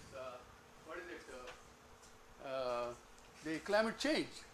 Those countries have to be somewhat compensated. They should be compensated. So they thought of a mechanism of now compensating those countries. That bill is passed. That has been actually put forth by some countries with rainforests like Costa Rica, and then Costa Rica, Panama, and some of these places, about 50 countries. They have been fighting for it. We are doing a service, but we are getting the deleterious effects of climate change. What is it you are doing? What is the way we are being incentivized? So these incentives start now coming in. It is a very good news, and then we don't know.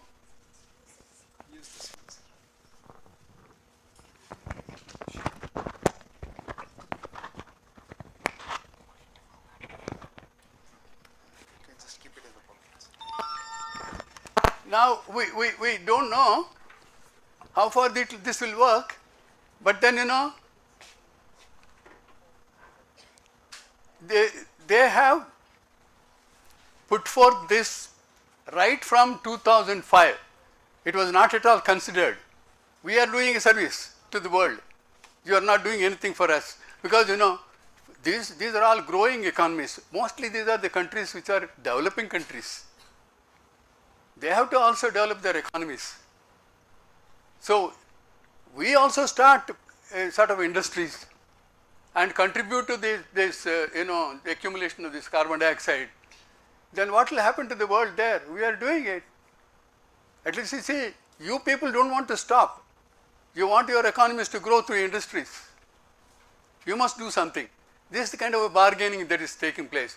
Perhaps you all know that United States, in Trump administration, they said we don't believe in climate change.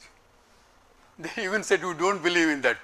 So these are all the things, politics happening in these climate change meetings. This time at least they're all brought to some kind of a discussion table, and then this bill finally is passed. There are some people like Jeffrey, I don't get this, one person from Columbia University, he's an economist. He said something has to be done about it. So that has happened. It is good news. And then these countries, they can now sell their carbon credits. You see, this is a very nice thing. This development that has taken place is this. I just wanted to put it across to you. They can sell their carbon credits. Now, those countries have to either cut down the sort of producing this carbon dioxide, or buy these carbon credits.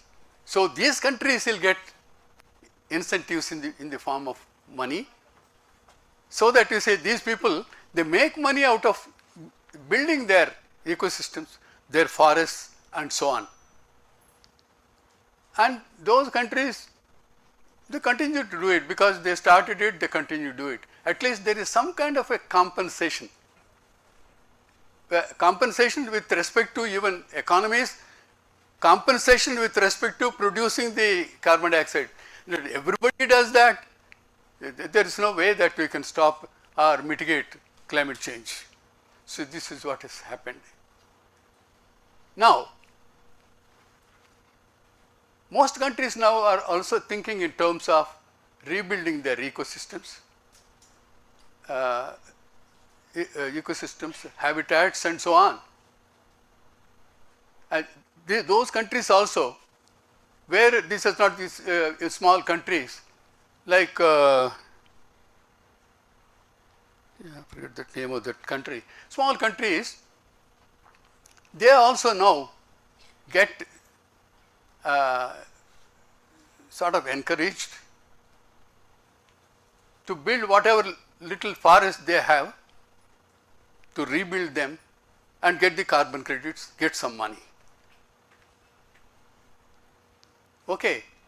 For this, what is very much, it's today, just it is not like just a satellite image shows, okay, the place is a large area, it's all green, so we can say claim some carbon credits. That is not the thing there. These forests are to be rebuilt with native diversity. Native diversity.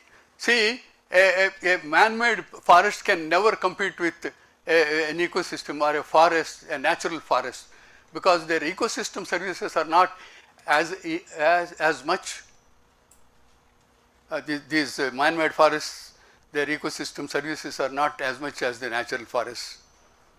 It is impossible, because you see, nature has selected these forests for millions of years, brought in all the different types of species in such a way that all these species form some kind of a network. One species from such forest is removed, it is said there about 10 to 15 species will suffer. That is the situation. So, while rebuilding the forest, not just bringing in some Australian silver oak or African acacia and just develop stretches of man-made forest, or forests for economic purposes and all that is not possible. For such things they cannot claim the carbon credits. So there will be a monitoring committees for that, and this monitoring is done yearly basis, because for a forest to be destroyed, it won't take not much time it will take. In fact, Brazil is considered to be the lungs of this planet. They started burning the forest, and actually the government itself is promoting. They want a kind of logging, I believe. So they want to sell the log and get the economy, because some economy is not properly maintained. So what happens is, destroying a large stretch of forest, it doesn't take much time. And such people, when they say, oh, we have this much of stretch of forest there, the carbon credits, they'll go on for another 10 years, 15 years. That is not going to work. They have to establish, prove that they are the same or much more every year. See that? That is the thing there. So a group of countries, they call them just a coalition of countries with rainforests. They have formed, and they formed a group. They recommend to the COP meetings periodically that take place. Okay, this country is to be say tenable for this much of carbon credits, they decide. So this is something that has really, something good that has really happened for once. So far you see, and then the plants are getting, and our plant biodiversity is getting its due. Now, how do you build the natural forest? The question comes, how do you build a natural forest? For that, you have to have a knowledge of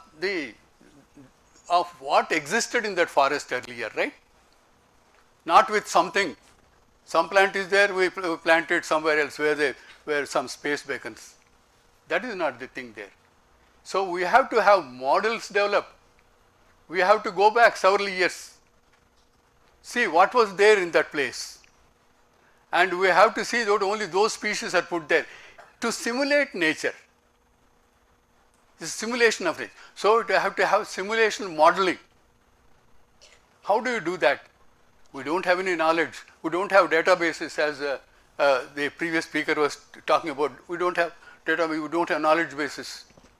For many of them talking about fish and all that, we don't have the data there. Realizing the importance of this, not being even an ecologist, I started some work on plants in our country, developing information systems for the different species of plants in the country.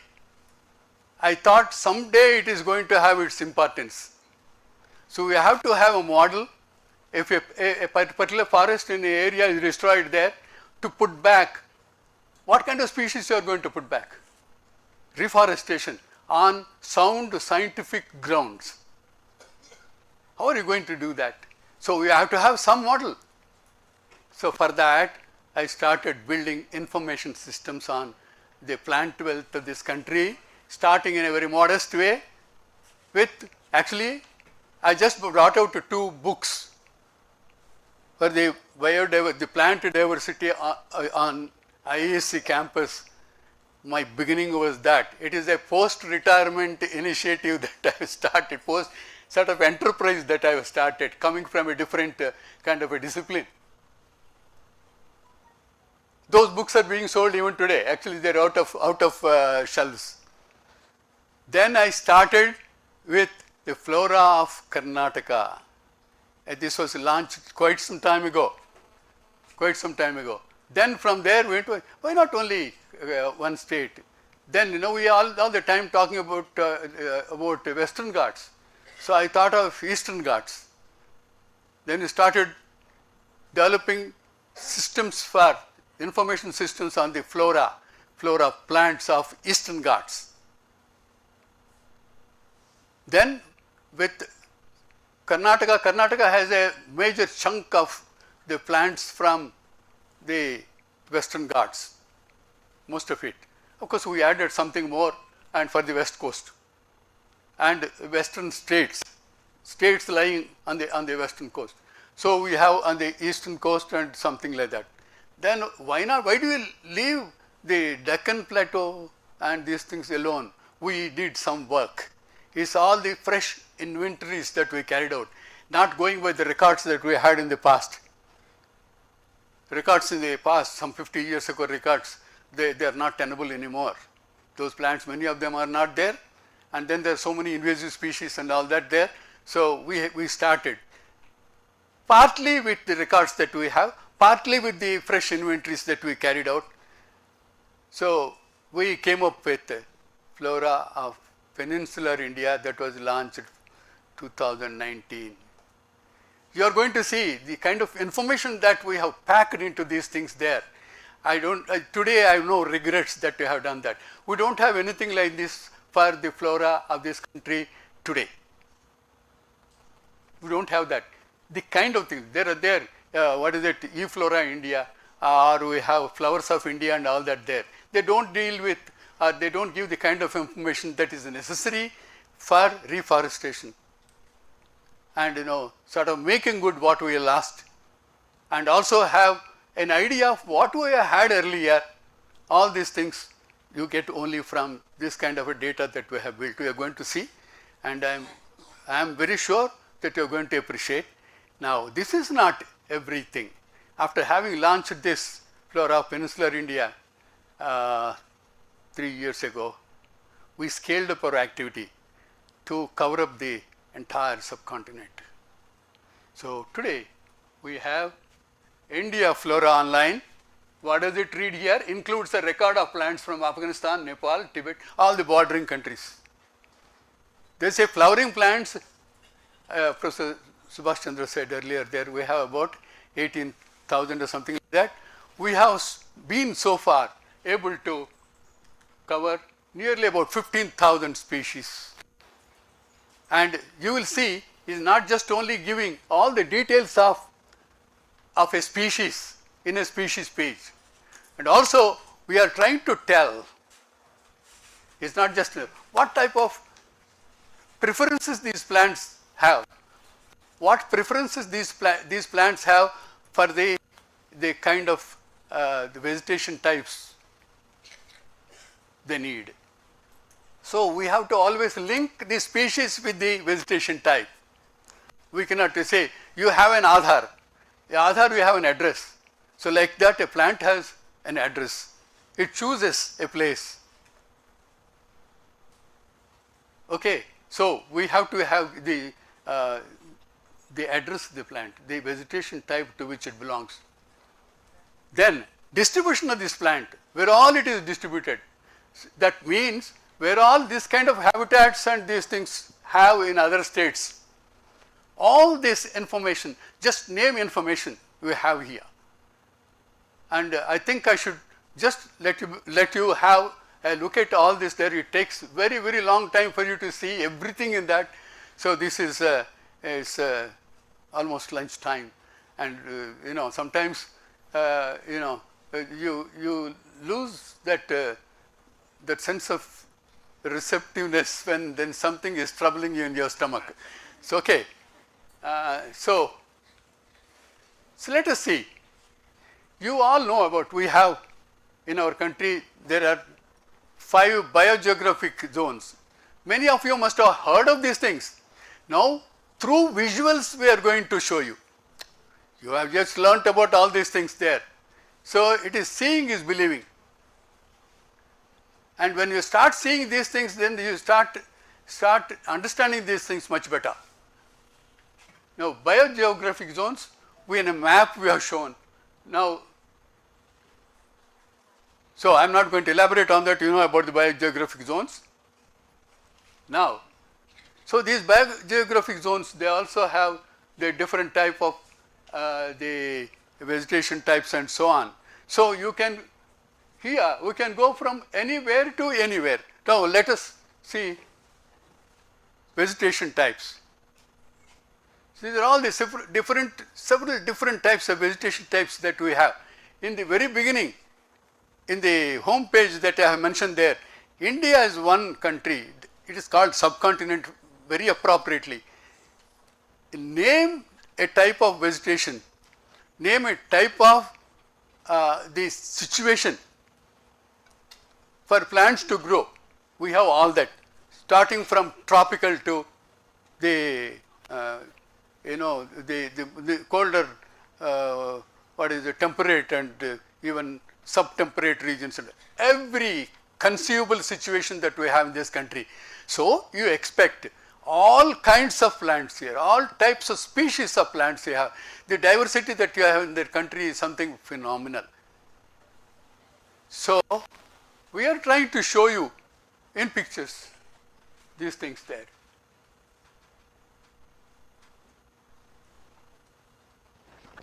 So you click on any of them, you are interested in that. So it will not only give tropical dry deciduous forests. Tropical dry deciduous forests are there throughout the country, but these are there in different regions of the country there.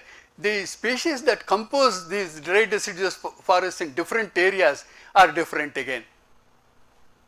You get my point? The dry deciduous species that we have in some parts, in say in Tamil Nadu or Karnataka and all that, the same species are not there in dry deciduous forests somewhere else in Bengal or somewhere in Madhya Pradesh. So you have to go region wise. So you have again states. We have, you just click on any of these things there, you get the array of species that we have there. You also get in those places the type of vegetation and the species that we have there. So for those people who want to develop their forests in those regions in a dry deciduous situation, they have all the information there. So again, going back to vegetation types.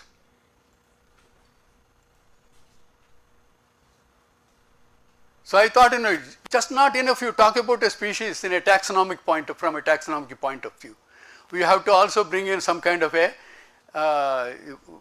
ecology into that, phytogeography geography into that, and then what is it? The vegetation types and their ecology, all that we have. So show some. Let us see.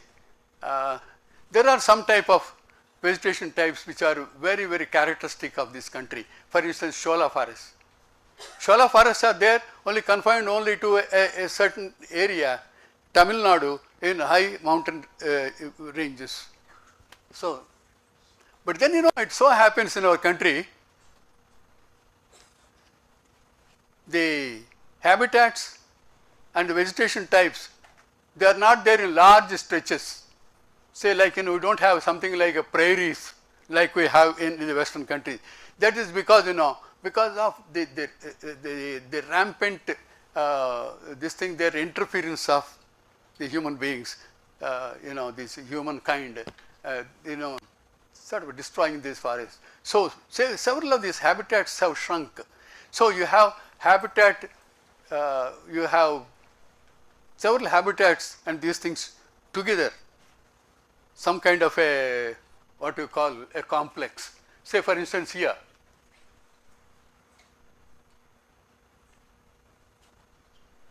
where it is we are telling, we are giving a picture where it is, because it's very important, because sholas are not there elsewhere.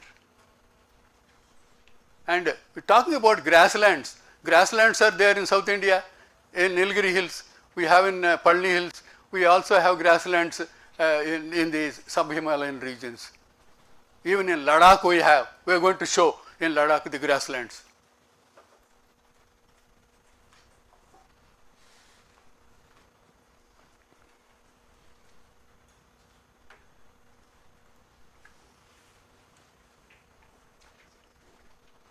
You see that this is the grassland in Ladakh. So this is very much different from the grassland that we have in South India. Okay, I talked about Shola forests. Now similarly, we have other types of forests which are only present in our country, nowhere else. We have this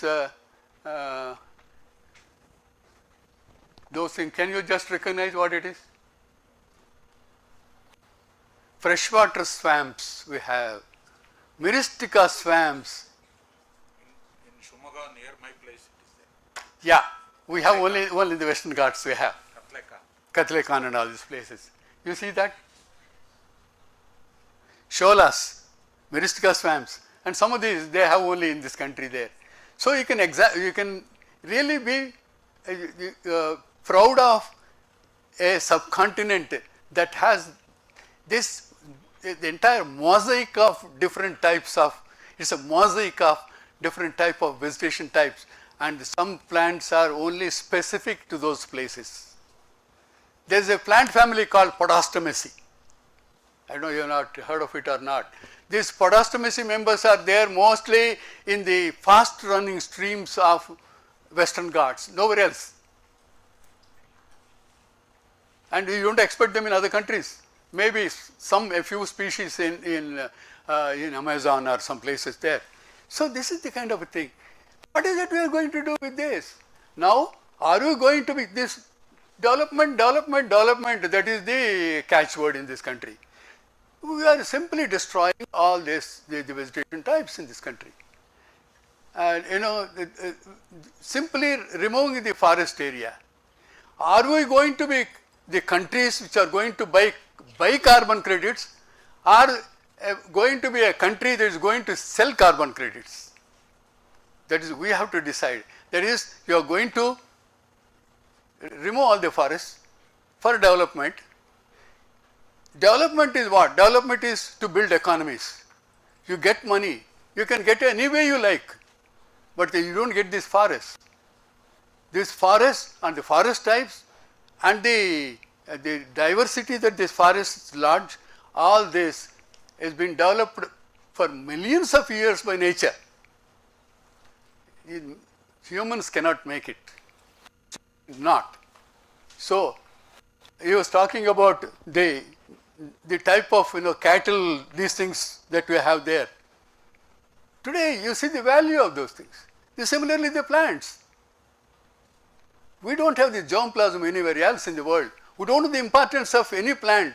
We have not yet determined the importance of all the plants that we have in this country. We have not determined.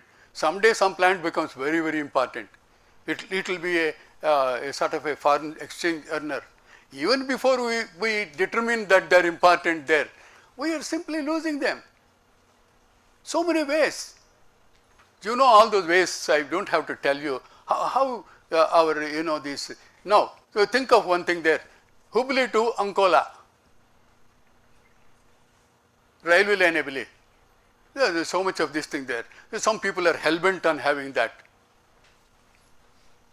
Okay. And then they are doing a great disservice to this country there. This line is going through one of the very pristine forests of the Western Ghats. Sometimes some ecologists also sort of hand in gloves with the people who were wanting to do that. What for?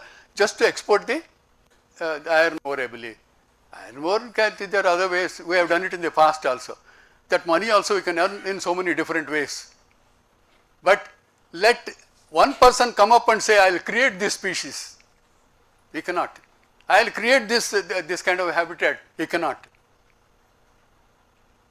Nature has labored for millions of years. So much so what is happening there, world is now going back to some 350 billion years. How the planet was. That's the kind of situation you are going into that. We are not looking into the future generations, what kind of life they are going to live. All that they are not looking at it today. And also there are all many political issues. Political parties, they say, oh, you are not created so many jobs. So in order to have a vote bank there, they want to create more jobs. Okay, roadways, railways, that thing, this thing there. destroy the forests. We are not looking at these things in the long term. Okay, this is what I have posed to you people there. And there are, of course, why I am telling you all this is, you are the people who are going to bear the brunt in future. Our time is over. Okay, the thing is, there are movements, social movements like Chipko movement. You heard of that? There are people, social movements that have saved the Silent Valley. Silent Valley forests and the vegetation there. And it is up to you people there to raise your voice. And I am not just, it is not a mutiny that I am not trying to create. I am just telling people have to raise their voice against things like that. I am very much pained to hear about this cutting down so many forests, so many say habitats and forests, so many trees and all that from Hubli to Ankola. What is that silly thing? And the politicians are hell-bent on doing it. Even that. Coming back to what I am trying to say.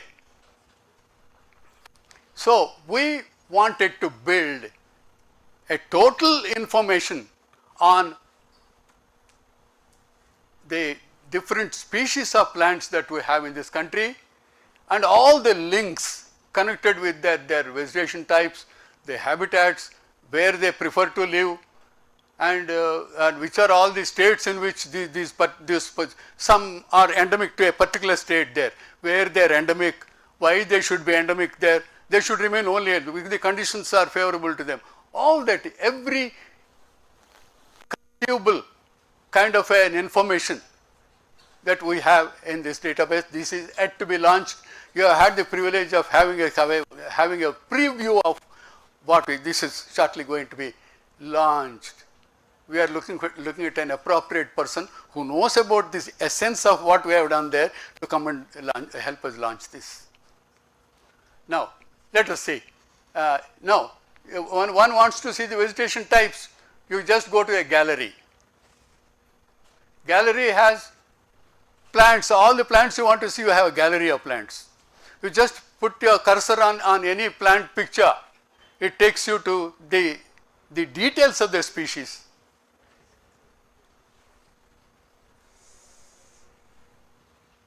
Any plant for that matter, it takes you to that. Okay. Now we go to a species page. What is the kind of information that we have given in this?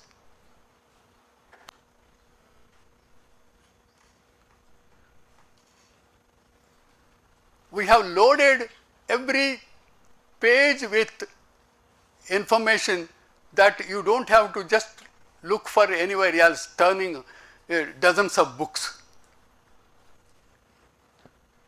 The botanical name, just show the botanical name, please. Botanical name, the family group to which it belongs. Then also some of the local name, including Sanskrit name. Then common names, vernacular names. You can even access the plants with the vernacular names. You type that in the search there, such criteria that you are given there, you type the vernacular name, you can go to the species. Then what it is by habit, whether it is a tree or a shrub or a small a trailing plant, whatever it is. Then habitat, we have mentioned the habitat, and then we have comments on the species. Now, key identification characters, why it is called this particular species. Then distribution, where all it is distributed, not just only mentioned, even district level distribution you have given. Then not only distribution is shown in words, you have that in a map. Now, world distribution, let us see. It is only India, it is endemic to India. That means that. Yes, seeing only the Indian subcontinent, that means this plant is only an Indian plant, our plant, endemic. Then that is not everything. The kind of habitat or the vegetation type it prefers, even that. What type it is we had mentioned, you see a picture there. So everything about that species is totally clear to you. So like this, nearly 15,000 species have been, say, profiled in this database. You see, for instance, what are the other details that we have given? Botanical descriptions, line drawings, herbarium specimens. Why herbarium specimens? Because we might go wrong in just clicking a picture and calling it some name. We have to match this herbarium specimen with the picture that we have taken. Otherwise, that is one thing and this is another thing. Okay, it is not an easy joke because we will go wrong sometimes. So that's a very difficult issue. Then, now how this plant looks. So it's very clear to you. So when you call it with some name, some species with a name there, how it looks, where it lives, where it is distributed, what is its status, it's an Indian plant, endemic. Why I am coming to that, some of the endemic plants are under a severe threat today. Because supposing a plant is in a small area, that area we see that the plant is there. You go there after a week, that everything is there, everything cleared up in that place there. So, if we have some knowledge of these endemic plants are more vulnerable to, sort of extinction. All kinds of threats there, because they are there in a small pocket. That pocket is disturbed, they are gone. So one have to have a knowledge of the endemic plants and threatened plants. Even that we have given there. Why? The policy makers, when they want to do something with some area,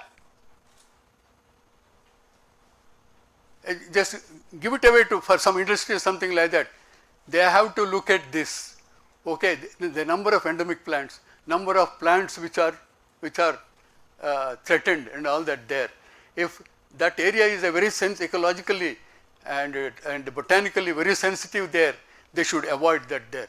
So this is some kind of a warning even to and also information to the policy makers. Policy makers have to look into this. Then, okay, let us see how these maps work. So we go to from this place, you go to some place, for instance. So we go to, say, Sikkim.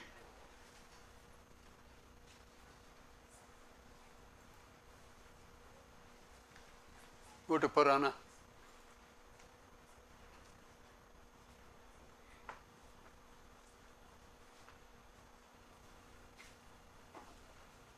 Purana grandiflora.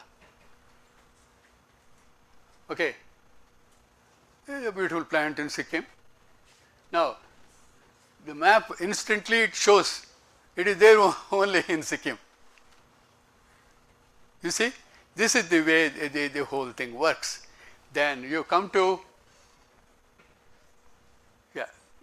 we'll go to a search. This advanced search or a filtered search gives you all kinds of information that you want. That is, it is a kind of a tool to do some kind of what you call analysis of all that we have done there. Analysis is possible through that. Say, for instance, how many of the trees we have in these 15,000 species that we have. It tells you instant information, 2,296. We have even a combined search. Among these 2,000 296 plants. How many of them are threatened? That combined search also is. So for analysis, this advanced search is highly useful. Okay, then for instance, you want to look at only one particular genus. See, Sikkim is known for its rhododendrons. You want to look at all rhododendrons. Say you type there rhododendron.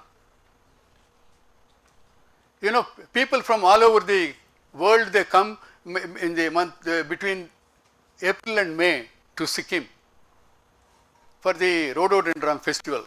India earns a lot of this foreign exchange with respect to this tourism at that time. So show some rhododendrons. All rhododendrons. Similarly, any species, any genus, you have all the species you can see. So you can just go on like this. So much of information you can retrieve from this thing there. This kind of an total information system is needed today for us to do anything with restoration of our forests, preserving our forests, and rebuilding our ecosystems, and also rebuilding the habitats and all that there. Not with something that you bring one plant from there and put it somewhere else. It is not possible. So with this, I think there is so much to tell you, so much for you to see. Well, perhaps you will see that when this is launched there, you see all this in your own computers, and then as it is, this is available within the campus on your mobile phones. Just go there to Google, say India Flora Online, you can do that. Straight away you get it. You can see that, right? So this you will be able to do in future anywhere after this is launched. That is going to happen shortly. Anywhere you go to a forest there, you want to identify a plant with the pictures that we have there, you have that. You are traveling, you can see where you are traveling, what it is, and you can spend your time with this. Anywhere you can see, anywhere in the world. More importantly, we want to show our diversity globally. Everywhere in the world they should see our plant diversity and appreciate and see and enjoy. So this is the kind of a system that we have developed, because you see, I cannot do ecology, I am not an ecologist. So I thought what I can do with, and I have not done this all alone. From time to time, some youngsters have joined me, and they have helped me do this. So we owe this to the efforts of some younger volunteers who have done this.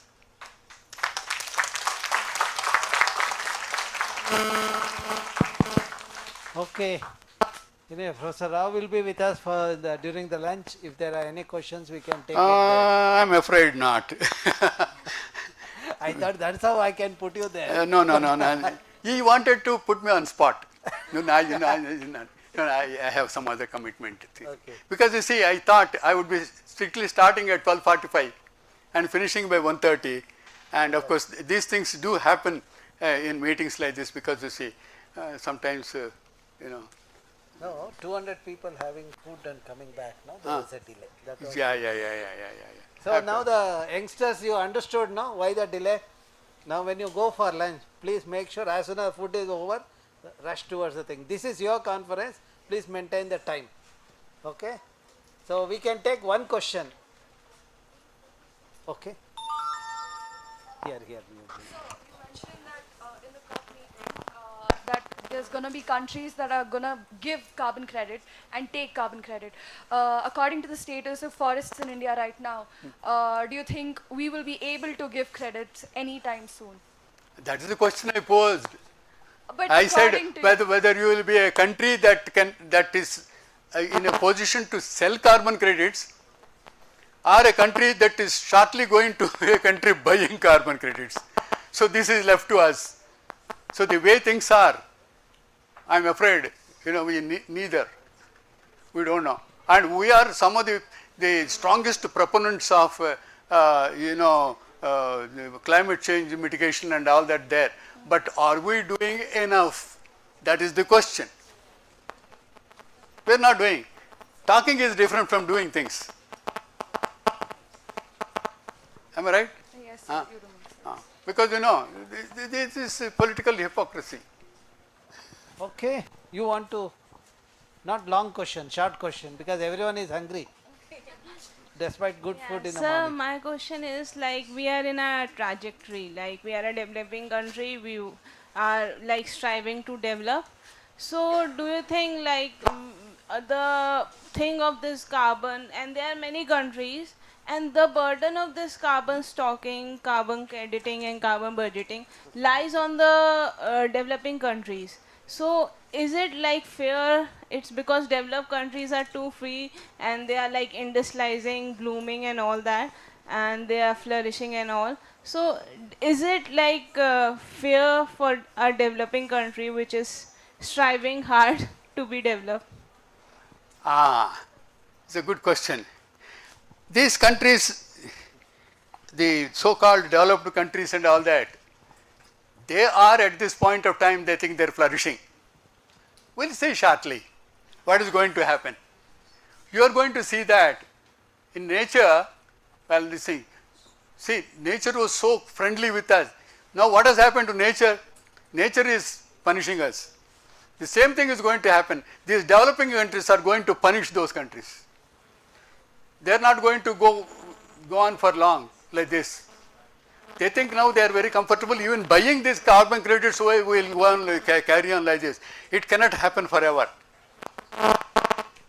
What if these countries who are selling these carbon credits, no, we don't want to do it. Okay, we'll manage. But then you stop. You stop contributing to this the carbon accumulation to this limit. Do or die. You can dictate. That time also is going to come.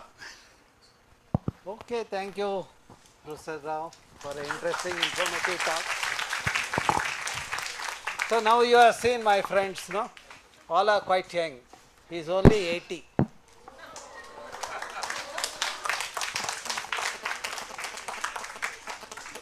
So, thank you very much. Is it a plum cake? Well, the way you look at it, it is. Okay, thank you. No, because I felt it is soft inside.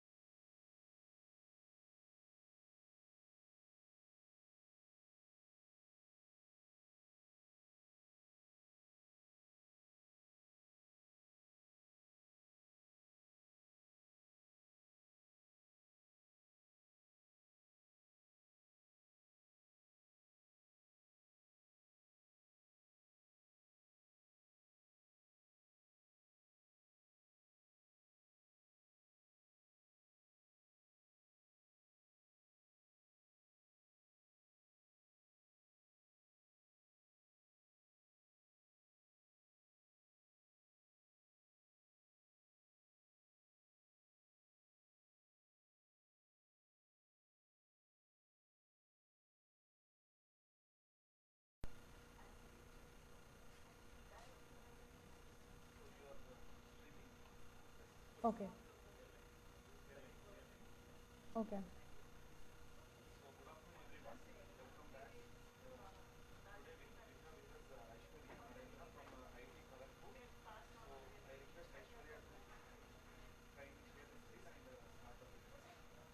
Okay. Thank you, sir. So I think my screen, full screen is visible to all. Okay, maybe it is to me. Can you just confirm when it is?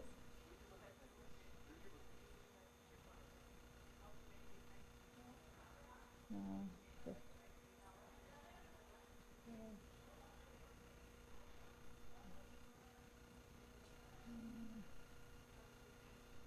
Yeah.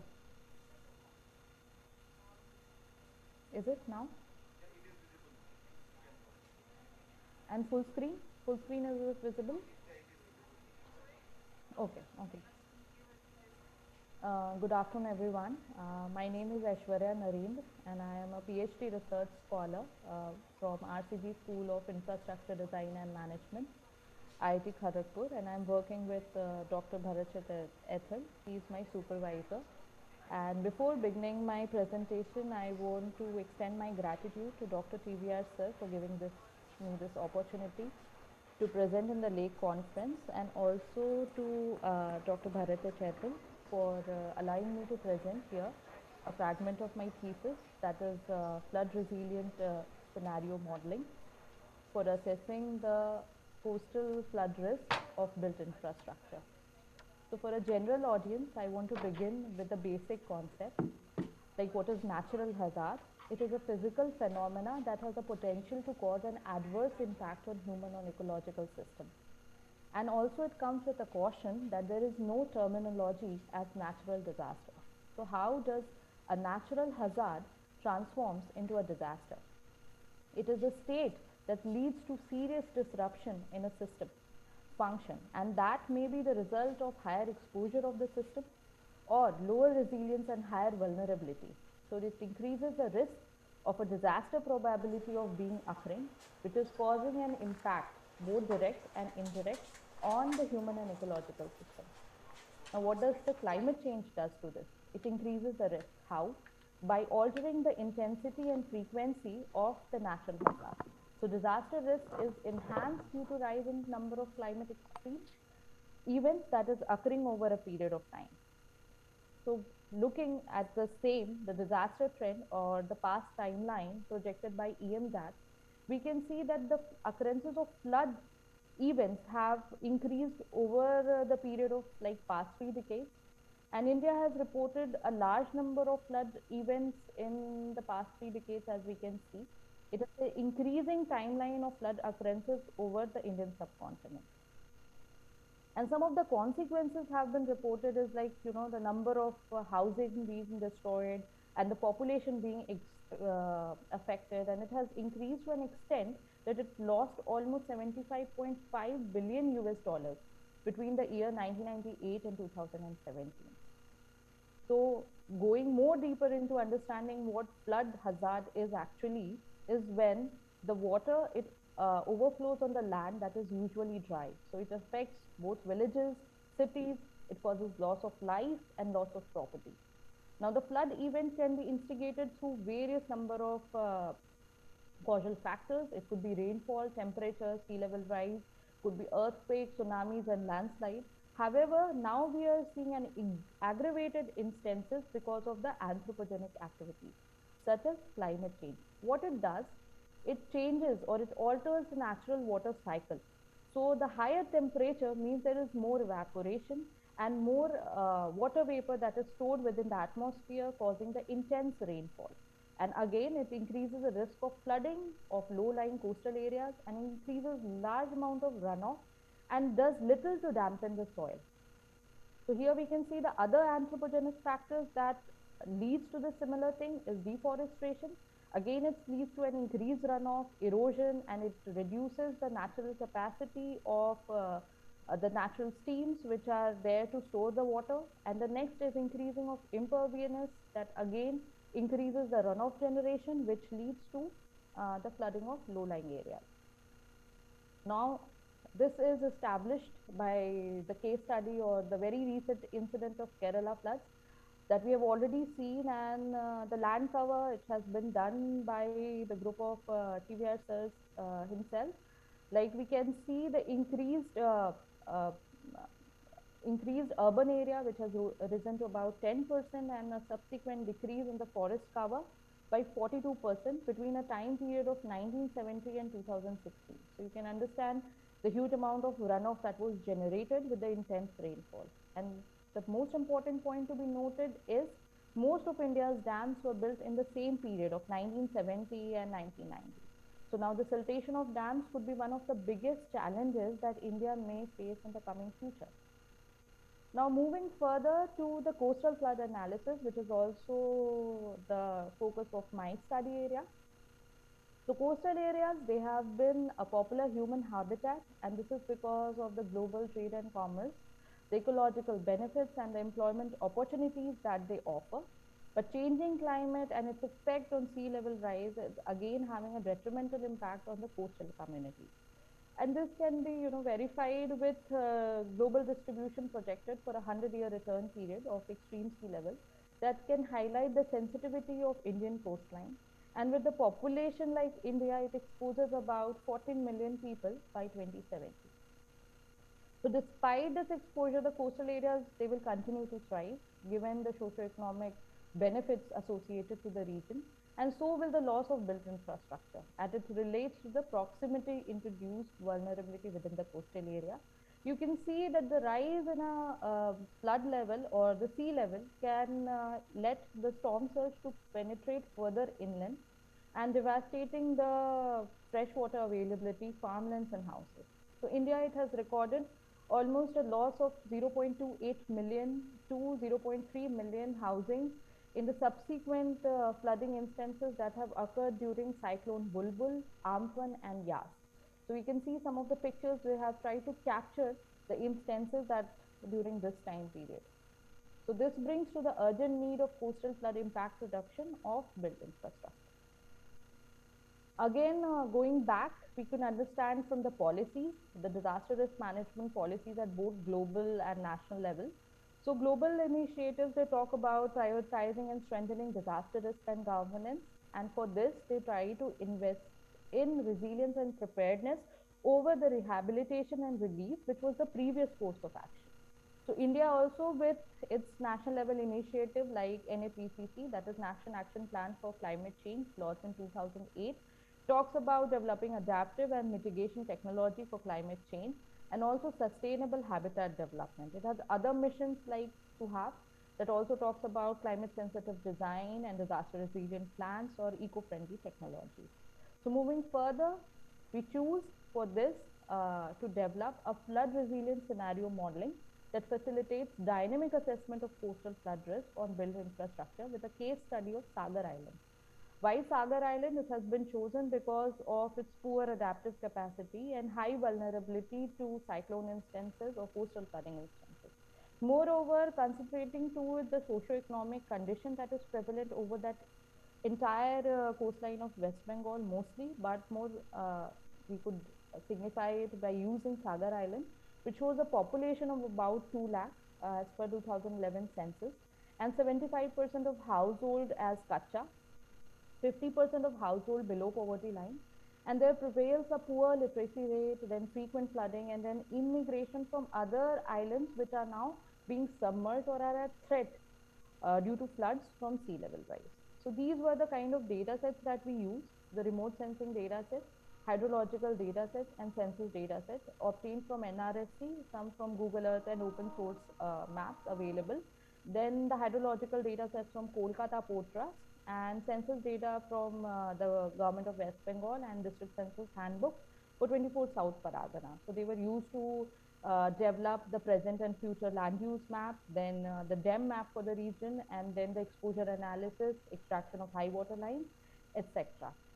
Now the method follows the classical approach of source pathway receptor consequence that talks about reducing or assessing the flood risk, where the source is evaluated by calculating coastal flood exposure, It includes two components, the flood return period and predicting of relative sea level rise.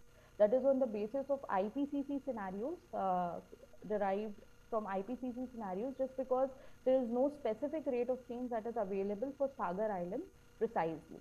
The next is pathway, that is about coastal flood modeling, which integrates both RSLR and flood return period in a high resolution map using a bathtub model, connected bathtub model. And the next is the multivariate flood damage model, which was developed for the native buildings present in the region to understand their damage due to flooding. Then finally is the receptor. So receptor is a dynamic assessment of built-up for 2050 using a free open source model, GRASS GIS based model, that is futures model. And finally is evaluation of the consequence in a pre and post mitigation stage. Pre-mitigation stage, post-mitigation stage, it involves the spatial intervention in terms of nature-based solutions. So coastal flood exposure, this we evaluated by extracting the DSM and high water line using a high resolution data set. And finally, we defined the flood threshold, which is in combination to the flood return period. And using a terrain analysis, as already discussed with bathtub model, we could obtain a flood map for the given flood scenario or disaster scenario, which was later validated from Sentinel data. Then the multivariate damage model. This multivariate damage model, it first identified the building archetype that is present in the region. That is the most frequent building typology that we see. Then we divide it into a damage component, for example, plinth, wall, window, door, etc. And then the most frequently occurring component for here, it is the mud wall, has been taken to perform a damage matrix or obtain a damage matrix, which is a combination of both depth and duration, on the basis of which the damage state is observed. So the first approach was literature based approach. However, the second and the most robust approach is the lab based approach, which in which we had to construct, or we constructed the prototype, the wall prototype that is present in the Sagar Island, which was later submerged as a typical duration and typical depth, and the damage the strength calculation was done in a lab experiment to understand the gradually loss of strength in the material due to prolonged inundation, and here such that the damage, it becomes the function of both moment of resistance and compressive strength. So finally a damage ratio, a continuous little damage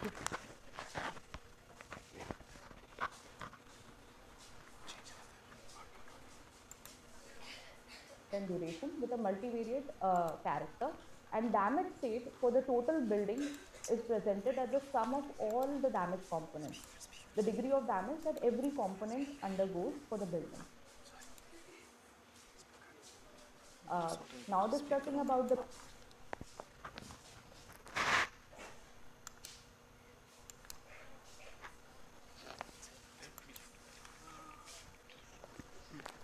calculate the potential or the suitability of area where the development may come.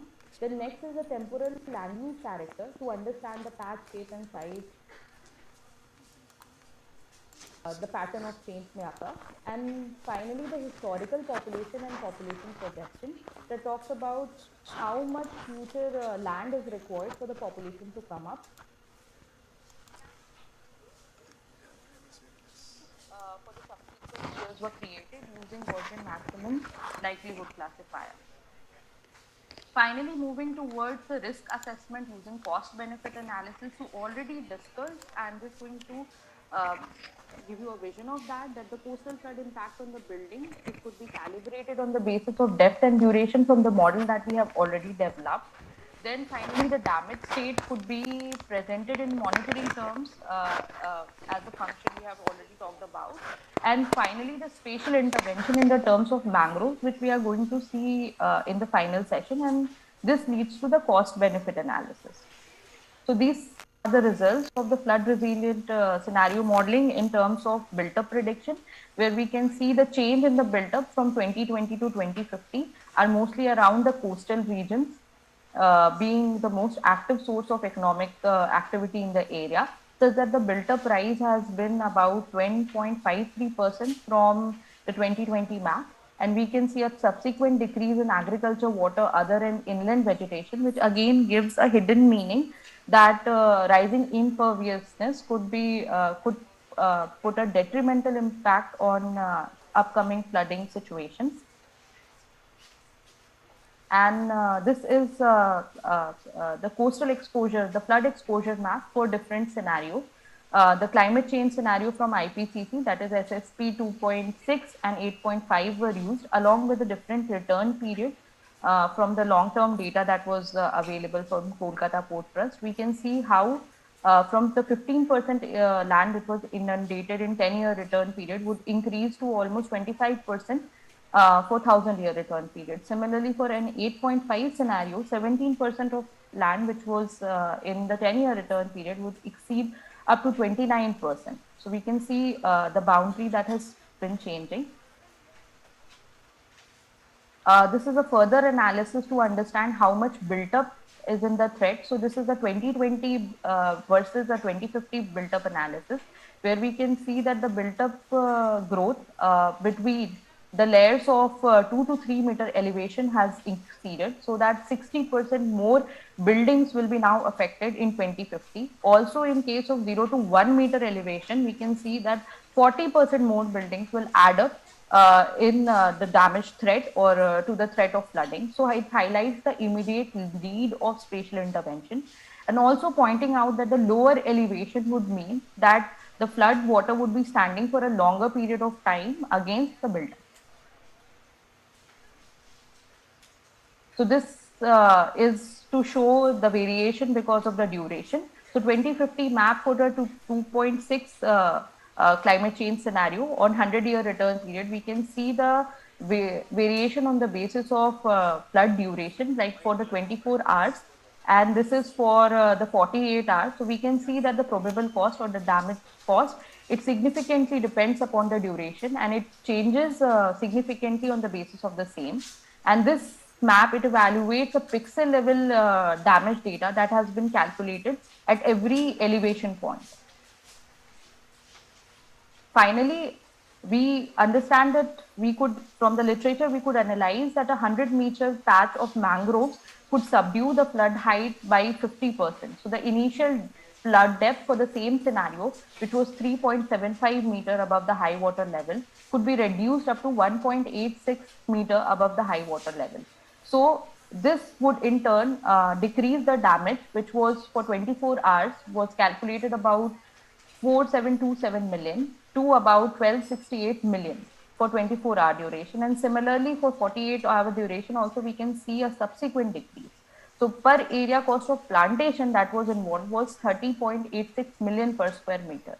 And the area that was planted, the entire perimeter of the Sagar, which was 6.2 kilometers square. So for this we can see that even with the prevalent damage of 1268 million for 24 hours and 1419 million for 48 hours, the total benefit that was observed is 222%.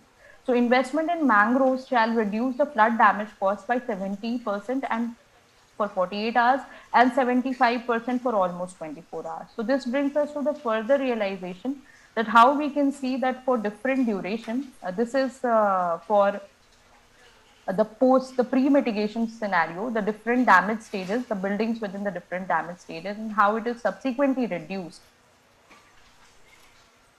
How it is subsequently reduced.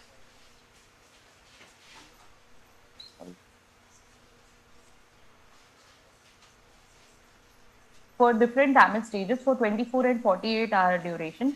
So for different damage stages, the building distribution that was there in a pre-mitigation stage is subsequently reduced in the post-mitigation stage, giving a thought that the Fresno could be used for the social stage, not only for creating awareness that spreads the world across the flood authorities and make them aware of the problem, but also prioritizing the resource allocation. So this could also help in developing land use and zoning laws, could also help in developing the building bylaws, different construction techniques at different elevation points and what could be the way it could be prevented, the contact of building to flood water could be prevented. And finally, flood resilient building material testing of that and the various spatial tactics that can be used for flood resilience like attenuate, alleviate, restrict them to be in contact with the flood water so that we could develop the home for all seasons and could adapt to the changing climate and aggravating flood situation. Thank you.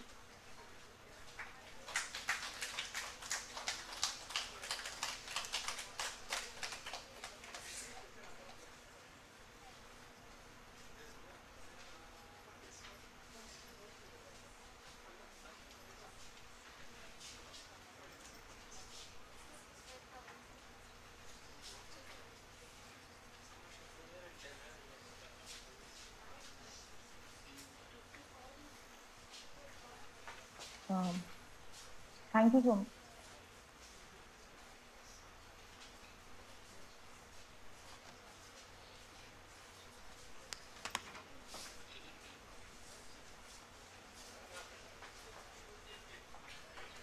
Sir, am I audible?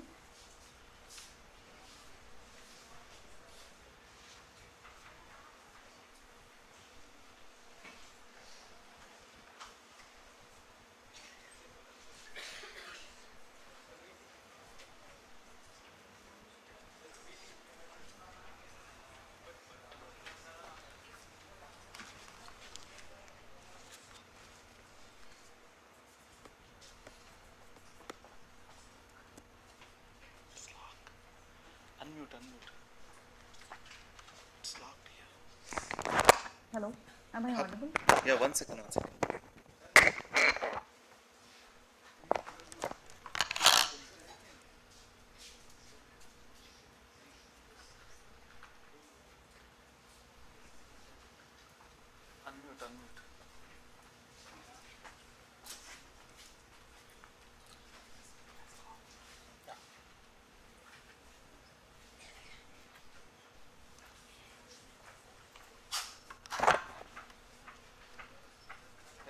Thank you.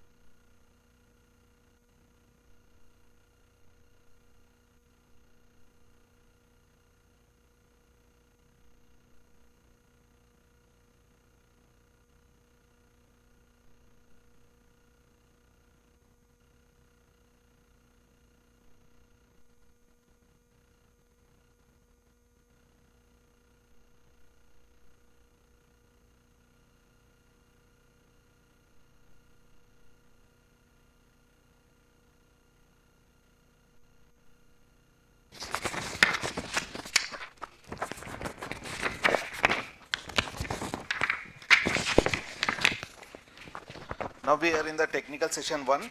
So now I request Dr. Kumaraswamy sir to take over.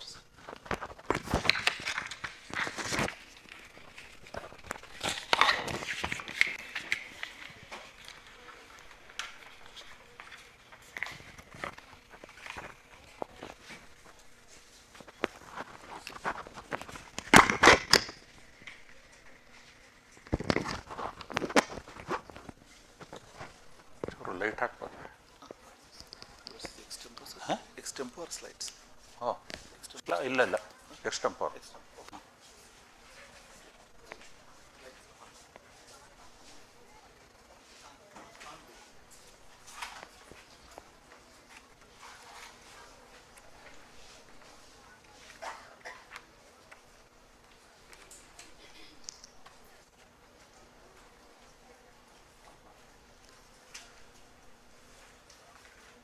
All my dear friends,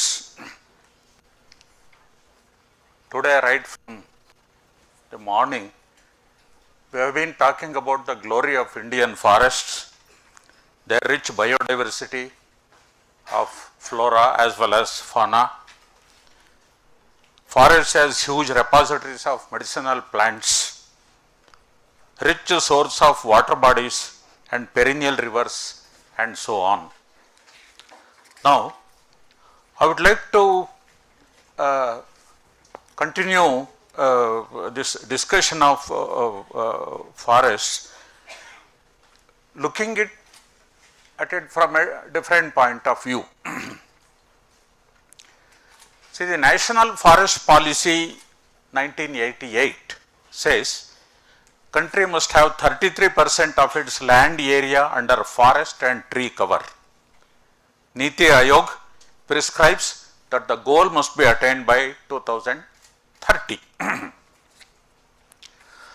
You know, the Forest Survey of India was established in the year 1984, Dehradun being its headquarters.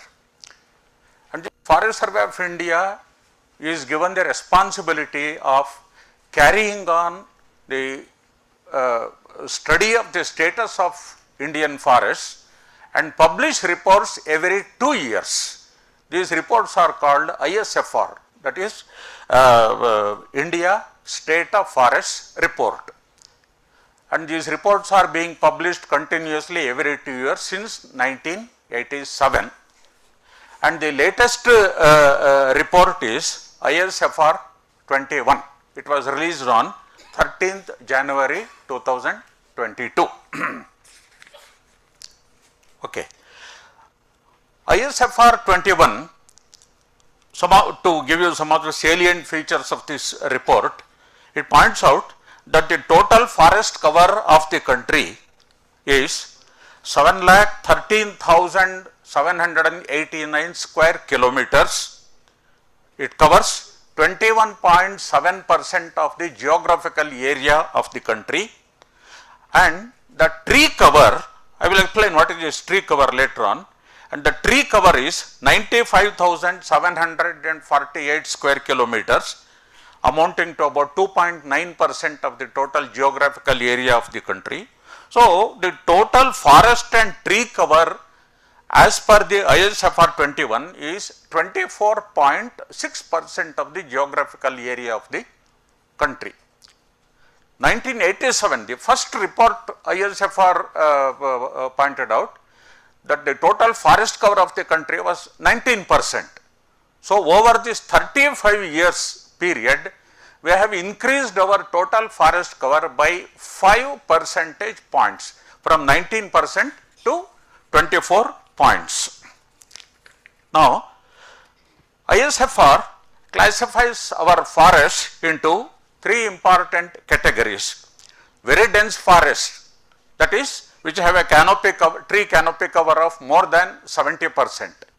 And these very dense forests are about 3.04% of the total geographical area.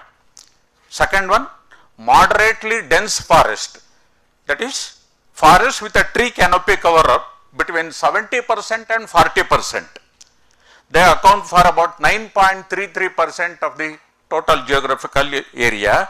And thirdly, open forest, that is, forest with a tree canopy cover between 40% and 10%, and they account for 9.34% of the total geographical area. Totally, all these 3 kinds category of forests, very dense, moderately dense and open forest, together account for 24.62% of the total geographical area. Then, and they say devil is in the details. Now we will go to the devils. What do we mean by forest? That is not very important.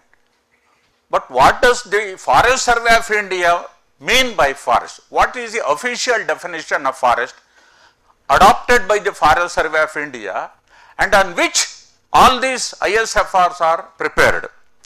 The definition is, I quote, all patches of land with a tree canopy density of more than 10% and more than 1 hectare in area, irrespective of land use, ownership and species of trees.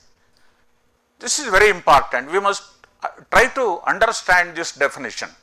So, the first aspect is all patches of land of more than 1 hectare in area having more than 10% of the tree canopy cover. This is one aspect. The more dangerous aspect comes now.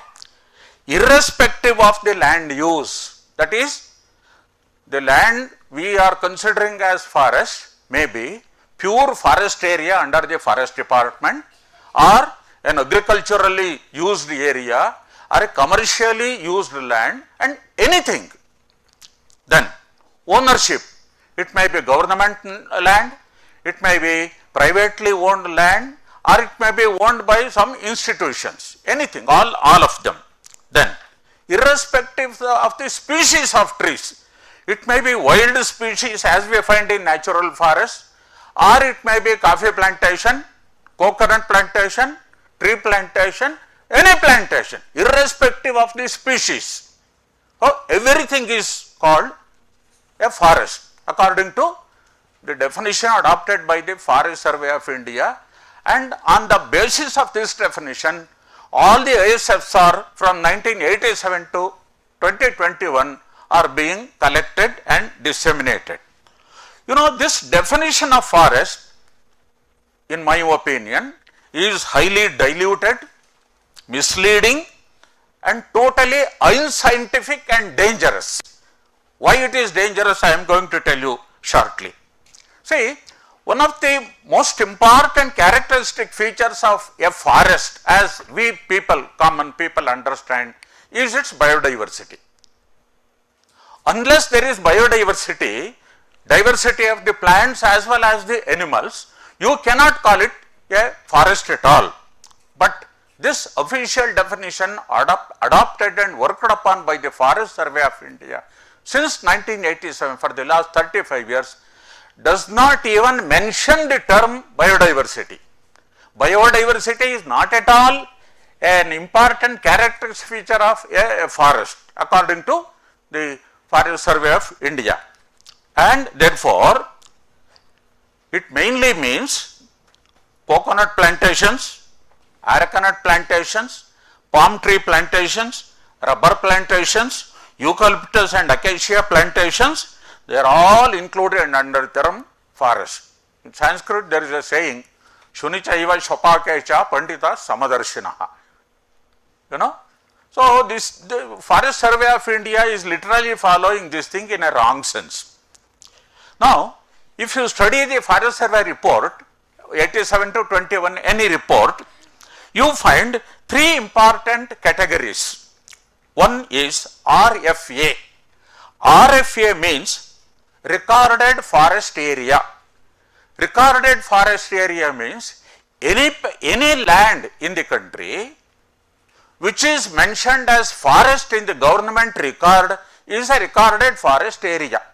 So, generally it includes forest lands which are under the control of the forest department of all the state governments, and also maybe patches of land under the local self government if it is mentioned as a forest land in their records. This is what is called RFA, Recorded Forest Area. In these recorded forest areas, the report says three kinds of forests are available. One, reserve forest, protected forest and unclassified forest. And we know generally, as we have observed, reserve forest and protected forests are by and large good forests with considerably good amount of biodiversity. And these unclassified forests are plantations. Forest department also grows forest plantations in the recorded forest area.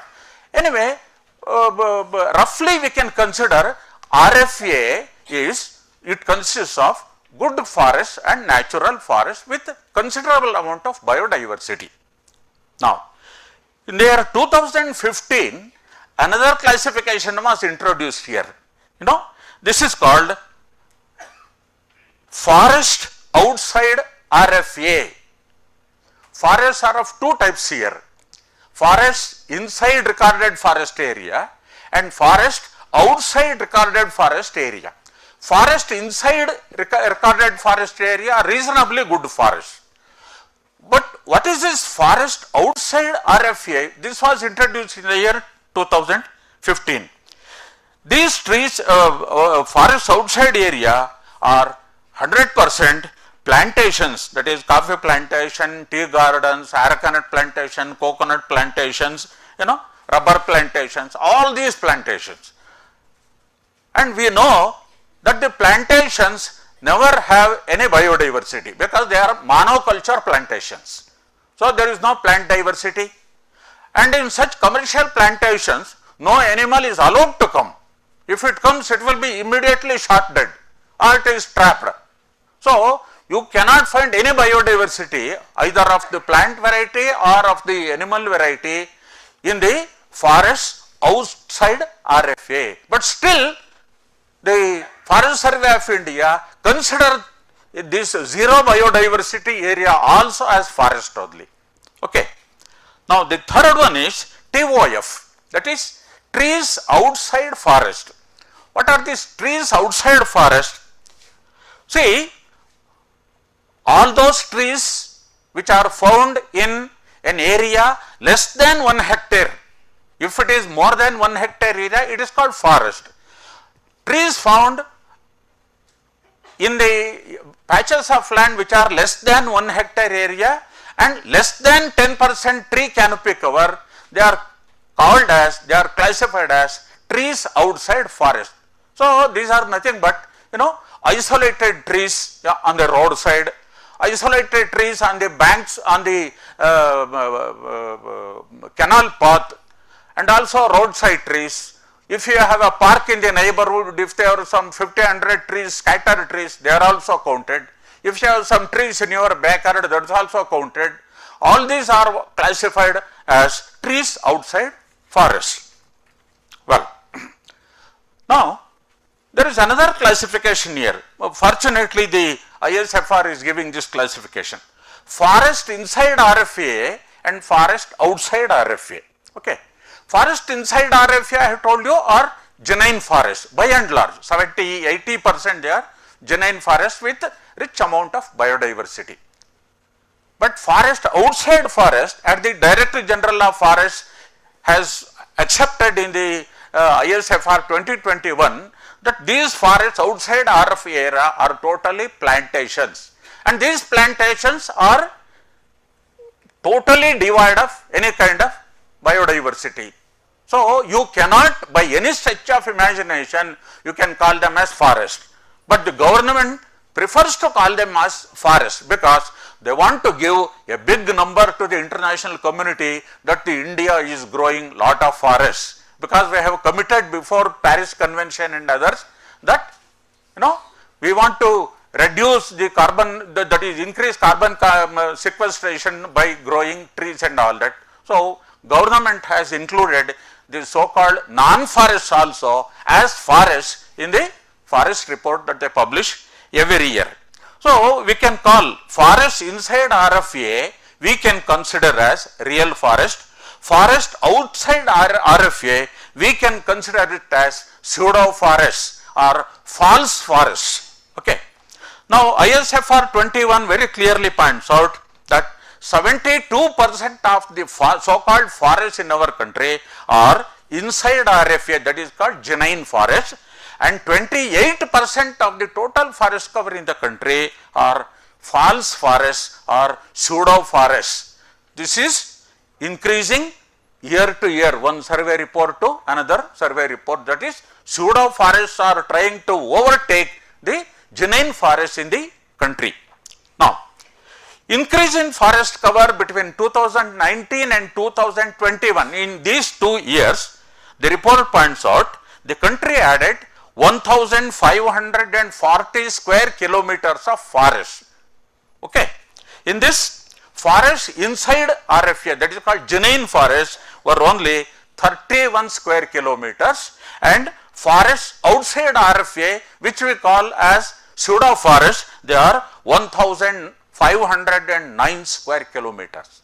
Genuine forests increased only by 31 kilometers, and the so called pseudo forests, they increased by 1509 square kilometers. That is outside RFA, that is inside RFA is 2% and outside RFA is 98% during this 2 period. That is genuine forests increased by 2% and pseudo forest plantations, they increased by 98%. So you can imagine, you can understand, how we are being misled by these reports by the ISFR. Then ISFR 19 points, that is the growth of forest between 2017 and 2019, this 2-year period. ISFR 19 points out forests inside RFA decreased by 330 square kilometers. They did not increase, they actually decreased. Genuine forests decreased by 330 square kilometers, but forests outside RFA increased by 4,306 square kilometers. That's why I told you that the genuine forests are being overtaken and pseudo forests are growing more than the genuine forests in the country. So whenever the government gives data about so much of forests are available in the country, you have to take it with a pinch of salt, because majority of the forests are only pseudo forests, that is tree plantation, coffee plantation, rubber, all plantations, and genuine forests are playing only the second fiddle in the country. Then from 2011 to 2021, in this 10-year period, forests inside recorded forest area reduced by 14,071 square kilometers, and forests outside RFA, that is called the pseudo forests, they increased by 35,779 square kilometers. You can understand how our pseudo forests are expanding. That is why sometimes they say we can see more forest growth outside RFA than inside. So the data about forests given by the government or the Forest Survey of report is to a great extent false and exaggerated, unscientific and dangerous. Okay. Karnataka, about the Karnataka forest, ISFR 19, it points out forest inside RFA is 22,471 square kilometers, forest outside RFA is 16,104 kilometers, that is 59% genuine forest and 49% pseudo forests. So pseudo forests and genuine forests are running neck to neck, and within the next 5 or 10 years, pseudo forests in Karnataka also may overtake the genuine forests. Well, now the another important aspect we can find in this ISFR reports is, northeastern India consists of 8 important states: Assam, Arunachal Pradesh, Manipur, Meghalaya, Mizoram, Nagaland, Sikkim and Tripura. These 8 states comprise of what is called the northeastern India. And as we know by experience, the northeastern India has got very rich forests and genuine forests, true forests. And this area is also to a great extent inhabited by the tribal people who consider these genuine forests as God's abode. Therefore, they are taking very good care of these forests. But what is the report points out, this northeastern area India, it forms 7.98% of the geographical area of the country, but it houses 25% of the forest cover of the country. It is a very rich in genuine forests. Now in this area also, a lot of forest loss is being observed throughout from 1987 up to 2021. Between 2009 and 2021, in this about 12-year period, the northeastern India suffered a loss of 4,219 square kilometers of forests, which are genuine forests. Between 2019 and 21 also, in these two period also, the report points out that the northeastern India lost 1020 square kilometers of its forests. So what is happening is, in India, all genuine biodiversity rich forests are decreasing, and these pseudo forests are coffee plantation, tea plantations and these rubber plantations, Nilgiri acacia plantations are also prospering, and in the name of forest. But to call these things as forest is really a deceit on the people. We are deceiving ourselves by calling these non-forests as forests. This is what the government is doing, and we must be very careful with regard to the data supplied by or fed by the Forest Survey of India to the common people, the student population or whatever it is. Lastly, this may not be directly connected to the ISFR, the topic of the day, but the ISFR 21 points out another important dangerous thing, that is Indian forests are more and more susceptible to forest fires. In 2018-19, it points out 1,24,473 forest fire incidents were reported, but in 2020-21, it increased to 3,45,980 forest fire incidents. That is, within a short period of 2 years, the forest fire incidents have increased by almost by 3 times. Okay. So this is the tragedy of the data given by the government Forest Survey of report in India to the general public, and therefore I very sincerely urge the government from this platform, or we must also pass a resolution to state that this sort of falsification of Indian forest should stop. This definition unscientific, because it is unscientific and it is dangerous, because see, for example, I give you example, 2021 the report has come, there is a 500 acre good genuine forest plot, let us suppose. When the next report comes in 2023, this 500 acre plant forest, genuine forest plant is totally destroyed and a coffee plantation comes over there. So the 2023 for the 2023 report ISFR 22, it does not make any difference, because that was also forest, this is also forest. But what happens to biodiversity? We are worried about the biodiversity loss, not merely data, just trees are not forest. Collection of trees is not a forest. The characteristic feature of a forest is not only wide variety of plants and also wide variety of animals, and also in the morning Subhash was telling, our forests are a rich gene pool, very rare gene pool, and Ramchandra has been shouting from the housetops for the last 10 to 15 years that hydrology depends upon ecology. If you neglect ecology, you cannot have your hydrology. So a forest means all these things, but the government says it is only the number of trees, irrespective of the ownership, irrespective of the species of trees. So this is quite dangerous and dangerous from the point of view of biodiversity loss. If we lose our we are already losing biodiversity, but by the government's deliberate inaction or the wrong definition adopted by the Forest Survey of India, we are rapidly losing our biodiversity. And you know, in Karnataka experience, we are seeing that all elephants are coming to towns and cities. You know, leopards are every day they are coming to towns and cities, and in the nearby Bangalore city also there was a big question of leopards coming.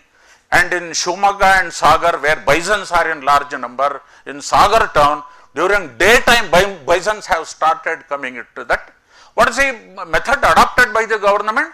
They put up a trap and catch it, or they make some big sound to the elephants and then they drive to elephant forest. But where are the forests?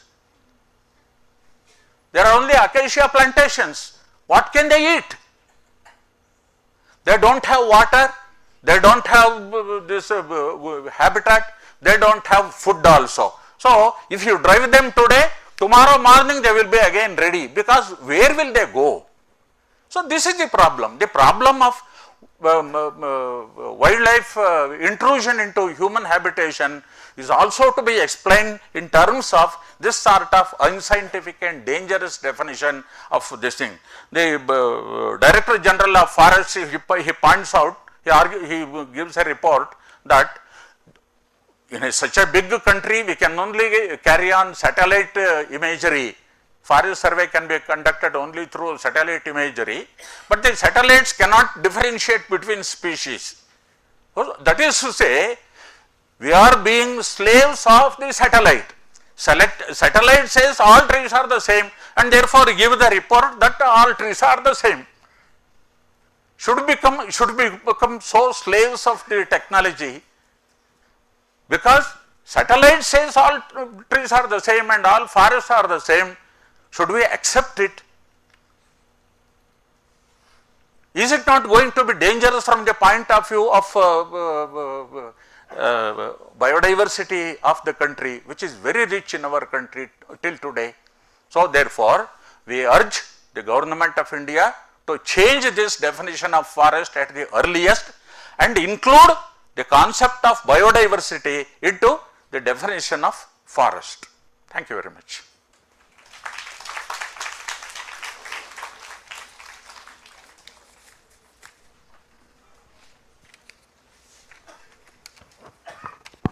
Okay, we can take one or two questions. Yes.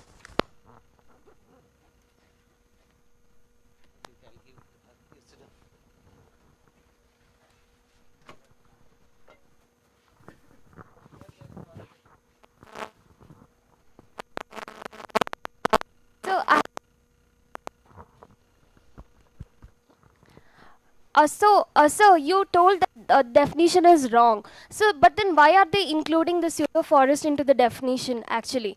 Like, is there any other factor that they are considering other than the biodiversity?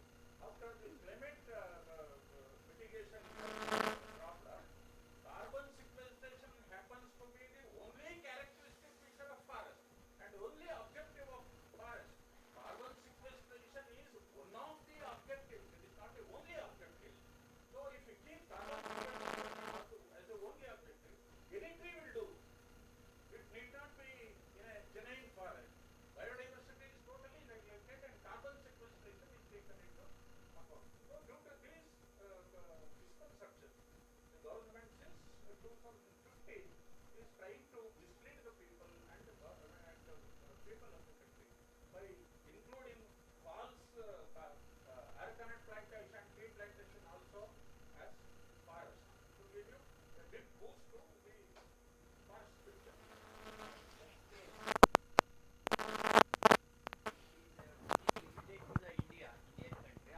Globally. See, as you said, that forest definition. Okay. The forest definition what present day the Indian government has considered. So that definition it is applied to the global, all the countries are on, not only in India. This definition. Forest Survey of India is limited to India, and therefore the definition adopted by the Forest Survey of India applies to India only. It is not a global. Then Paris Convention, the member countries can object no this definition. Green cover, green cover. Means forest it is in the text also, students also reading, and also our Indian students also going foreign institutes also. Then that is definition is misleading, no? Well, if you go by Champion and Seth classification, we need to follow. But what is happening is pseudo forest thing is, see, forest ecosystem services when you account, you know, biodiversity, giving medicine and all this thing, hydrological thing. With your monoculture plantation, those services are not there. They are talking only from carbon sequestration, because when all this COP and all when they meet, they think only about global warming, climate change. They say how to mitigate. This is how they are fooling the entire globe. Okay, so yeah.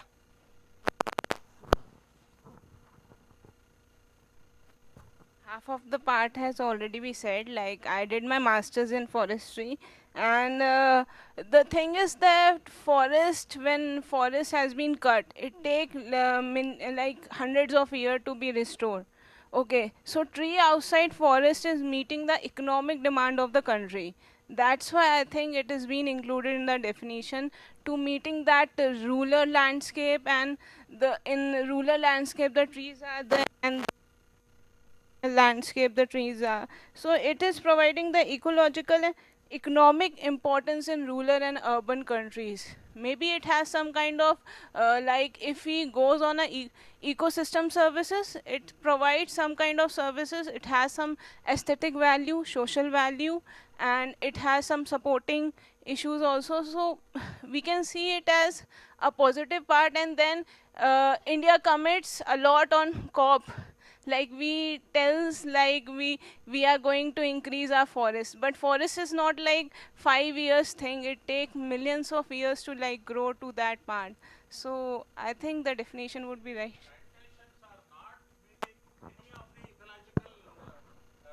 Giving you ecological services. Can you tell me a river which originates in a coffee plantation or in a coconut plantation, but in our western Ghats, hundreds of rivers they take their origin. These are only commercial activities mainly. These plantations are only commercial use and commercial activities, no ecological services. In fact, they have destroyed the ecology and they have come up, they have cropped up. Therefore, we should not, see, I have no objection if they count plantations, but they should not call it as forest. Let them call forest and plantations. We have no objection. They should not mislead the people. See, it is calling them forest. Yeah, it is something like in the colleges, no, NAC accreditation, when it happens, they have to have some faculties, no, they will put everybody as a faculty. If there is a servant in the maid servant sweeper, he is also shown as a faculty. In one of the engineering college, I noticed that they have only 3 people, but when I look at that their report, they are given 15 people. I asked them from where this remaining came.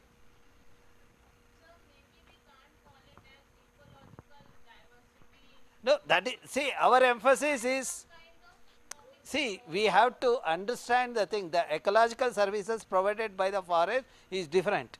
See, there are hundreds of, okay, 1 billion population is there. Why all don't talk about the supercomputer and all those things?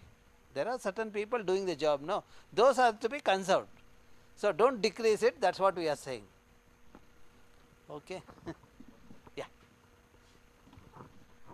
Can you tell me the climate change impact to what extent it has affected the forest fires in India.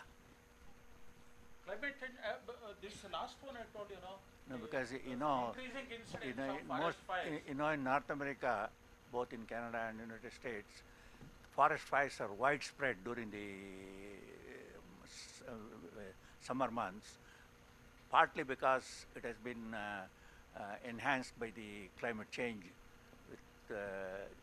Is that affecting in Indian forests?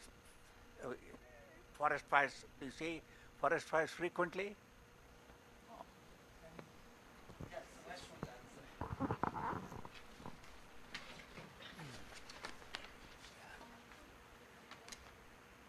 Yeah, this is a very pertinent question, sir. And actually, Indian situation is quite different from US, Canada, or Australia, where when the whites occupied those lands, there were already people living there, as you know. There were the reservations, not reservations, they were the native lands of the settlers there, long back. So they were living with the forest, and they were part of the forest. They were with the rhythms of the forest. They were this thing. I attended also one meeting of such people. They called the native republics or something like that in Canadian BC only. But when whites came, these people were given some reservations. They were made into some antique lake and put in some this thing, and they believed in nationalizing vast stretches of forest as state forest, and without any human settlements in. So thousands of kilometers are forests. But in India, when you go to Western Ghat, you climb a hill, all dense forest. Look, there is a valley, there is a garden, there is a plantation. Again you climb, there is a banana grassland, like that. Even if climate change, fire comes, it burns a small area. Then it will see, oh, fire cannot proceed. But these small patches also have, if interconnected properly with the corridors and networking, humans can be part of it and contain the forest fires. So it can't burn like Australia, where thousands of square kilometers are burnt with every animal. Here, animals can run through corridors and escape into the next. So very less. But this is being damaged, as he said. When now that kind of cutting natural forest and planting is stopped, officially stopped. But restoration effort, where degraded forests are there, is by monoculturing. And so they plant 1 or 2 species only and fill the land, and that is sterile forest. Like that is at pseudo forest. So there is hardly, there are weeds and trees. And these trees, planted forests are according to working plans. Their working plans planted are workable. They can be often, according to prescription, they can cut acacia plantation, teak plantation after a certain number of years. So this I noticed even in the developmental issues. When developmental issues come and you have option of having a national highway or a railway line, so if you have choice, you need transportation. So when national highway comes, it is a 4 times more the railway breadth, and it breaks the movement of animals and all. Whereas the railway in the Ghat section, it can pass through tunnels and see that the forest is maintained, as like Castle Rock, this thing. But what happens, even the environmentalists are also confused, and they say so many trees are cut. But what kind of trees? There may be teak plantations also, acacia plantations also, and they are destined to be cut. So this Indian situation is very complex. It is forest and people together. Even if burn, you can contain that fire by small effort. So that's the advantage of heterogeneity, the diversity of the thing. Whereas monoculture will wipe out the entire thing, whether it's a fire or a pest attack. Yeah, it was a really good lecture, and then we were all surprised to note that a government can be so blind or it can pretend to be so blind or illiterate to compare and include monoculture with forest. You know, monoculture and polyculture is a big difference, right? So that is one thing. So what I am asking is, saying all these things, what initiatives have been done to modify this definition? If nothing has been done, are we planning to do as the recommendation of this conference?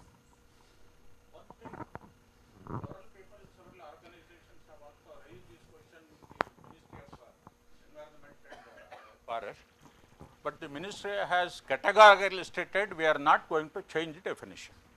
I see. No, we can also propose. I mean, we can get the signature of all the participants and we can make it. I think so. I mean, it's a suggestion. They are all planted forests, bulk of them. Natural forests are very less.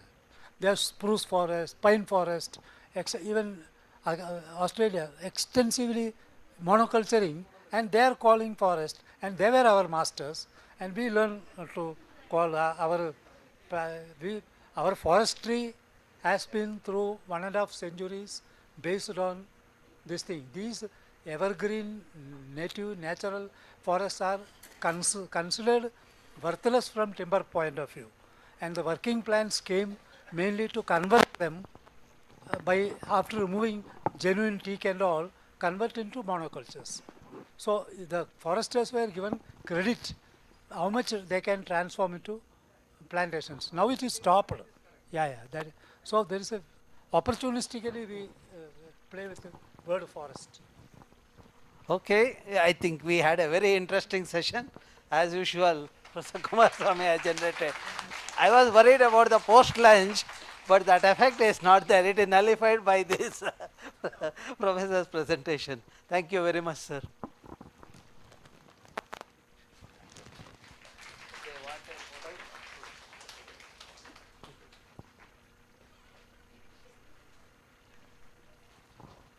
Okay, now, yeah, sure. Bharat will take over now.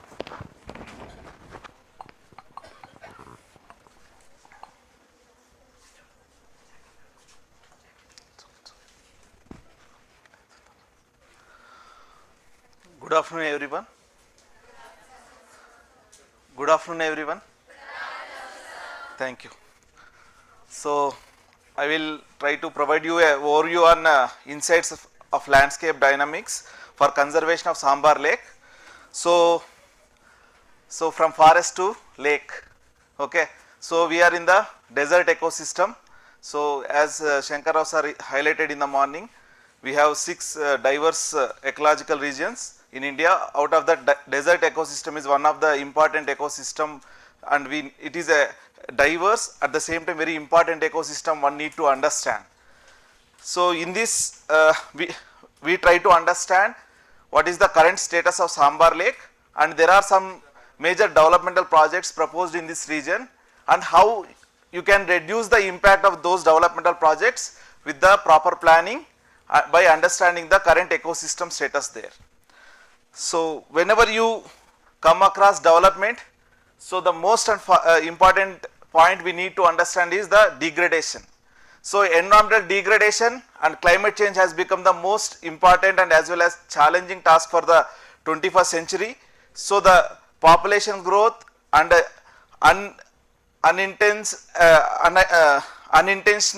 developmental plans are the illogical developmental plans are taking away the large scale ecosystems, and also these are impacting the existing ecosystem as well as causing the environmental degradation.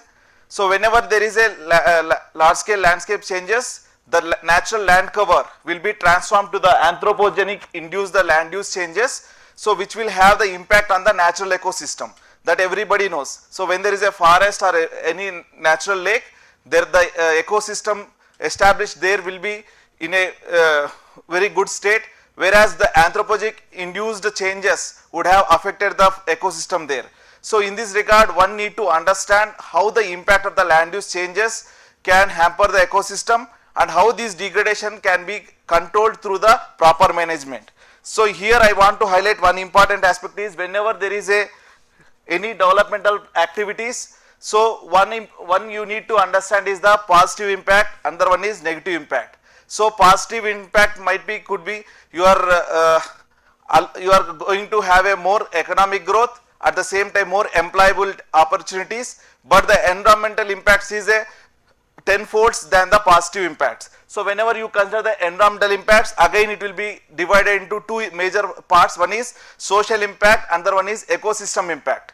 So the social impact might be the people who are living there would have their change in the health condition and also their public hygiene as well as their individual health. Whereas ecosystem impact, here mainly we will focus on the land pollution, water pollution, air pollution as well as the land use change and landscape alteration and habitat connectivity.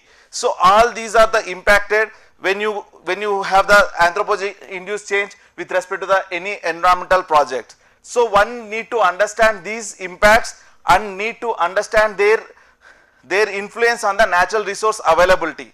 So once you understand the impact and their on the natural resources, one can have a effective planning. So that could be the pre-developmental project stage or the post-developmental project stage. One need to understand the current status, then only you will be able to propose the proper developmental activities. So in this case, so we have to understand the rate of degradation and how the consumption pattern will be changing. So based on that you can frame a effective developmental plan. So in this regard, the environmental management plan and strategies and the approaches required for the reducing this environmental impact will play a major role. So whenever you are looking at any developmental project, so one need to understand what is the environmental management plan. So if the development is very much essential, then you should also think about how you can reduce those developmental activity or the impact of the developmental activity on the natural resource. So one way you should allow the development, at the same time how you can lower the development, one need to understand through the environmental management plan. So the most important aspect is how you better manage the environment through your activities. So that we will try to highlight here. So going further, so there is a case here, the Hindustan Salt Limited, which is a government of India undertaking, so which want to establish the 1000 megawatt grid connected solar power plant in the Sambar Lake. So Sambar Lake is in the Rajasthan, so we will try to understand what is the significance of Sambar Lake in next slides. So Sambar Lake, there is a Sambar Salt Lake Authorities which is the authority to extract the salt from the lake. So this is a inland lake where you get the salt. So entire India, 9% of the salt is produced from the Rajasthan through these inland lakes.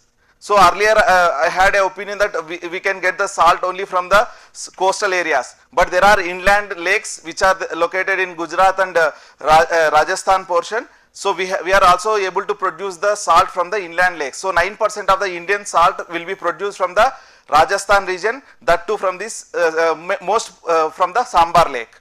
So there is a proposal for the large scale solar power plant in order to reduce the power shortage, in order to meet the power demand in the Rajasthan region. So they have proposed this solar power plant. So the problem here they have identified is how they can reduce the impact on the biodiversity of the Sambar Lake. So they have approached the Institute of Science to provide a report how we can reduce the impact and how the effective management plan can be proposed for the this solar power project.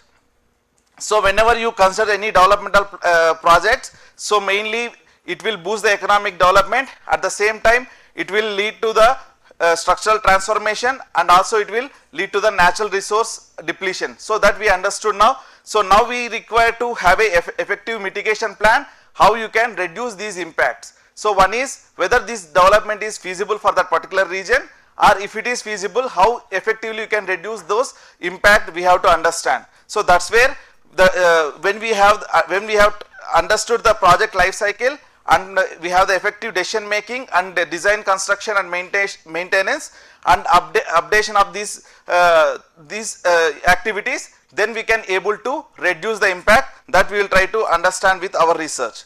So the Sambar Lake, which is located in Rajasthan, So we have which is a inland lake where they are producing the salt by Sambar Salt Authority. So we have looked at the catchment area along with the 10-kilometer buffer. So the area of the Sambar Lake is around 23,000 hectares, which is 230 square kilometer, and catchment area 5,700 kilometer square.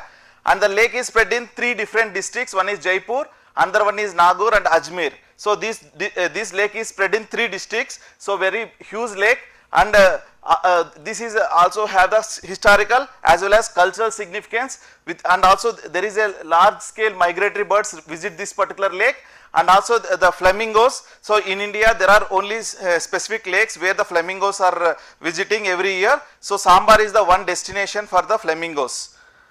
So next we looked at as I told, Sambar is the highest salt production area, and it is surrounded by 38 villages, and during rainy season the lake looks like a muddy and blackish wetland, and whereas when you look at the monsoon region you have the 3-meter depth, whereas non-monsoon region the depth will go down to 0.6 meter.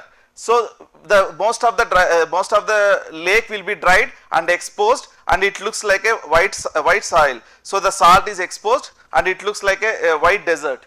So these salt pans were used, there is a reservoir where these salt pans were used to produce the salt, and because of this change in the rainfall as well as the change in the catchment area, they are unable to produce the much salt.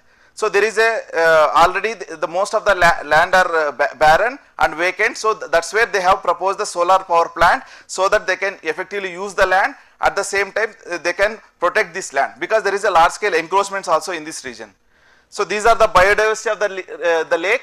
So you have the greater flamingos, which is IUCN category of least concern, and one important thing is lesser flamingos. So in India there are only 2 sites where the lesser flamingos come. One is in Gujarat, Rann of Kutch, another one is Sambar, and especially in the Sambar region you have 18,000 plus flamingos coming, laying the eggs in the Sambar water.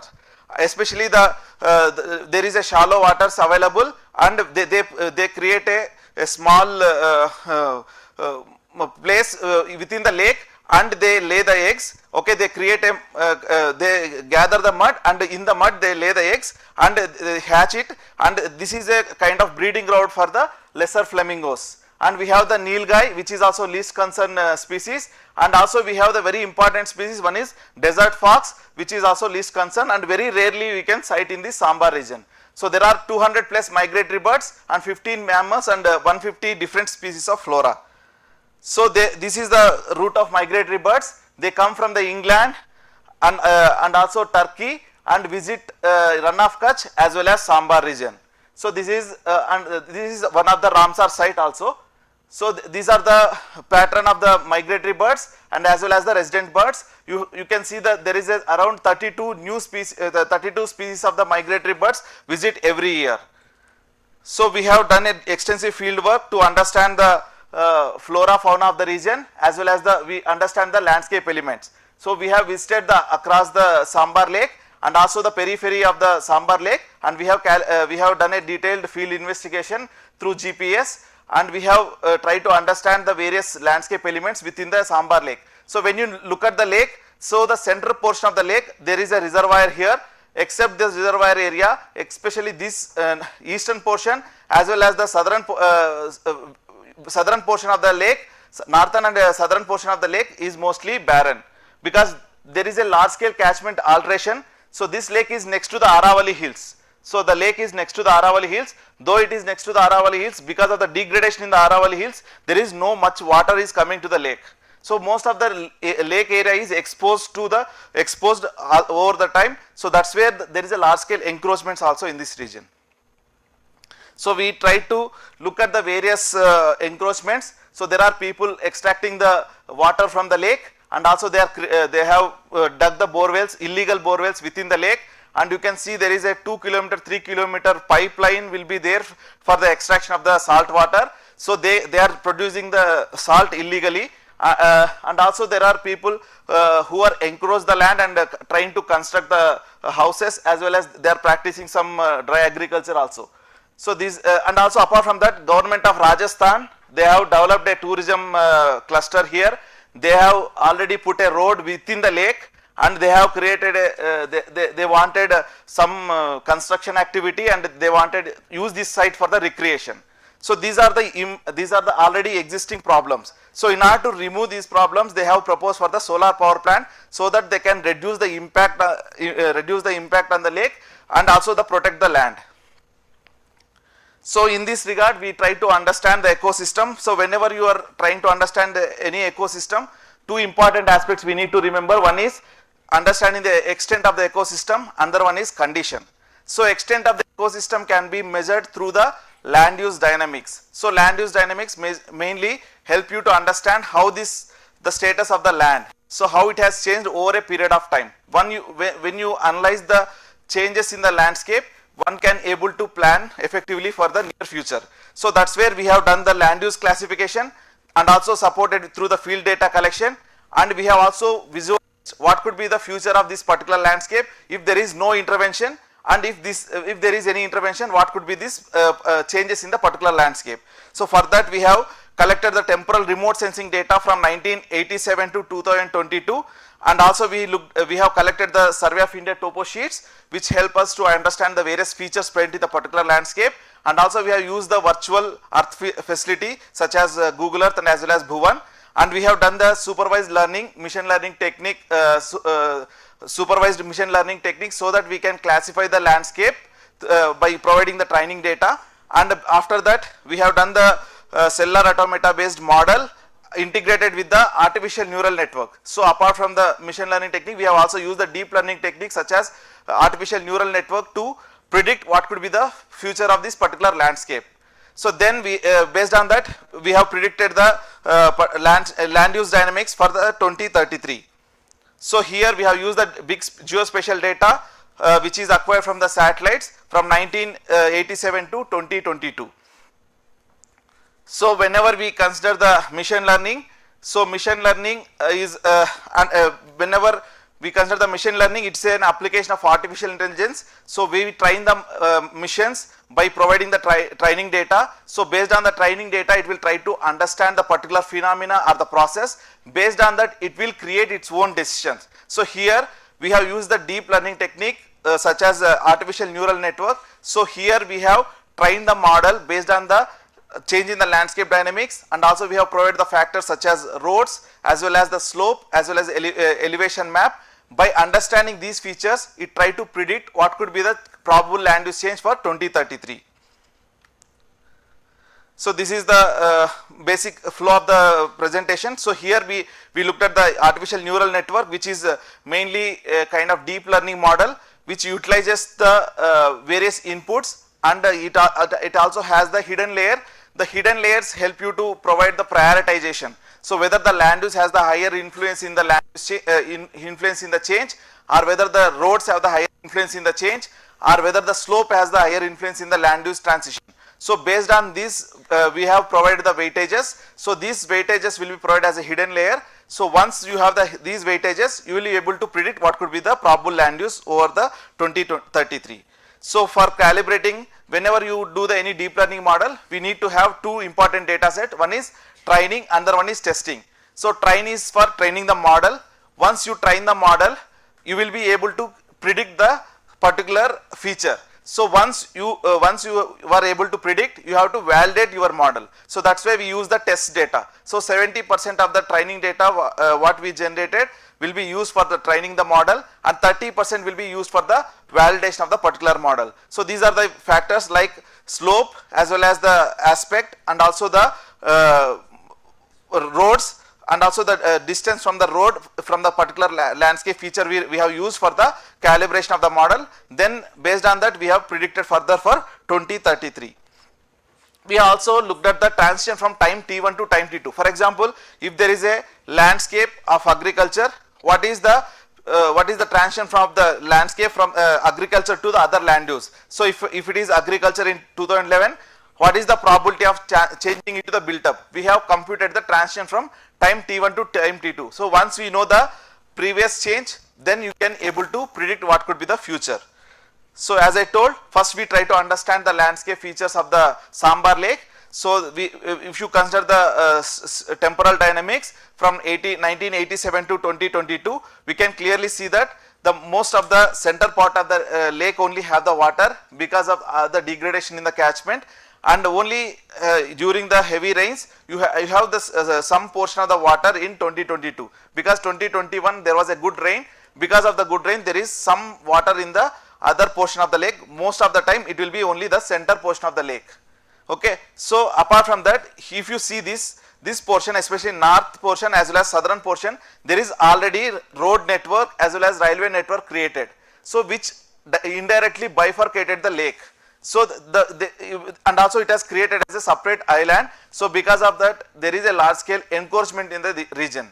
So that's where the government want to establish the solar power plant, so that there won't be much further encroachments.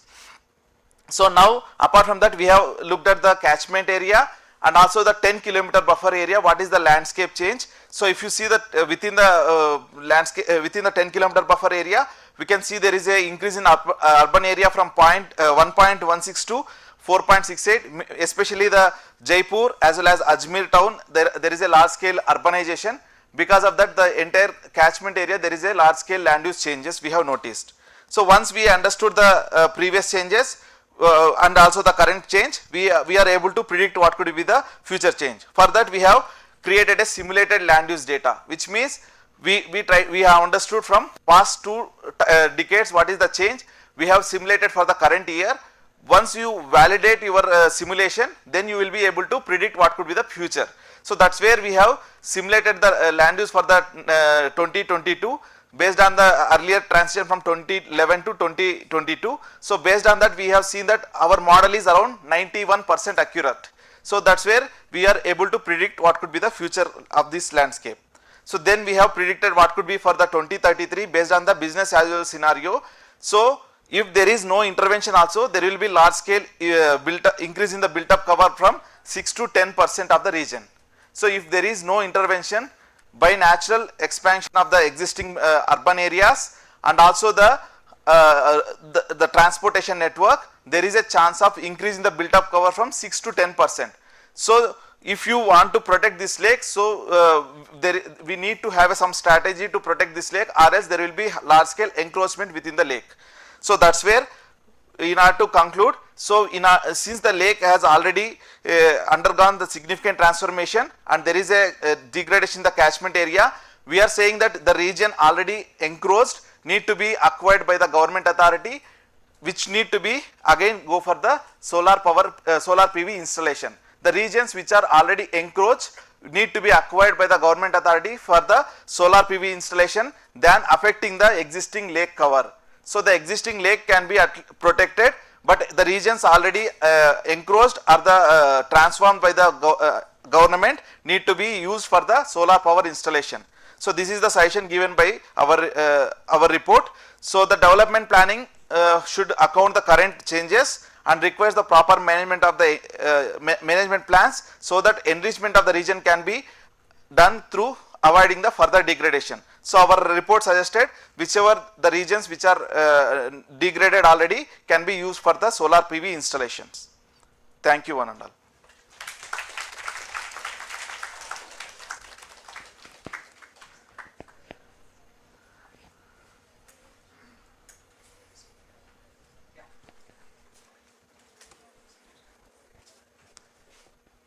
Hi Bharat, thanks for the thing, something which I could relate to, I think, in terms of spatial planning. Yes. So I just wanted to ask that in Diu, over the water they started the solar panel thing, but due to the stormy nature and especially when it's large scale, the wind blew away the panels.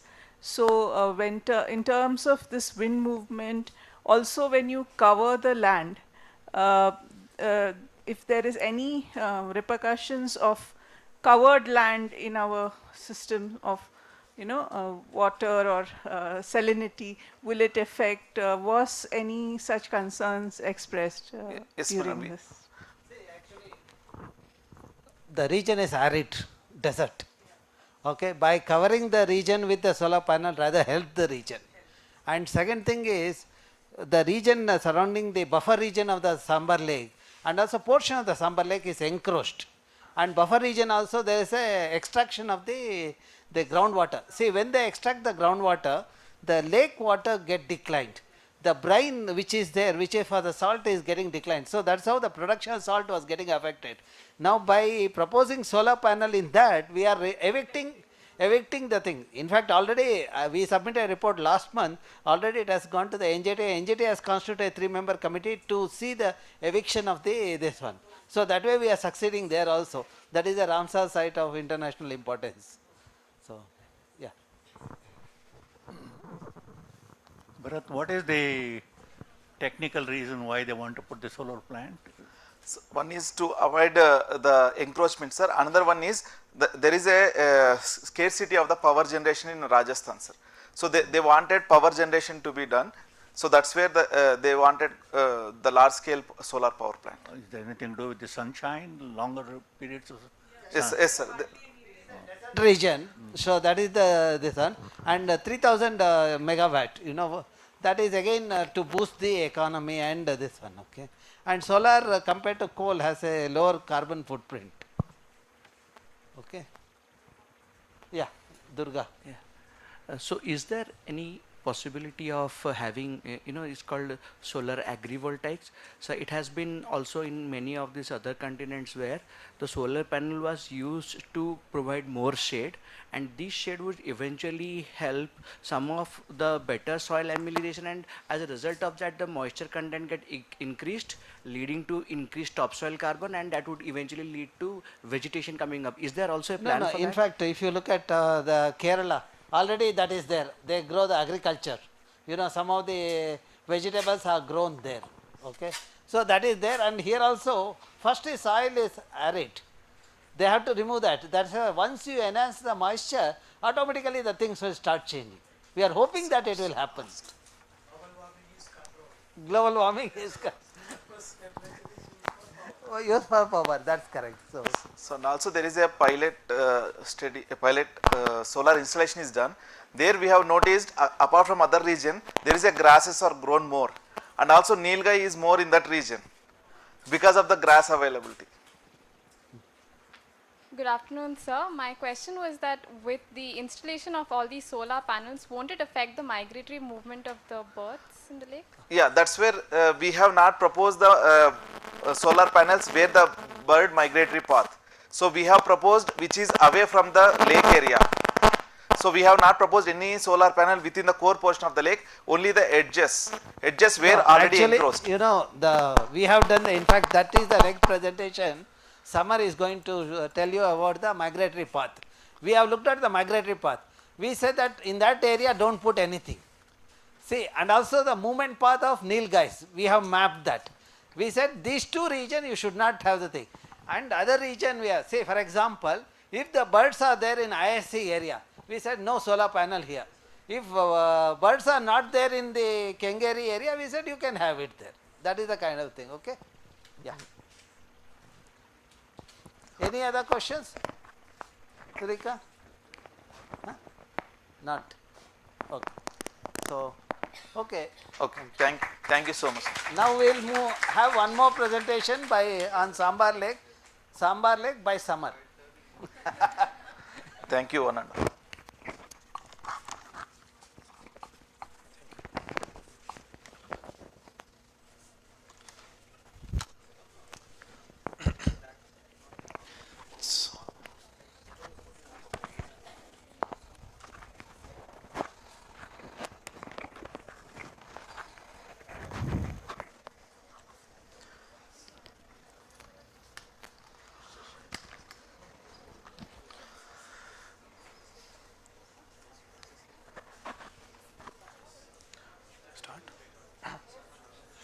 Good afternoon, everyone. My name is Samar Singh Virdi, and today I will be presenting on the topic Conservation and Sustainable Management of Sambar Lake, a Ramsar site of international importance. The Sambar Lake is located in Rajasthan. It is a Ramsar site since 1990. it is the second most frequented wetland and is visited by thousands of migratory birds, especially the lesser and greater flamingos. A conservation and management plan needs to be established for mitigation of any potential environmental harm or degradation. So coming to the study area, the lake is surrounded by Nagaur and Jaipur districts and borders the Ajmer district. It is India's largest inland saline water body and was the third Ramsar site of India. It is also internationally identified as an important bird area and key biodiversity area. Commercial activities carried out in the region mainly consist of tourism, salt production and livestock grazing. The lake is a lifeline for the people of Rajasthan, and specifically the lake region is responsible for 3% of India's salt production. So based on the season and the quantity of water, the area of the lake varies from a range of 190 to 250 square kilometers. The lake is dynamic and the water depth keeps fluctuating from 60 centimeters in the dry season and goes as deep as 3 meters at the end of the monsoon. The depth of the lake also varies from east to west, and the depth range is about 5 meters. Except for the reservoir and salt pans, the whole lake dries up, exposing salt flakes during the summer. You must have seen some interesting images of this wetland. The region has 60 to 300 sunny days. Now coming to the catchment area, most water in Sambar Lake is collected due to the depression, and the total catchment area is 4,888 square kilometers, which comprises of dry deciduous forests with sparse thorny scrubs typical of arid and semi-arid zones. On the east of the lake are Aravali hills, specifically the Sambar Sirohi ranges. This figure depicts the various boundaries that have been digitized. So the blue line denotes the lake boundary, the red line marks the maximum water spread area, and the yellow line marks the road that connects two villages from north to south. As sir already mentioned in the previous presentation, there are a number of illegal encroachments due to tourism as well as road construction which has interrupted the lake bed.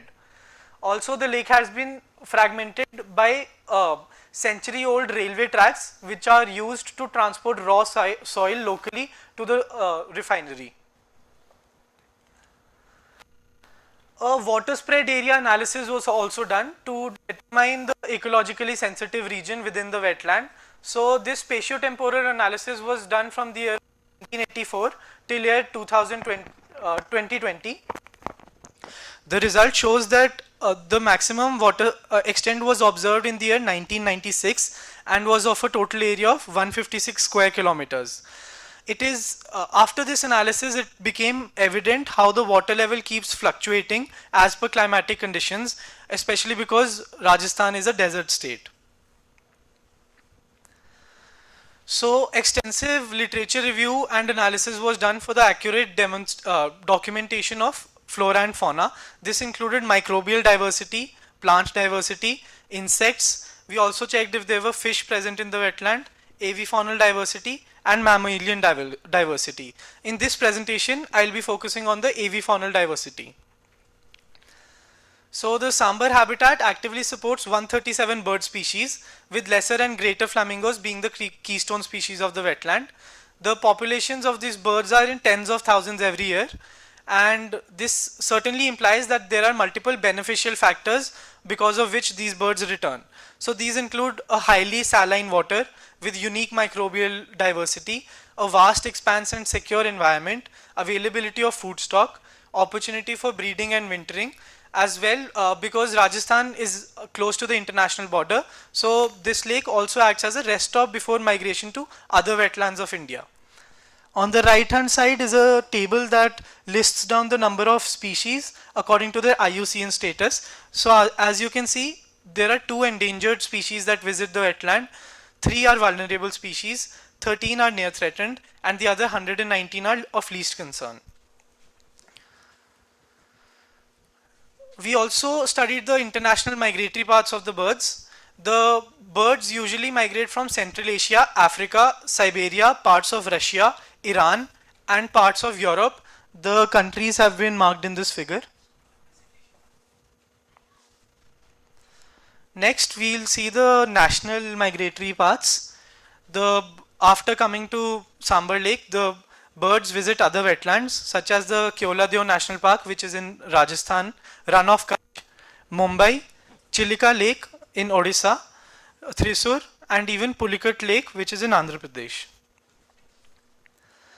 These two figures depict the terrain pattern of greater and lesser flamingos. As you can see, these are two district-wise maps, and the colors represent the season-wise visiting patterns of the two species. And you will also be able to note that lesser flamingos migrate lesser than greater flamingos. Now coming to the intrastate migratory path. Greater flamingos move more within the Rajasthan state. They move to various locations like Anasagar Lake, Javai Dam, Alania Dam, and Keoladeo National Park, along with the Chambal region. Lesser flamingos have also been spotted in Chambal region and not in other lakes.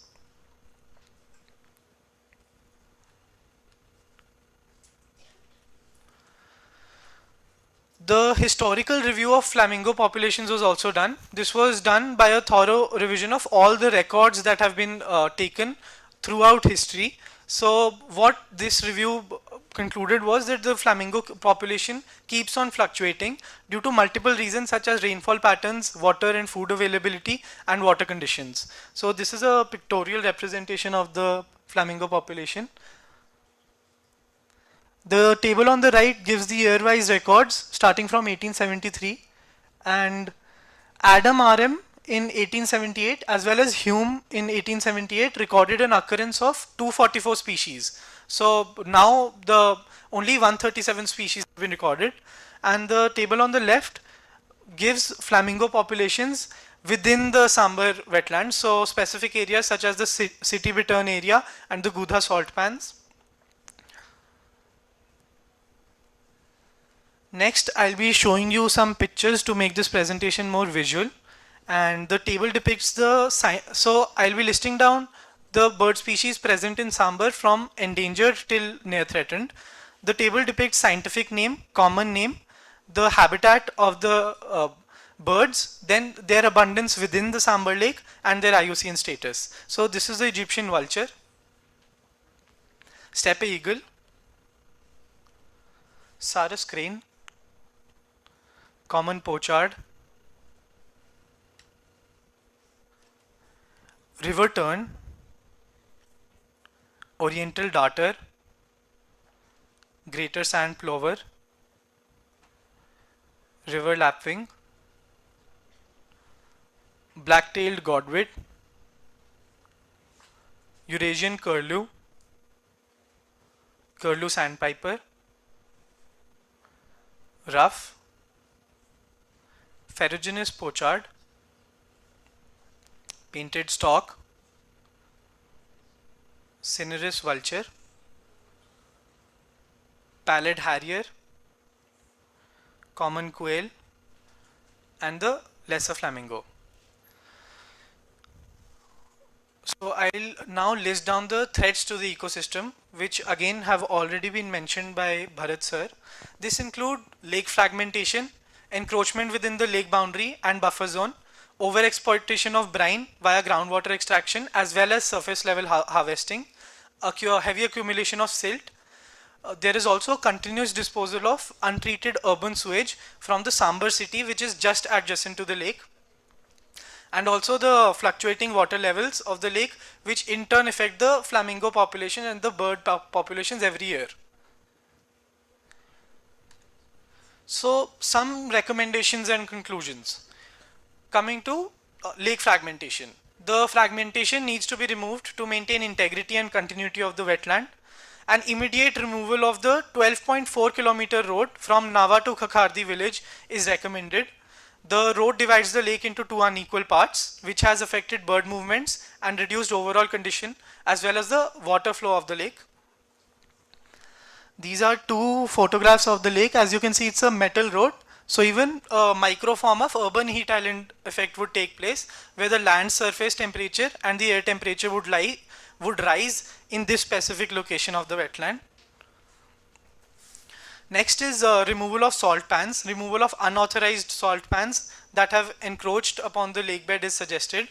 Restriction should be put upon again unauthorized extraction of brine in the lake bed as well as buffer zones, so that further deterioration of land and water quality can be avoided. Next is desilting. The silt has to be removed immediately to improve the functioning capability of the wetland. The desilting will also provide an opportunity for the local youth. The removal will not only improve the water quality, the water storage capacity, but also improve the general habitat condition and the habitat condition for the aquatic fauna.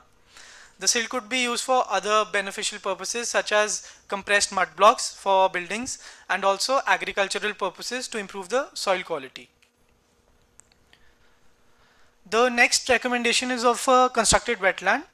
This suggestion is to implement an economical and optimal option through constructed wetland at the city Bittern area, which is just between the lake and the Sambar city. So this already has many inlets of untreated sewage, which is just being outlet into a open field. So with a constructed wetland, this treated wastewater would help in sustaining the water in the lake by improving the water quality. These are two technical drawings of the proposed constructed wetland. And lastly, we have eco-sensitive zone restrictions.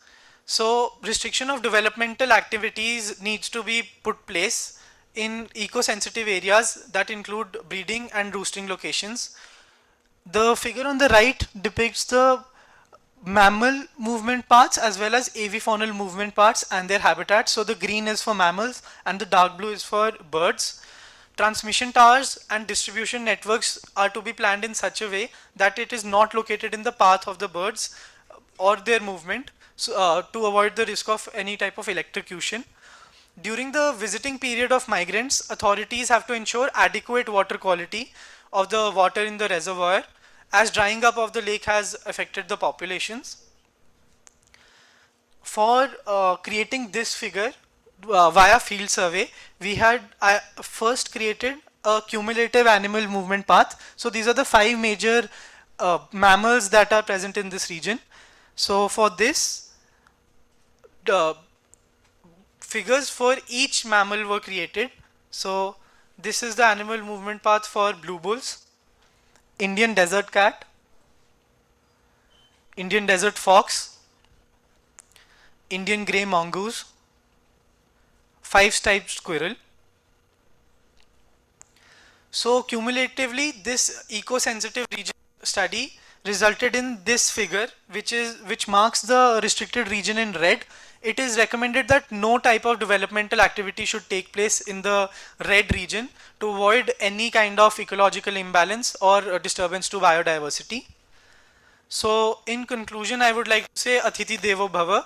Let us be the greatest hosts for these avian creations of God.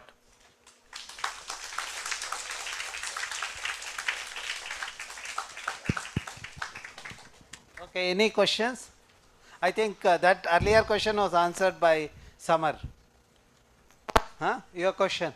Okay. Okay, looks like Samar presented in such a way there are no doubts in anybody's mind. Yes. Yes. So, one thing, I am not a bird watcher, but I see one interesting pattern. That is, the birds have a lateral migration here, coming from the west and along the Central Asian strip to this area, rather than from the Arctic, subarctic, and coming south. This is a different highway, yes, I think, for bird migration to the coastal zones of this our Karnataka, Kerala, all that. But this bird migration is more lateral and more concentrating on the drier track, like deserts. Then animals also you find that from Egyptian side, even vultures that kind of migration. So do you ascribe any reason for this kind of maybe geological history also? So there can be, I don't know an exact answer, but one can be the rich biodiversity and the wildlife that we have in this country. So as you would know, like Siberia, Central Asia, they become a tundra region minimum for 6 months of the year. So that is almost inhospitable conditions. So I think India becomes a perfect host for the birds, and they tend to stay here rather than flying to more towards Southeast Asia. Okay, thank you, Samar. Thank you, sir. You know, Samar is a architecture student, the graduate BE architecture. He took our environment management course, and after that 2.5 months he was with me in my lab. Every day evening, if you see his the book, you will see every day evening between 6:30 and 7:15, he used to be with me. I used to tell him the points. Then he used to go and do the search and come back to me saying that whether I am correct or wrong, that kind of thing. That's how we prepared the report also. We submitted to the Hindustan Salt Limited. They are also quite happy with the work. So that way, I emphasize the background of a youngster is not the thing. It's a will to do the job matters. That's what we have to this one. And these are the kinds of youngsters who, if they continue to be like this, they will be the asset to the nation. And we want that asset for our country. So, yes.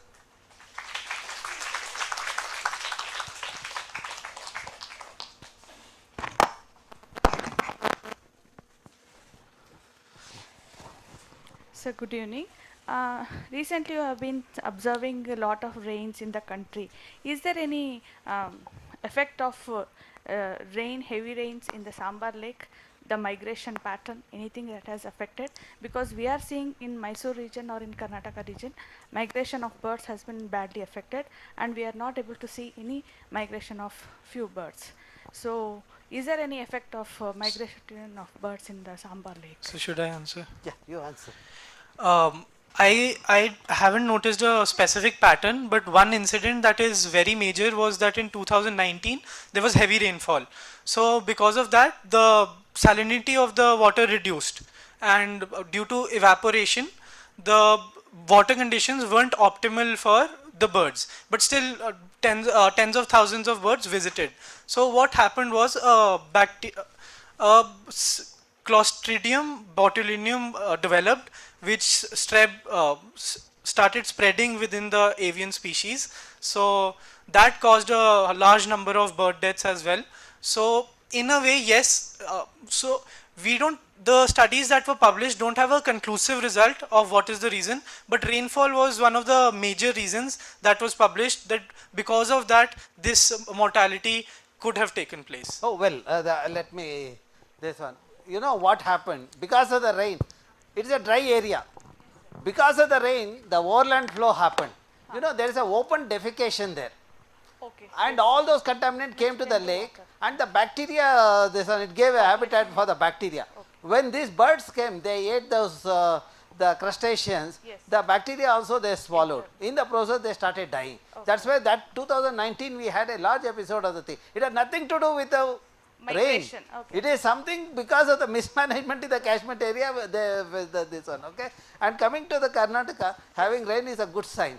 We should have the rain, and there are migratory birds in a place where I didn't see the migratory bird in Bangalore, I saw in that lake. Okay. No sir, actually we are expecting lot many migratory bar in Hadinaru Lake around Mysore, but this time maybe around 50 bar-headed goose have been spotted, and till now no record of the goose. So that's one of the major concerns. That may be somewhere they must have got a clue that habitat condition in Mysore has degraded. So you need to habitat condition like we are doing in Bangalore, you improve the condition, then they will come searching for that, okay. So sir, one more thing. Is there any change in the migration pattern due to rain? That's what I wanted to ask. Well, that is a different subject. Let me see. I'll get an expert to answer that, okay? Sure, sir. So, okay, thank you. Yeah, no, thanks, Samar. So, we will move to the next presentation. Manju will do the presentation on the Western Ghats biodiversity. So, based on that, we have developed the decision support system, ecologically sensitive region. you know, that details will give at the village level. Why that particular village is eco-sensitive, he is going to tell us about how he designed that decision support system. Manju? Good afternoon all, I am Manjunath. So I will be presenting on Western Ghats Biodiversity Spatial Information System. So you all must be knowing what's biodiversity, and we saw about Western Ghats from so many experts from morning.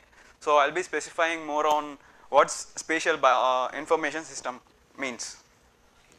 So information system is an formal socio-technical organizational system designed to collect, process, store and distribute information. So this is nothing but in a modern world, so we all use mobile phones and computers, right? So that's a lot to do with data. So you have to store the data, and for performing better analysis, the data has to be utilized in a proper manner. So that's where an information system comes into picture. So in this one, the study area is Western Ghats, as you know, which has a mega biodiversity region with varied flora and fauna landscapes. So it we can say that Western Ghats is a home for so many unique species across the world, and which are getting reduced due to human threats and such activities. The adverse effects of human impacts on environment are increasing dramatically and threatening the very foundation of sustainable development. So as I said previously, humans are causing a major threat for all the species that are prevailing in Western Ghats. So to prevent them, or to propose a better solution, we have come across by using the modern technologies like the web development as well as artificial intelligence kind of things to protect them. So to tackle this problem, we have developed an information system which displays all the data of a particular region at village level. So as sir was saying, sir and all the people at lab, they go for field work, they collect the data. So after the data is collected, they use open source software tools. One good example would be QGIS. So QGIS is a software tool that is used for mapping and giving the details to each and every particular coordinate of an earth or that particular layer or the region.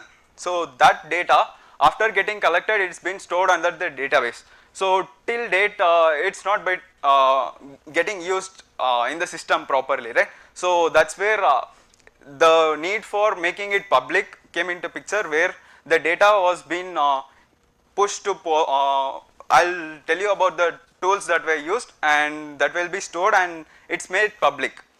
So all the softwares and technologies used in this one are free and open sourced. So free and open sourced as in most of the software tools that we see are paid one or licensed one. So we had to pay some lump sum cash to use their tools for utilities, but it's not the case for every tools. So it is equally, there are some good tools which are also free and open source, as in you can just download, and you can also contribute to their code as in as a developer, trying to improve or give feedbacks to enhance their feature. That's all. And so coming back, the technologies used are PostgreSQL. So PostgreSQL is a database management tool. So here we try to store the database in the form of a tabular column along with the geographical coordinates. So this is how it is different from the other database management tools. So the database is an organized collection of data stored and accessed electronically through applications. So the data is stored in the particular storage device, and it is accessed through electrical applications as a web app or mobile applications throughout the internet or through intranet. So it can be both. PostgreSQL is an example of relational database which includes the data stored in rows and columns. So in here we don't store it in a clustered manner, so it is very organized manner. So this is an example for relational database. So people who are with computer background might have come across this word relational database or NoSQL kind of things, right? So relational database are nothing but which are structured, and each and every row is interlinked with the other row, are connected. So that's what it is. And it is used, PostgreSQL is used for storing the geospatial data which has both geographical and spatial information for a region in the Western Ghats. In this particular, as I said in the previous point, we will be gathering the geographical coordinates along with the data that we are gathering. For example, we go for a village, we ask for the population, we count the number of male, number of female, and such parameters. So after getting all those parameters, we can't just directly put them in a database and tell them that you can manually go and search for this location on the map, and that's where this particular parameters lies in. So that's not an effective way or good way to put it on an user interface. So that's where the geographical coordinates also comes into picture, where PostgreSQL as an extended support which also collects the geographical coordinates in lat-long position, and it automatically correlates that particular parameter to that particular position. PostGIS is an extension provided by PostgreSQL for extended support of geospatial data. So this is an extension of PostgreSQL.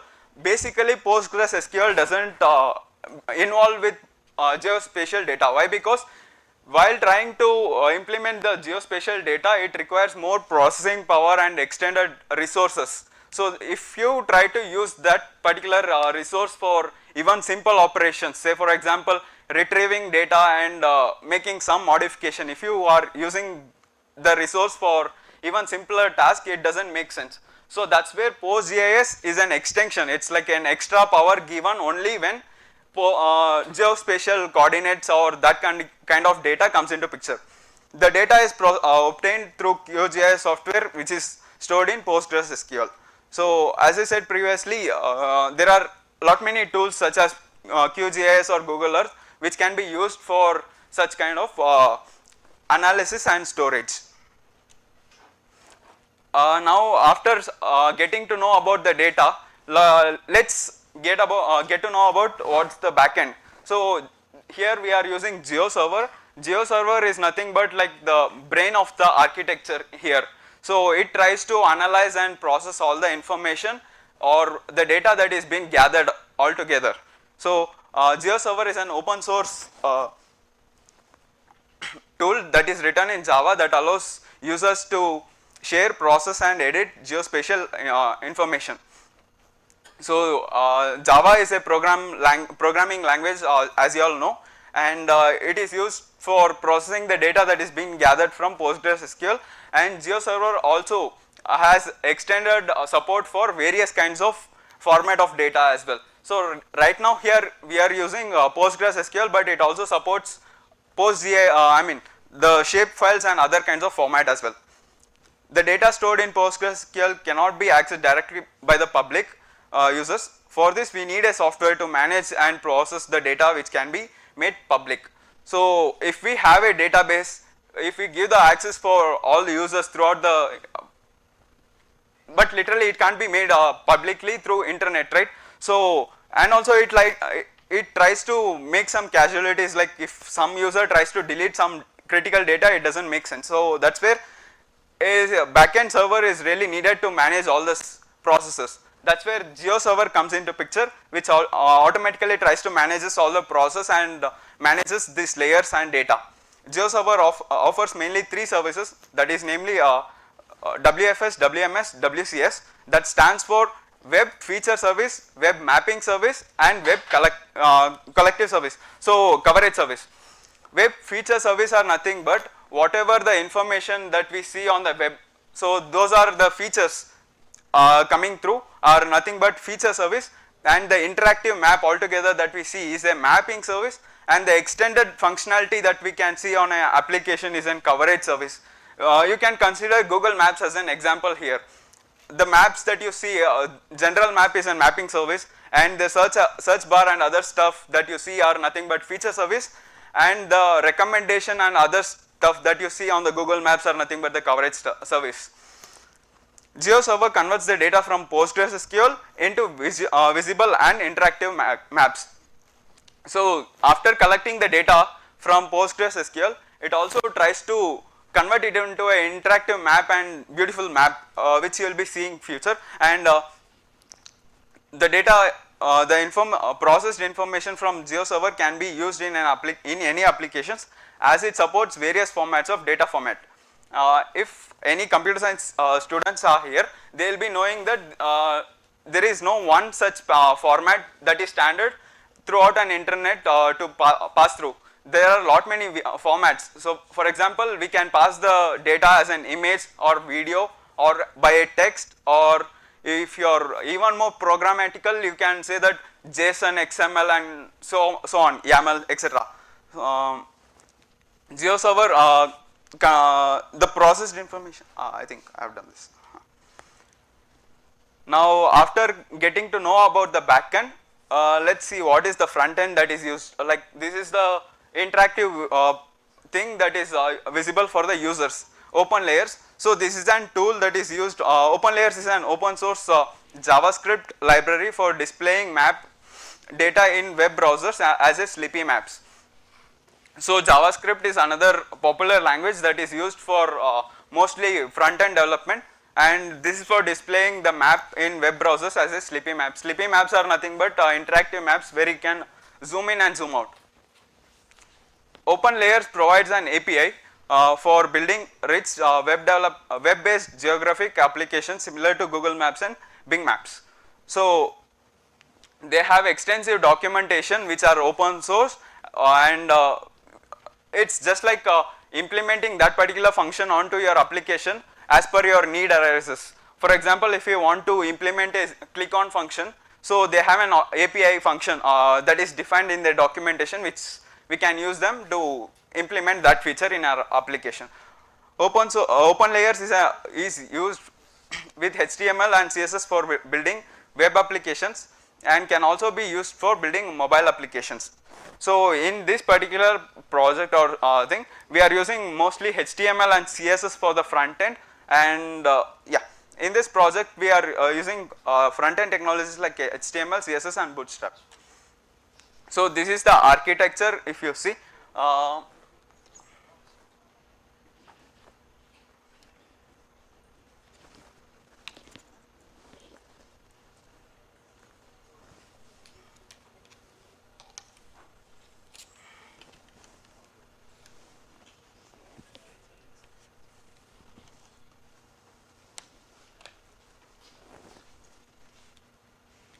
okay.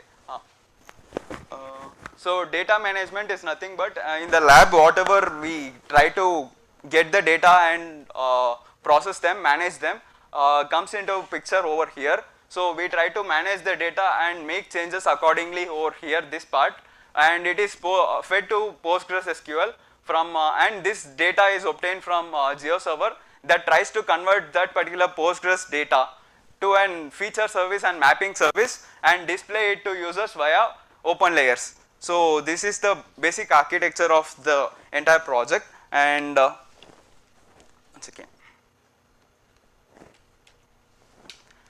okay, coming to methodology. So here this is the picture representing the Postgres database. So on to the left, if you see, these are the various tables.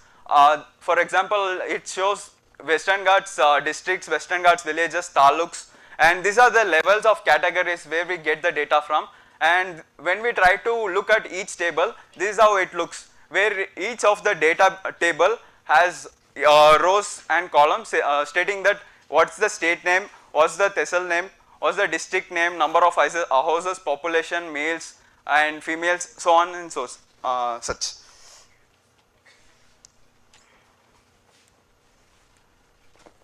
This is an feature which represents how the GeoServer looks. So this particular service is for listing out all the layers that we have used. So it shows the Western Ghats villages, taluks, states and everything that are being published.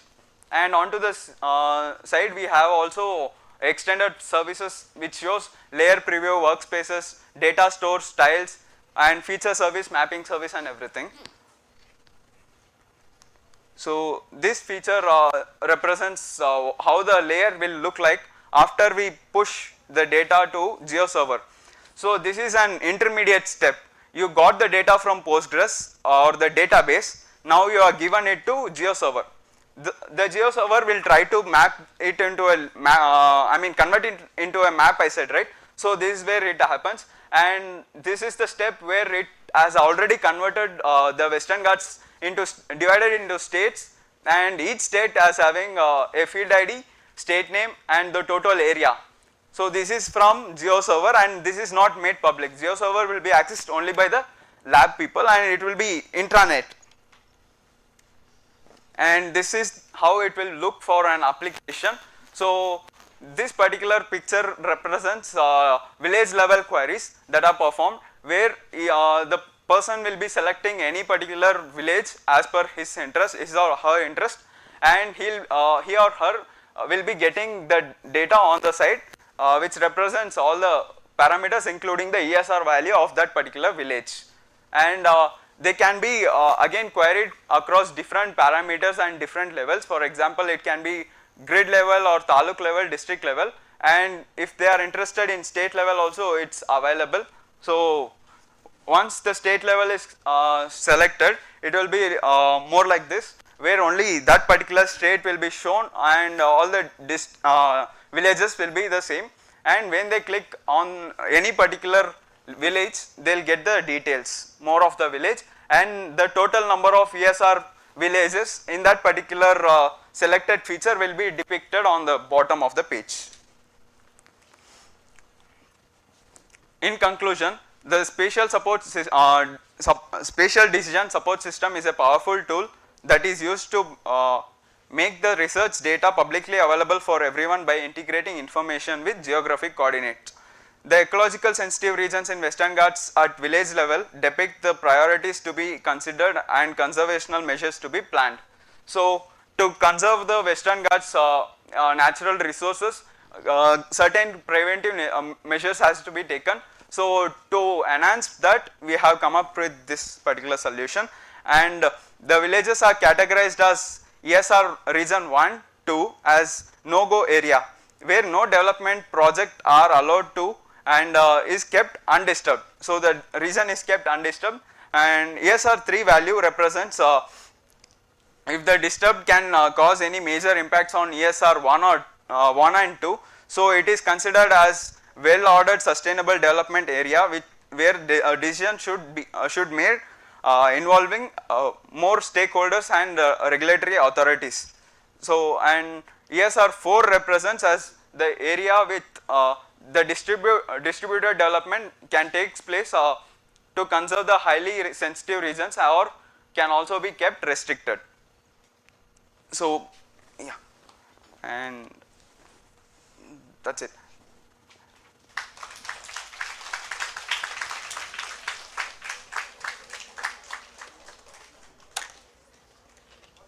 Questions are there? There were a lot of murmuring all of a sudden.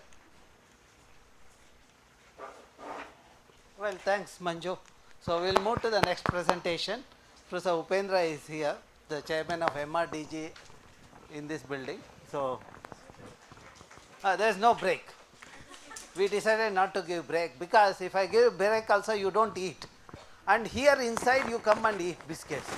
I saw some of the people having biscuit. That's where I thought, let me delay the process so that people should feel hungry. Okay.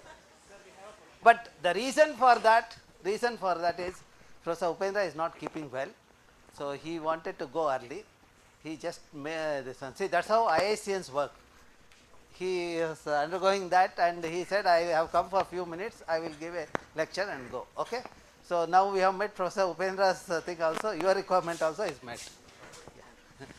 Here, here.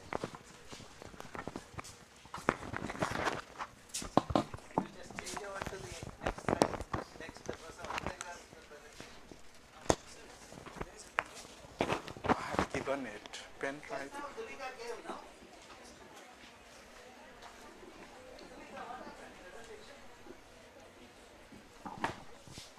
Okay. Yeah. Presentation, Professor Upendra's presentation. You please.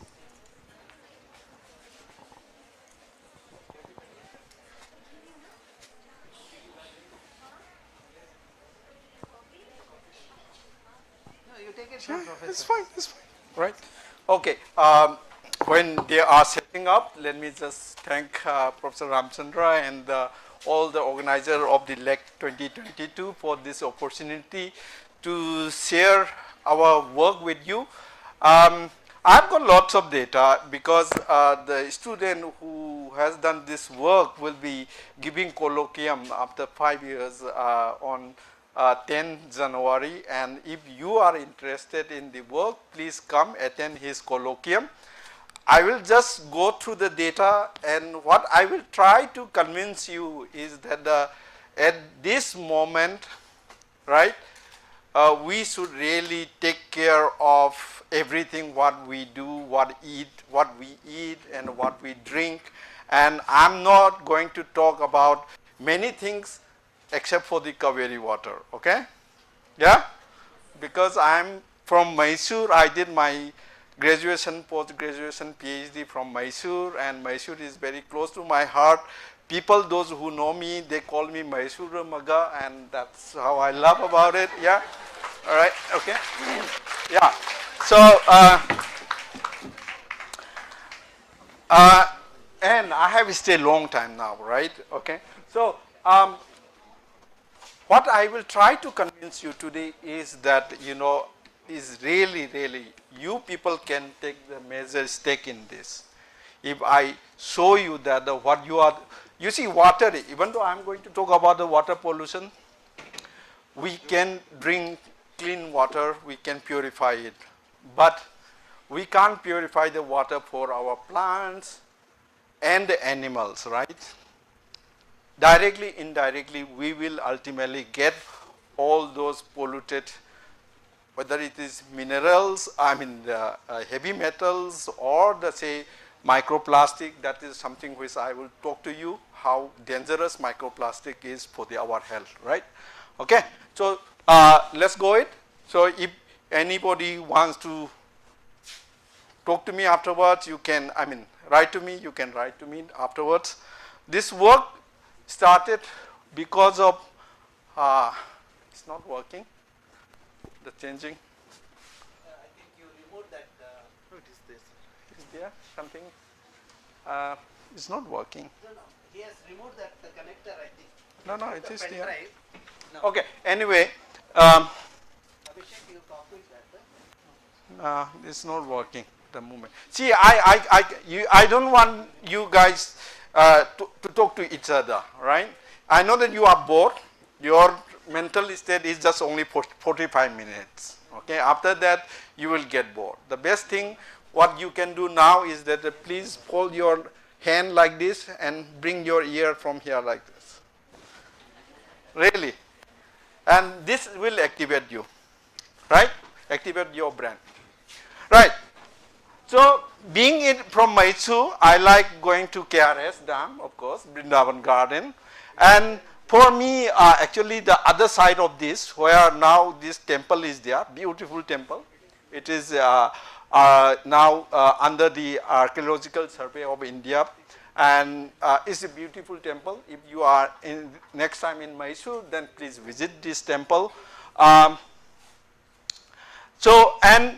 once you go to water, of course, near to the water, you will find all this fry fish, right? And being from Northeast, I am from Manipur, I like eating fishes, right? Okay? Yeah? It's not working. Next. Right? So, during one of this visit, I found that many fishes, right? They have these deformities. See, I don't work on any of this. I work on model organism looking at the human diseases.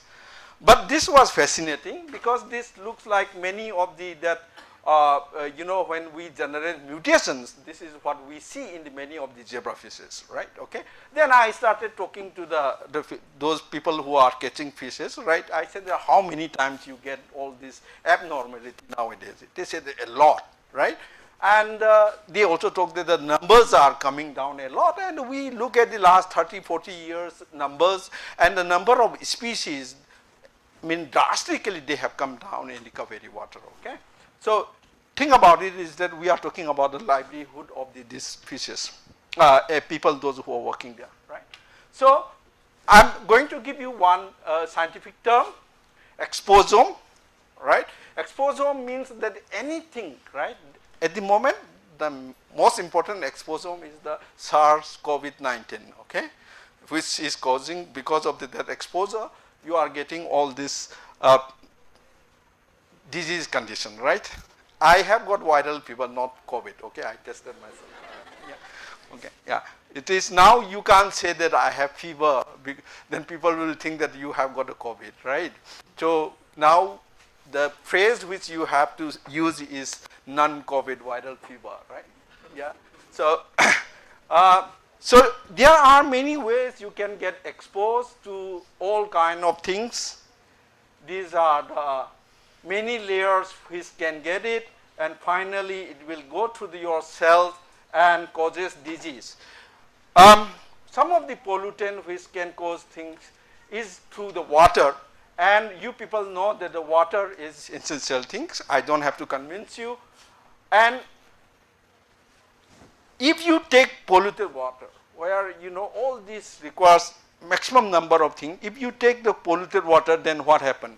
Actually, you can suffer from almost all kind of disease, right? Again, these are very well known things, the fact that the polluted waters, right? That is why people have been giving importance in having clean water treatment, right? So you are part of it, and I don't have to emphasize on that. But if you look at it, all the water bodies in Karnataka, right, they have almost like all the river, all the lakes, every water body in Karnataka actually are polluted, right? Yeah. So they are not in real term potable. You have to actually clean them and then only filter them, then only you can use it. But you can't provide the same to the animals or the plants or the farmers, those who are using it, right? So that is where we wanted just to look at it, what is happening. I told you that major stake for me was because of those fishes which are seen. I think I missed a slide. I will just go back. That slide is very important, because if I don't get a chance, whole thing, even though I noticed all the things, it could have not been possible without Abbas. Abbas Toba Anifose is a assistant professor at Nigeria University, Illinois. So he joined my lab in 2018 January, and he said that I want to work on water pollution only with the zebrafish, nothing. You don't give me neurological problem, muscle problem, which we work on, okay? I said, fine, you can work, come and work it, because for me, all the money for his stay here was supported by the World Academy of Sciences. So it was good, right? Yeah.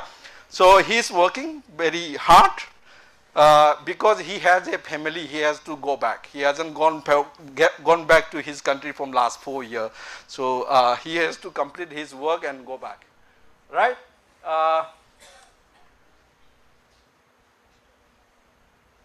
See, that why I was telling you is that when you have the responsibility, actually then you start working, right? When you feel that you have a responsibility to work for the next generation, if you can feel it from your heart, then you will do better, right?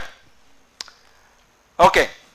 So the whole thing is that then we wanted to check what is wrong with the Kaveri water, right? For us, we wanted to check what is the biological material which could be causing problem and everything, right? All these things can happen, right? So that is the good thing about being in IISC. So we can check at everything, all these parameters with the new technology, new things, new equipments and everything. That is what we have tried, okay? let's not talk about it. And for us, most important thing is that my lab use model organism, particularly zebrafish, as a small vertebrate, right, which is used extensively. We use it to look at the mechanisms. The whole thing about using the zebrafish is that you can dissect each and every parameter, all right, and do the experiment, which is difficult to get it and reproduce when you collect the sample from from the field, okay, right? Because variability from the field will be too much. So you don't want to have those things. So you collect the samples, water, particularly the Kaveri water, then you test it using the zebrafish. So we collected from the water, the dam, KRS, Kaveri water, dam water. Then we took it the water where canal is running, right? Okay, and we took the water where it is going into the field. So these are the three sample sites that we have taken. Then we wanted just to check it. As I told you, these numbers, we look at it, it was very high, so we wanted to see that what is causing it. The first thing, you know, if anything comes, any sample, whether it is a metal-based water or anything, what we do in our lab is that the toxicity test, that whether it is toxic to the animal or not, right? And so when we took the Kaveri water, so all these pathways are well known. I don't have to describe, right? Okay, don't worry about it. The first thing what we are looking at is that whether it causes anything in these pathways, right? So we just look at the, for example, say reactive oxygen species by using chemical called the DCFDA. It gives a fluorescence, monitor it. We see that actually most of these things are very high in the fishes that we collected. The same thing we apply it in the zebrafish and we see all those things, right? So Kaveri river water, without anything, we just expose the zebrafishes and we saw increased reactive oxygen species, something which can cause disease, which can damage DNA, your body DNA and everything. And we were just measuring it or by using different kinds of tools and technique, okay? I mean, there are so many molecular biology tools which you can test it. I mean, if you want to get it in the better journal, if you look at it, you can keep on doing all this thing, okay? Right? Ultimately, what you are looking at is that Kaveri water is polluted, nothing more than that, okay? Right? Yeah? But, as I said, I mean, if it is a PhD work, right, you need to keep on doing more data. That is what we have done. All possible techniques. So, the mitochondria technique, ROS productions, everything we have tested it, right? So, beautiful images, really. So, to get it in the bigger journals, you need beautiful pictures. This is what we have done, right? Okay. But ultimately, take home message is that the Kaveri water is highly polluted, right? Okay.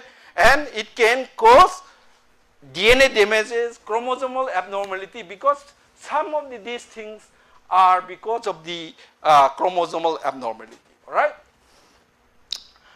And so don't worry about this data. We have many data. I thought that, you know, I just wanted to convince you that being in IISC, we have that luxury to do all these experiments. That's all, right? Okay. So we did all these experiments, and we also saw that why there could be reduction in the species number could be because most of the smaller fishes or the embryo, they are much more sensitive to these pollutants, right? Okay, than the adult fishes, right? So the embryos are dying, then you know that there will not be no replacement of the species, right? And that is what we found. And so you can see that the effect which we saw in the developing embryos and developing larvae, you can see that they are similar to what you see in the adult animals, right? Okay, right? Then we also found that you know, some of the pollutant markers like all these species of the microbe and the thing, Daphnia, cyclope, and all these things were present in the water, right, very highly. We filter it also, we can do it, all those things, and still, you know, after filtration, all this will be absent. The idea for us was that, you know, now what is causing this, right? Yeah? Gee, once you have the water, then the major question will come is that what is causing it. So we look at all the physical parameters, right? Let's not worry about all this data. So after the cell death, still after the filtration also, after removing the microbes, right?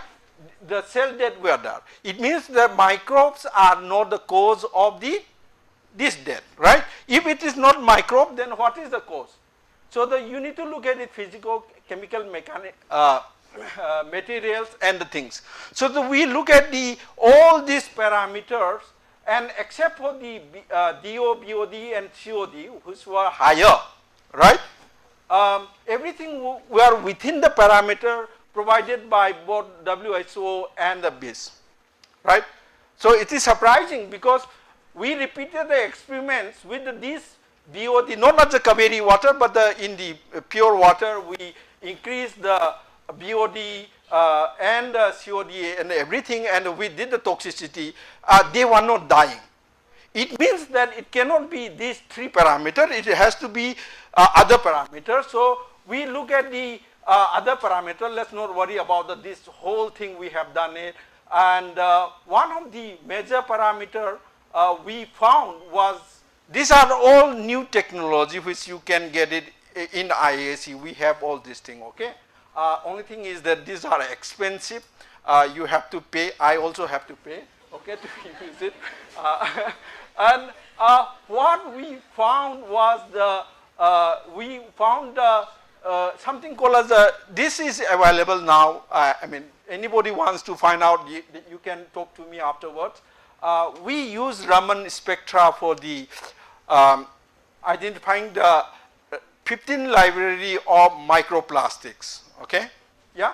So Raman spectra is nothing but you know the Raman got Nobel Prize for the Raman spectra, but today we know the Raman spectra can actually vibrate these compounds, right, the molecules at the level. And the vibration of the molecules, you can look at the energy level and you can see all these things. So if you are comparing between the control and the, say, disease conditions, then you can find it out.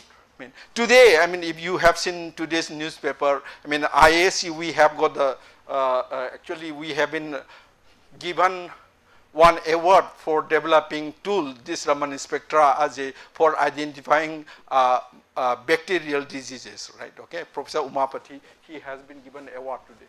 So we also collaborated extensively with the Professor Umapati's group, and we identify, we did the same process, that whether water is contaminated with any kind of microplastic. Let's not get into the things, but you see that there are actually microplastic present. And when we look at in detail what are these microplastic, these are the microplastic present in thing.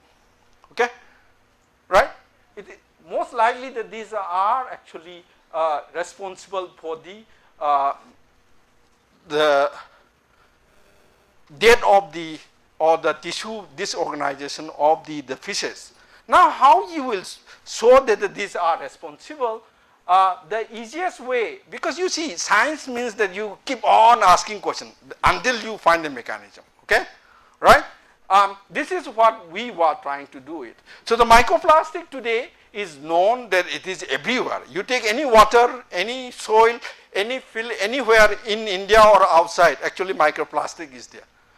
And it is there in your air also. Nanoplastics, microplastics, both are there in the air. They can be found in your blood stream also. They are everywhere. But only except for the BPA, which is an endocrine disruptor, nobody knows the role of this in the physiology of your body. And so we thought that, okay, let's look at what microplastic it causes. And there was many data. For us, polyisobutene was the major one, you can see here. And nobody has a study, and this is available in the many company as a bulk thing, right? So it was easy to get it, and the best part is that it is very cheap. Being in India, you have to do frugal research, right?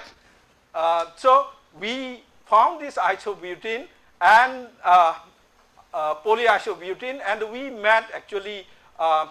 Let's not worry about it. This is the microplastic, what it causes and things. Actually, he is preparing slides for his colloquium, which I took from him, right? Because I had no time, right? So, isobutylene is polyisobutylene is found in almost everywhere. I was really surprised that it is almost everywhere in the plastic, whatever plastic, the tire, the whatever people are using extensively, they have polyisobutylene. Now, what we do, we have to show that actually these microplastic can cause problem in the body, right? How you will show, right? So, first thing was to make it at the nano particle level. So, nanoparticle level biologists can't do it, okay? So, we need to approach the engineer in IISC who works on making nanoparticle, that please help us making nanoplastic. That is the good thing about working in IISC. If you need help, you have help all around, right? Whether it is technology or the people, they will help you out, right? So we make nanoplastics, microplastic, or this polyisobutylene, right? Okay, we made it. We need to quantify it. Again, we did almost everything to quantify. It is at the micro level, okay? The sizes are the micro level, you have to do it. And you need to make sure that where they are going, you need to show it, right? For that, we take the microplastic with the green fluorescent particles. You can do it without the taking it, okay? You need to use the Raman all the time. Of course, you can use it in IISC without paying. Now we have a Raman center here, but we wanted to check it, right? Okay, so you can do all the time Raman to find out where it is going from the different tissues thing, right? Okay, and we did a toxicological study. Then you can do all kind of behavioral assay just to show you. I mean, these are very simple actually. You can do it even in the school. You just mark a petri dish, put the embryo there. In the normal condition, the moment you touch the animal, they will just run away. Okay, I hope it runs away. Okay, time is not there, right? To run away, hopefully. Actually, did you see it? Yeah, it just ran away, right? But if the embryo with the don't think that in the Western country they do a laser trap thing. They can figure it out. But I told you they also will find that the control runs and the mutant they don't run, right? Yeah. We also can do it without this, just like with using a mobile phone, right? Okay. This is using mobile phone, not even microscope, right? Okay. Then you can measure it everything. And what you are going to see is that with the high concentration of the polyisobutylene microplastic, the whole thing, escape response in the fishes are delayed, right? So we show you that the toxicity is there, and developmental delay, everything is affected, right? Something which we saw with the Kaveri water, we were able to replicate everything, reproduce it with a single microplastic, okay, right? But you have 6 more microplastic which we haven't tested in whether they have any synergy or not. But what we have tested is that the single microplastic, which so far government hasn't come out with any guidelines. World Health Organization will come out about the microplastic concentration next year, and they have requested us to provide all this data. Hopefully this will help them, but what we are showing you is that the microplastic These are all genes which go inflammatory. If you have a microplastic, inflammation can go up. If you have more inflammations, then what happens is that you are more prone to disease conditions. We are looking at whether microplastic actually help in the development of the other diseases like the predisposed, if the organism is predisposed with the Alzheimer or neuromuscular disorders, we are looking at it. So what I'm trying to say is that if you are predisposed with the, say, diabetes or the Alzheimer, maybe having microplastic into your gut actually will make you suffer much faster, right? Okay, or show the phenotype much faster. That is what we are trying to do. It. We have done all these. Don't worry about all this data. Whatever data I'm trying to show you, ultimately what we are trying to show you is that microplastic actually can cause physiological differences. And because of lack of time, I'm not going to show even the movies, other movies, but we also found is that if you keep the microplastic, it doesn't go out of the gut, which we don't know why. Because we expected that you expose the microplastic, it should go out of your body, but it doesn't. Actually, it causes lots of problem in the gut lining. And something which we are looking at is that whether it can actually bind to the receptors of the cells in the gut. That will explain the phenotype which we saw was that I can't show you the movie, there is no time also, but what we have seen is that in the low concentration of the microplastics, the zebrafishes were very hyper, neurological problem, okay? Whereas in the high concentration, take it from me, there is a data, okay? In the high concentration, they were not moving at all, right? So that's really serious concern. I mean, it means that we know today that your gut actually controls your neurons, okay? It is very well established. Do I have 2-3 minutes more? And this is something for you. So the gut controlling the neurons, we are known to Indian people for last 4,000 years. Charaka was the first who said that you keep your gut and the liver, you will not suffer from any disease, right? He was the first. But nobody from India studied that what is the mechanism why Charaka said it, okay?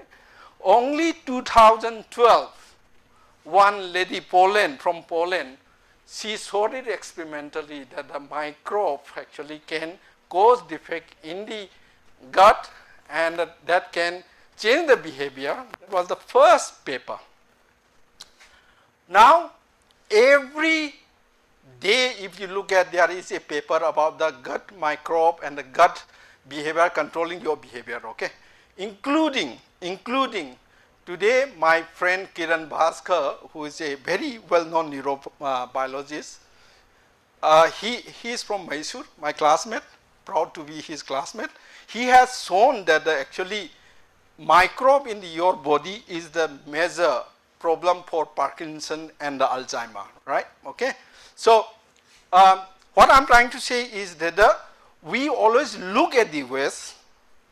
It is actually time for us to reflect on what is knowledge, existing knowledge in our literature and our medicinal system, and try to figure out what is the science behind it, right? Okay, and that one day, if you give me chance, because I'm telling this because I saw many traditional medicine posters here, and I also work extensively on traditional local health medicines, but I work at the mechanism the way Western people want to know, right? Okay, yeah. So for example, say we identify a compound from the pomegranate. Pomegranate is rasayana, but how it acts as a rasayana, we were the first to show it, how pomegranate works as a rasayana. And today we are actually putting up one patent which we identify the compound from the pomegranate which can cure epilepsy, right? You will know about it in few days time, right? Okay. So this is where I'm talking about that we need to think differently. We have to work differently. We should not be doing catch-up kind of science with the Western countries. Okay. I'm done actually. So And thank you. All these data are the things. So this is it, right? Okay, I'm done. I just wanted to give you a few messages. Because I was told that there are many school children and graduate students, and there was no point in talking the data, but I just wanted to convey that be proud to be Indian, just like I am. I came back, I wanted to work on the, but I don't, all of you will say that I don't look like Indian, but at my heart it is Indian, right? Okay, yeah, but, and I love to do good science, right? The way Western people say science, okay, right? And we really work on it, right? Yeah, thank you very much.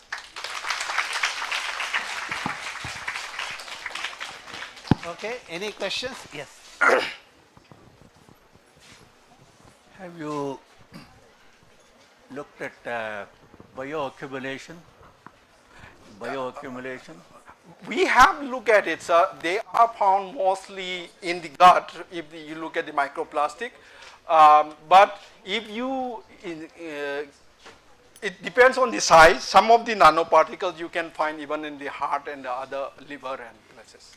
But the majority of them are found in the gut. What level from water to the? Oh, water, for the water collection, we found this microplastic all over in the body because the actually they were nanoplastics present in the Kaveri water, not even microplastics. So we have only taken the surface water, not even the below. How about toxics and heavy metals? Heavy metal, we found heavy metals, but they all were within the parameter. I mean,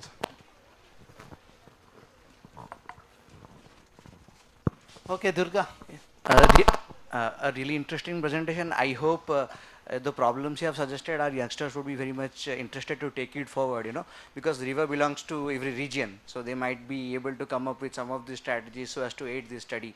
One of my first question is like, oxidative stress could be also because of, like sir said, heavy metal. It could be also because of some other emerging contaminants whose nature might not be known. As you rightly pointed out, there is nothing about microplastics and its impacts on physiology. And I cannot even think that if we even take the functional genomics aspects, how do we draw conclusions out of it? So whether any genes or any set of gene constructs are demarcated to be expressed or overexpressed when it is in association with microplastics, I really don't know. Is there? So okay. I show you. I have shown here. Implemented. I have shown it. Wonderful. Yeah. I was hoping to know that if there is any connection of these microplastics with other emerging contaminants, let's say antibiotics and other things. Have you ventured on that? Those Okay. things also? You have asked a very nice question. With the antibiotics, we are working on it, and the beautiful data which we have, which I can share you, provided even if you know, I don't mind sharing it.